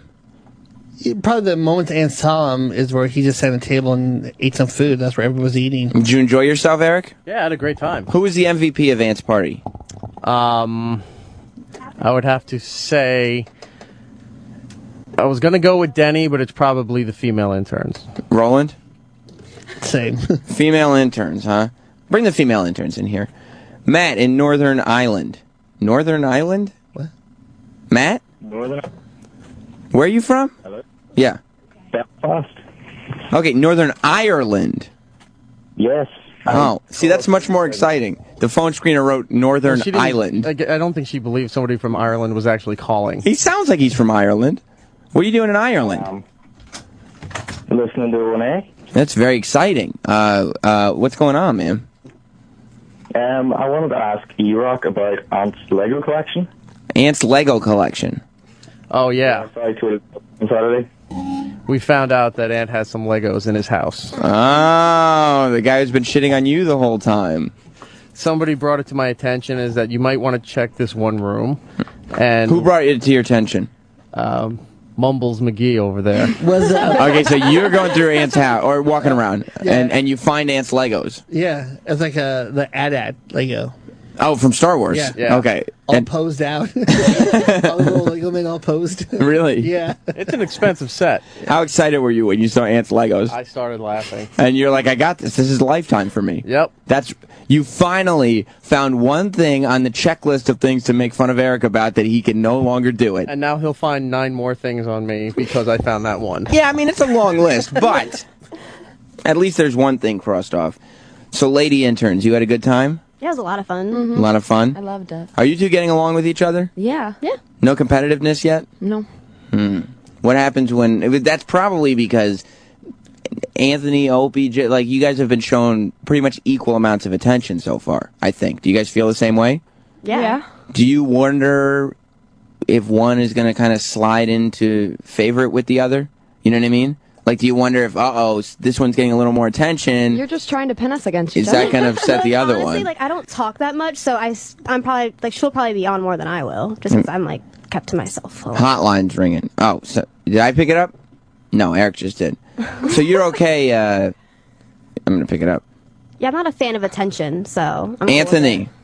Hey, what's up? We were just, Roland spilled the beans about your Lego collection. Well, you certainly did. Now, there is indeed an AT-AT Lego in that far room. But there's a story behind that Lego. So I didn't get it. I didn't put it together. It was an ex-girlfriend. Her name was Jackie. And if you recall, she's the same girl that I had to take to the pediatrics of the emergency room hospital when she got a tummy ache. Did you ladies know that? I gotta fill in the interns about this story that Aunt was dating a young lady, we'll say, and at one point she had a little tummy ache. I guess she had to go to the hospital, and they put her into the pediatrics ward because that's where she belonged. Quite embarrassing. Yes. So Aunt had to sit in one of the tiny little chairs that's meant for a That's little why kid. she bought you Legos, so with she his could play knees with them, sticking and up so in the can air. you. And she was the one with the Lego set. As a matter of fact, I still get Facebook messages from her trying to get that back of the AT-AT. And you can't make fun of her because she is of age where Legos are appropriate. She was 17 at the time. Now stop. She's insanity. She just squeaked into that pediatrics ward? Yeah, just squeaked in under the wire. I think 17 is pretty much the last year. But but I think I have a picture somewhere of her in front of the doors, and there's like Bugs Bunny painted on it. It's very, very embarrassing. Was this the same girl that you brought to your high school reunion? Yes. That's awesome. That's so cool. Little Jackie was, she was so fun. But there was her Legos. All right. So you'll still be making fun of Eric Nagel for his Lego collection? Oh, of course I will. Obviously, I'm not there snapping the old Legos together. Although that one is great. It's motorized. That's awesome. It actually walks. Whoa, it walks? Yeah, it actually walks. It's amazing. It's pretty serious. Yeah, pretty cool. Pretty slick. Yeah, and by the way, what was Roland doing in that room in the back? Answer to put my bag in there. Oh, okay. He had a quick answer for you. He was ready for that question. damn it. I thought he was snooping around my house. No, we never snoop. All right. I just wanted to set that record straight. And E-Rock, I guess the only time I did see you was when you were sitting at the table. So, I thought you got around a little bit. And as Roland said, he saw you hanging from under the floating around the pool. All right, I'll talk to you later. Guys. Bye. Bye. So, did everybody get in the pool? Yeah, I went swimming. I went in. I was surprised, Eric. You usually don't go swimming at the parties. No, I was sitting on the edge by the stairs where we saw Travis ankle deep, and at some point, some people got out, were going into the hot tub or whatever, and Roland was just kind of there by himself, and he kept kind of inching my leg by grabbing it and dragging me into the pool. Did you pull him in? That's real balls, Roland. You are pulling people into the pool when you don't even know how to swim? Like, you're trying to prank people at that pool? Only in the shallow end. I do not prank people in the deep end. Because why? It's too scary. It's too dangerous. It's dangerous, isn't it? Yeah. It's very dangerous. Yeah. Horrible things can happen, can't they? I had no idea that you didn't know how to swim. I know. That's why I got cut, because Sal pushed me to the deep end, and I panicked. Yeah, Sal was a little aggressive in the pool. He was. He was jumping out of the hot tub into the pool, and that's like a 6-foot wall from the hot tub to the pool. And in the shallow end, and it's real rock, so when it's wet, it's very slippery. How great would it have been if he was like doing these jumps, trying to like, hey, everybody, look at me, and he just shatters his ankle when he lands, smashed his head open. Yeah. Depending on how bad the injury, I might, I mean, if it was death, that would be the most hilarious. No, yeah. And I don't think the party would end. I think the ambulance would come, we'd clear him out. Just like Disney. Yeah. Hose it down, party's back. Hit it, Denny. Exactly, yeah. We're going to stick to the hot tub because the pool's all bloody, but other than that. Hot tub's good. So you don't know how to swim? I haven't swum in so long. Do you? But you don't forget how to swim. It's like, we're talking about bikes. They throw babies into pools, and they naturally know how to swim. Yeah, instinctually, humans are not meant to drown. We have limbs. But look all the drowning reports you hear. Like, someone was so drowned. You know what? When someone was so drowned? Is that what no, the drowning reports you hear, so-and-so drowned. Right. This person drowned last night. You know what Roland looks like when he tries to swim? What? He keeps his arms straight out, right? Almost to balance. And then he straightens his body where he's almost like he's standing on his toes, and he's just going. His feet are not above the water; they're down at the bottom of the pool. And he looks like, when Fred Flintstone goes to bowl? Yeah. And the tiptoeing? That's what Roland looks like when he's trying to swim. Everything you shouldn't be doing not to drown. Roland puts himself in the exact position to make sure that he sinks to the bottom. You told us last summer you were doing water aerobics. Yeah, I said the pool's 4 feet. I mean, no, I back you up on that because I saw you doing water aerobics and it was a shallow pool. But why would you choose water aerobics if you can't swim? 4 feet. I was like, it said it right there. 4 feet. 4 feet. So you enjoy a shallow pool? I love a shallow pool. Why wouldn't you just learn how to swim? I don't know. It's not like you have to take lessons. All you have to do, you know how you learn how to swim? You know how all kids learn how to swim? This is how I learned how to swim. Floaties. No. You just one day go into the deep end and then make sure you don't drown. And then you realize when you get back to the shallow end, oh, that thing I was doing to make sure that I wasn't drowning, that's swimming. That's the whole process. And then it all comes together. Start with the doggy paddle and slowly work your way up. Just do this, like panic. Yeah. Oh, I did that. Then you'll get the stroke down. Just try floating at anything. You just have to put your legs up and you'll float. Yeah, I think I'll float. You're pretty sure you'll sink to the bottom. Yeah, after I ate a lot of shrimp. Did you have a lot of shrimp? It was delicious. That was another one of my favorite things. Roland was sitting at the end of the table out there on the patio, and he'd be talking or whatever, and then he would go, "Oh, excuse me a second." He would just kind of lean back with his arm past him and go, "Could I get some shrimp and some chicken, please?" Where was the shrimp? I didn't see no shrimp. Like I didn't see any shrimp. I didn't see any Very shrimp. good. Very good. We do grammar Proper lessons English, here. yes. You were just being, what, were you expected to just somebody to come around feeding you grapes? Getting one of those big leaves and fanning you? He was giving finger cues to Steve, who was cooking everything. It was very good, very Chop, hospitable. chop, Steve! He's like, could I get some more shrimp and some more chicken? And he was happy to oblige, but just Roland leaning back like he was some sort of, country club member, telling the server, I'm quite sure that this many people don't have memberships here. That's exactly what he was. So he's leaning back in his chair, and he's just got his one little index finger up, and he's just like, you know, peep, peep, peep, peep. Let's go. Move it up and down. That's dehumanizing. No, I walked into Aunt's house, and Steve had a sausage sandwich ready for me. How was it? Delicious. Of course it was delicious. I walked in, he goes, would you like a sandwich? I was like, ooh, yes, thank you. Did you eat the most food of anybody? I don't think so. Who do you think ate the most? There's a couple other guys that ate a lot more than me. Okay, so they were in. It was an indulgent party. It was a celebration. Oh, yeah. You know, it was a celebration that Ant managed to convince the female interns to come to his house. Having a buddy system definitely helped. Is that what I it don't know was? if I would have gone It was definitely alone. a team effort. Yeah, it was definitely a team effort. You guys, did you strategize at all? I mean, we weren't supposed to leave each other's side, but I mean, once we got there. You agreed, at first you agreed not to leave each other's sides? Yeah, I know that was about the first hour, and then we started drifting, and then we'd meet back up. Did you ride in together? Oh yeah, and then we left She came together. to my house. I and the slept carpet was over. up there. Oh, you two. We You're had like a slumber party. You're like BFFs. What did you wear during this slumber party? Pajamas. That's what I'm talking about. Now. The good stuff. Yeah, exactly. Silk stuff. Exactly. So, you both have boyfriends, correct? Correct. Was there any worry there that you were like, okay, you know, this is moving very quickly. Like all of a sudden you're this ingrained in work that like we're all friends and No. 4-year-olds aren't really my type. No? No. Aunt's young at heart, though. Well, what about somebody like Sal, though? What if you go to the party and everybody's having a good time and everybody's drinking and, you know, there are people your age there or close to your age. Yeah. You know, no worry? No. We have a lot of trust. So, Yeah? Yeah, he knows. He understands this is for my career. Tell me. To reach my dreams. Yeah, but a lot of girls do a lot of things for their careers. I'm not a lot of girls. Yeah, You're a right. lot of girls are real. I'm a girls. classy girl. Right, you're both special women. But you. at the same time, like, I'd be worried if I were, you know. Maybe they were and just didn't tell us. That's the trick. That probably might have been It's it. all, Maybe they it's were all a little. bottled up. It's going to come out one night. Yeah. And then you keep going to his house, and I don't know how I'm going to compete with that. So that's it. So you drove in thinking, okay, we'll stay by each other's side. Wait, You we didn't drove think. in, and as soon as we parked, the Yeah. guy, he was like, okay, they said you're going to pay cash. Oh. Yeah, they looked for us. Because Aunt had sent a car to you guys. Yeah.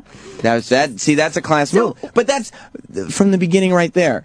All right, if I'm sitting there, and I'm like, how old are your boyfriends? Mine's 22. 22. Mine's 21. Okay. So I'm like a 21, 22-year-old guy, and like my girl's gone, and she's in the city, and now this millionaire radio host is not only like, you know, throwing this massive party that, you know, he's not gonna throw a party like that for you. Your boyfriend, I mean. He doesn't have the resources. And he's sending a car for you and all this stuff. Like, this is the Cinderella treatment. Let's be honest. Yeah, it really was. It was I guess thinking back on it, It was pretty really insane. awesome. It's really was. awesome. It really Really was. awesome. But I didn't like the drive there because our driver, his license expired in March. March 4th. You saw that? Yeah, I did. I didn't really know what to do about it. What was it? We just kept driving. Was it posted? Yeah, he had it like right on the back of his seat so I could see it. Said Little his placard? license, his license number and all that, and expiration date, It 3/4/2013. I was like, I had to make sure. I was like, wait, that definitely passed. Yeah, you're like looking at your phone like Yeah. June. That was literally 3 months ago. And he told us it was like over an hour from her house, and it took us a half an hour to get there. I was like, I don't. This makes me nervous. So this guy did not have his shit together whatsoever. And he showed up like at 30 minutes before we were supposed to leave. We weren't even there. We were at the house. My God. Yeah. So you go, okay. First of all, you're already creeped out because this driver is giving you the heebie-jeebies. Yeah, who did he hire? And you go, all right, we're going to stick together. What else was the plans?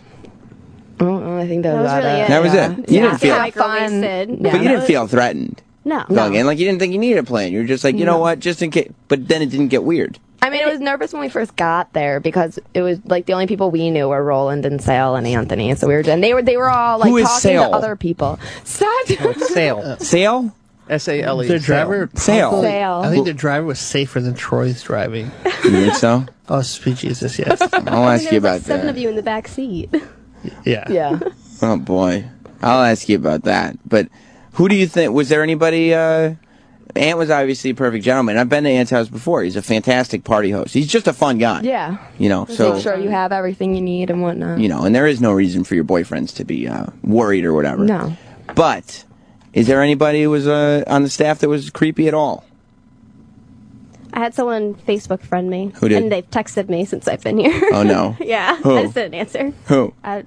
You're not going to say? No. Do they work for this show? I don't think so. I don't know who he is. What do you mean you don't? It was So someone how did- like that was next to me at the poker table. Oh my god, are Oh. you serious? Shut up. Yeah. Seriously? Oh, that's so Uh-oh. And are they... Who it is, too. Who do you think it- I don't know his name, but I know who he is. Is it that guy? Is it other guy. Dennis? No. I don't know who the other Dennis is. That's the only reason I said his name. But he doesn't work here?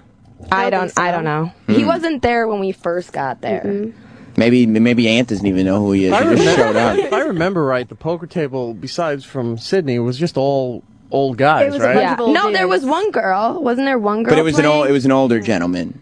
No. Yeah. Well, why'd you give him your phone number? I don't know. Oh, the one to Oh, the see? one to the You left see? of you. Okay. All right. This is what I'm talking about with you girls. You're like, no, my boyfriend has no reason to be jealous. Well, how'd that guy get your phone number? I don't know. I just gave it to him. Like, what? No one has my phone number. What? Like, I would hate that if I found out my girlfriend was giving people phone numbers. I mean, It is what it is, though, it's right? getting ignored anyway, so. So it doesn't matter. He might as well not have it. Yeah, exactly. It was All to make right, him well. feel better at the time because I was beating him in poker. So I was like, okay, let me. But you don't Give even my know. phone number so you- I can keep beating you. You said earlier you didn't even know whose money you were playing with. Like, I just sat down and the chips were handed to me. So it was probably just nothing. She did. I saw her too.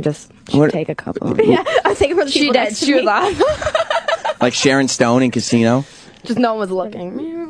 What about the boy intern? Now there is a third intern. There is. He's not here today. Nobody knows his name. He doesn't come Mondays. Yeah, nobody knows whether he's here or not. Nobody cares that much.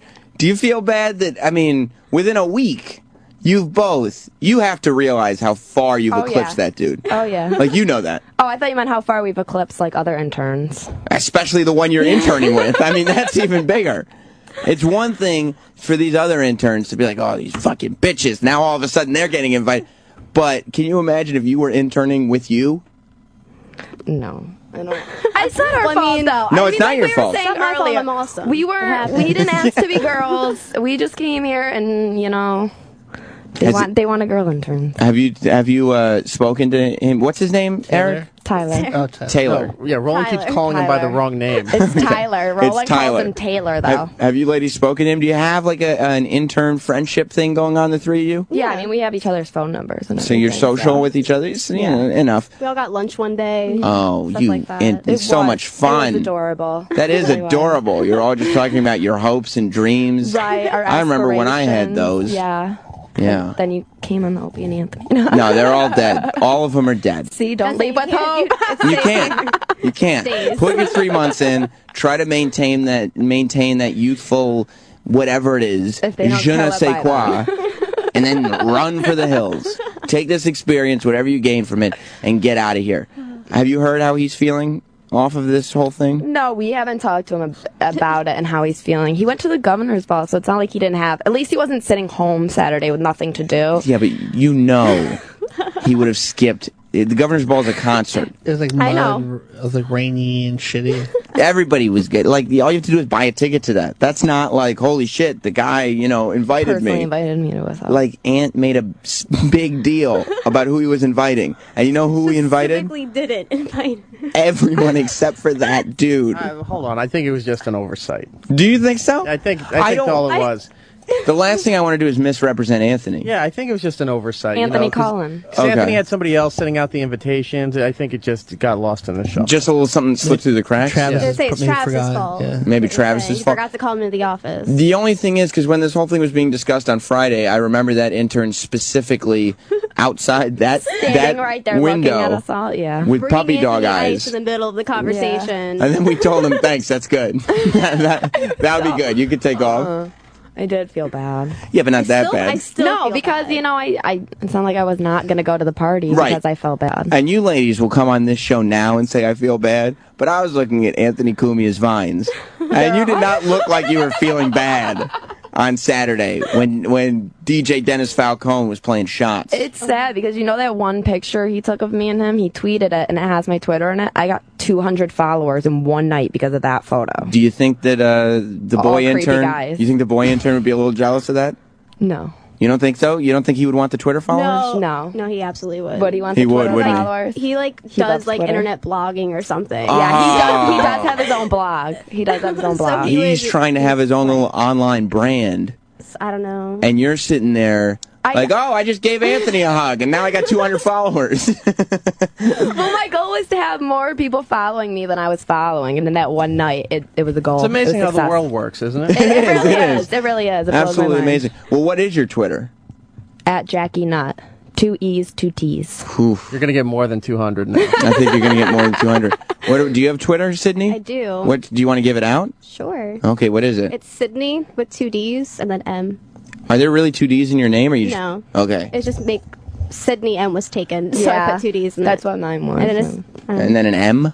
yeah. Very exciting. So everybody can follow them. Roland. Yes. Troy, not a strong driver. No, I mean he's a good driver. If this was a race, a NASCAR. So you're saying that he's like Jeff Gordon's a good driver, Troy's a good driver. I never heard a Prius car wheels burn rubber 4 times. Did you burn the tires on your Prius, Troy? Roland said you burned the tires on your Prius 4 times. 4 times? He said, I've never heard... Remember the tunnel and you went, Oh, yeah. Well, I mean, I rent zip cars. Yeah. So I try Okay, so zip cars are like in New York, a bunch of big cities, they have them. It's like renting a car, but it's not through a service. Like parking lots have them, and you pay by the hour, and you can drop them off at a different location. It's the most convenient thing in the world. Yeah, they're great. Yeah. But like when I rent them, I just try to beat the fucking shit out of them. Right, treat them like absolute shit because there is no like... my car. Right, and they're not going to charge you anything. Yeah, and I like when I have the emergency brake with the handle. Like the parking brake, you mean? Yeah. So that I'll be driving down the highway. Yeah. And I do this with my girlfriend all the time. She freaks out. I'll be flying down the highway and I'll just pull it up and I'll just... Yeah, 6 people freaked out. Why do you do that? Because it's not my car. Yeah, but what if Oh my gosh. What if you get into an accident? I'm a professional. You're really good at this? I've been doing this for years. Just throwing the... I grew up in the suburbs. I know how to do this And shit. then on the way up there, he cut off a bus. We were going, zoom. Yes. I'm an aggressive driver. And You're an aggressive person. Oh, yeah. You gotta Driving a let some of that Prius. out sometimes. Why a Prius? Yeah. Well, because you just take what they give you. Oh, you're just like, I just want a car. Yeah, you're just like, I need a car in this day, and there, you put in your address of where you're at, and then it gives you the closest garage to your apartment. And you're saying the bigger piece of shit they give you, the worse driving you're going to do. It doesn't matter what car they give me. I'm gonna drive awful. Either way. Yeah, and I hit cones. We were driving out. I hit the side of those. Like, Is that true, Roland? Yes, it is. So Troy's not a bad driver. He's doing this on purpose. It's scary. He's a frightening driver. Roland's just a pussy. Is he? Well, yeah, he can't handle my driving. He also can't swim. I know. He's afraid to go in the deep. He's afraid to drive with you. He's afraid to go into the deep end. All he wants is to sit in a chair and have somebody in a chef coat bring him shrimp all day. I'm the one that scared him out of the pool. How'd you do that? Well, I said, I'd love to see if you can get on my shoulders, and let's just walk out in the deep end to see how far we could go out. Look, I don't want to insult anybody, but Roland is a substantial man. If I was, I don't know if that was a great idea, Troy. Well, it's like water. It's sort of like weightlessness. Okay, Yeah. but your what if your shoulders are above the water? All of a sudden, I would kneel down. He'd mount me, and, and then we'd start walking out. And I Right. wanted to see how far we could get out, where I'm still walking down in his pool. And I know it's like 4 steps. in my Right. head. I was like 4 steps But I wanted to in see. the deep end. You wanted to just see. Because maybe I could be all the way on the bottom of the pool walking, and then he's still on top of me. And you'd go tiptoes, because the water's there to support you, so you can... Yeah, and I was like, come on, Roland, get on top. And he's just like, no, no, no. And he runs out of the pool. I was like, why not try it? Roland, you got to learn how to swim. I know. Then I'll do that. Then you'll do that? Yeah, until then. Might just get a floaty We or should teach something. him. We should teach Roland how to swim. Yeah, then Sal pushed me to the deep end, so I had to cling on the rocks. Is that right? And I think push it, and I felt, I went, ah! Was Sal aggressive at the pool? He wasn't one when I was there. No. After a few drinks, he became a little aggressive. Oh, but you had to leave early. Yeah. But you brought bitches. But I brought bitches. But then you had to take the bitches back with you? Yeah. Wait, how many people were in this Prius? 6. No. 4 Yeah. or 5, yeah. No. Prius doesn't seat 6. No, we squeezed them in. You did. Yeah. And then you decided it's time for Troy's wacky fun highway hijinks. Well, I mean, if I have a loaded car, I must have fun with it. you know? Right. Like a clown car in the circus. Clowns are not boring. And then when we get near traffic, he's like, we're like hitting 85, and then traffic is coming. He goes, But the best part of our trip out there, and this is true, if you go on Roland's Vine, we saw Geraldo Rivera on the fucking way out. And I don't care what anybody says. It was Geraldo. Anthony says he blew that shit up and said it wasn't him. It was him. Is that confirmed? Dude, it looks just Pull it like up. him. Pull it up there. It was a really nice Mercedes that he was driving too. You think so? Eric, did you go with anybody, or did you just show up alone? No, I drove by myself. Oh, and then how'd you get home, Roland? Eric. Oh, okay, so then you left with Eric. Okay, that makes sense. And where's Sal? I got a question for Sal, too. He said he was doing work, remember? He's not doing But we told him anything. to come in and talk. Yeah, he's not doing anything. He doesn't have that much going on here. Sailboat. Sail. Oh, there's sailboat. That's how she says it. You can't do your own accent. That's literally how you say it. Now you're making fun of you. Well, I'm just going to say boat at the end of it, so at least sounds like Oh, my I got a God. little nickname for him instead of just my awkward My sail. God. Okay, here it is. I'm looking at this Vine.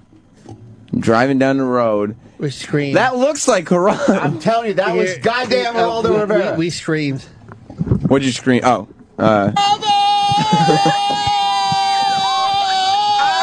Jesus Christ, there's a party going on. And then, Listen to the girls. And then we invited him out to the party. Yeah. You invited Geraldo. To the compound. Yeah. Geraldo Rivera. Yes. Yeah. Hang on a second. Did he just wave?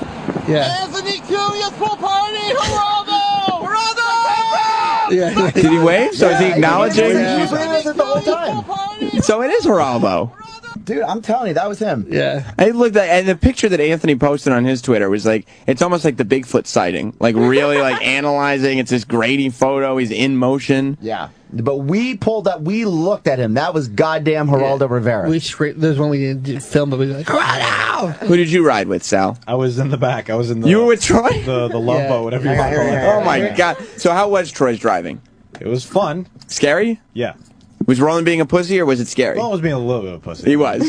Come on. It's a fucking Prius. It's not a fast car. Jesus Christ, there's way too many people in your car. And look at Troy's just in the driver's seat sitting pretty. So who got the passenger seat? Is I that, did. My knees were to my chest. Troy put crammed his girlfriend in the back seat. She offered. I mean, putting Roland back there, you couldn't do it. You'd have to put two people in the front seat. Roland, you took advantage of her good nature. Perla was an angel. Like, the question I have for Sal is, after this party, because a lot of things change with parties, especially socially, you know, they can do a lot to build and destroy relationships. You know, we heard that girl that Pat from Munaki brought was, you know, yelling and crying and all this stuff. My question to you is, we never got into it because so much has been going on, but you and Denny got into this huge fight last week. And it was a real fight. It was I see. You could see Denny get fake mad with people. Yeah, but I was actually able to get him. I've never seen Denny real mad before, and he was mad at you. He was fucking pissed. So after the party, what's the relationship between you and Denny? It's kind of like what it was. Like when he was there, it was cool, blah blah blah, whatever. Like You yelled at them when you were drunk. So I probably a lot of times. You, like, Roland. hit the post and never this shit. Play this song. All right, Roland. I hit the post at least a dozen times a night. Sal had to get out of the pool. Did you do it and yell. politely? No, hit the fucking post already. At first he did it politely, but then it just became more drunk and Denny more went on mean. this fucking rampage of playing country, country music, Yeah. maybe a dozen country songs in a row. What And I was songs, like, though? Turn this fucking shit Trace off. Atkins, Blake Shelton. That's lame. That's lame. What about Garth Brooks? No, Garth Brooks. Okay, well then that's a huge mistake. Look, he could do one or two country songs, but he did. It was a solid half hour of country music. It was We're in a the pool, country like, block. What the fuck? And he yelled enough of this shit. But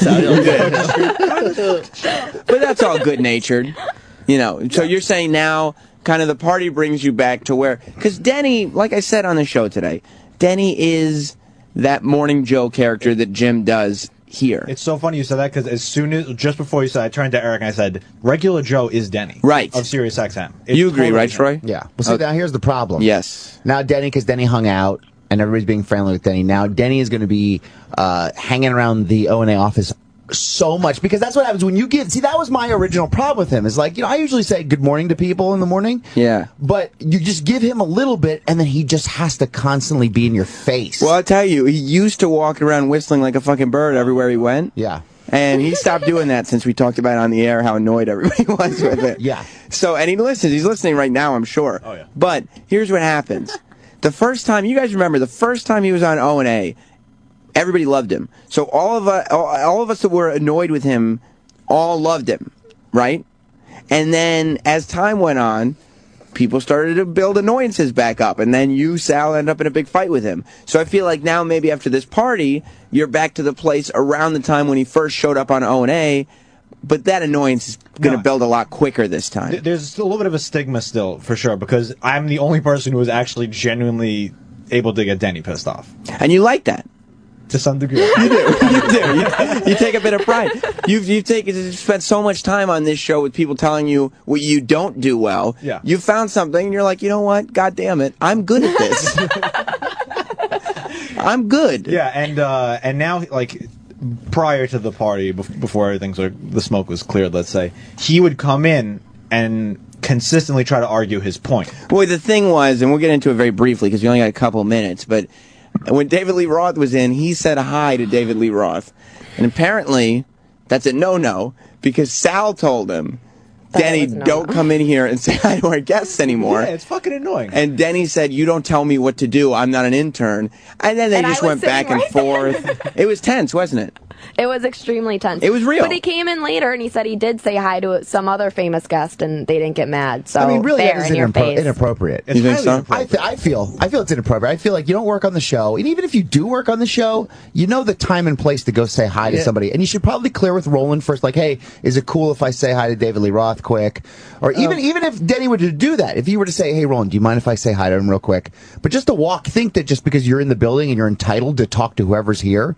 I don't know. I feel like that's what if hypothetically speaking, and everything went fine with sure, David of course, and Denny. Everything was cool. He's and Diamond Dave. But what if hypothetically speaking, what if Denny came in and said something, the wrong thing, and he just said, you know what, fuck this, I'm leaving.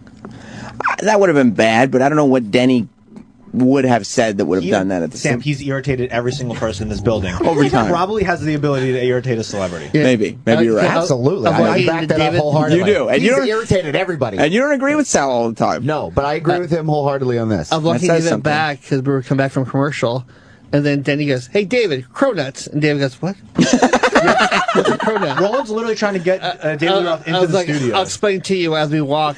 He goes, that's great. Why did he yell cronuts? So everybody's on the list for the next compound party. Is that exciting? Yay. It'll be a lot of fun. Yeah. E-Rock, you're on the list too. Now, from now on, Eric, now that party was thrown, Nagelfest was thrown at the compound, when Ant says open invite, are you going to take that to mean that you're invited too? I believe so, yes. I think you should. I think you ladies should. Sal, I feel like you're on the open invite list now. If he invites me again, I'd gladly be there. If he said, the crew can come, all the guys, you know who you are, would you go? I'd follow up with that. You'd say, Ant, do you think it'd be okay if... Yeah, I just... Am I one of the guys? I just politely ask. That's good. Yeah. That's good. The right thing to do. Troy, you'd go. I'd follow up. You'd follow up. Yeah. He told me at the party, he goes, come anytime. Roland, you just show up. I show up. Well, hopefully this time I'll be able to make it because I'd love to give my insightful commentary on it as well. Speaking of insightful commentary, Ron and Fez are coming up next. I'll be on the crossover Michelle Beadle's show, 6 p.m.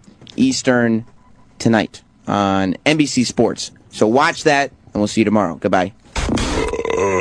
Opie and Anthony show is now over. For real this time. Check out the O&A show on Facebook at facebook.com/Opie and Anthony. And catch Opie and Anthony live Monday through Friday from 6 to 10 a.m. Eastern. Ron and Fez are next. Hey.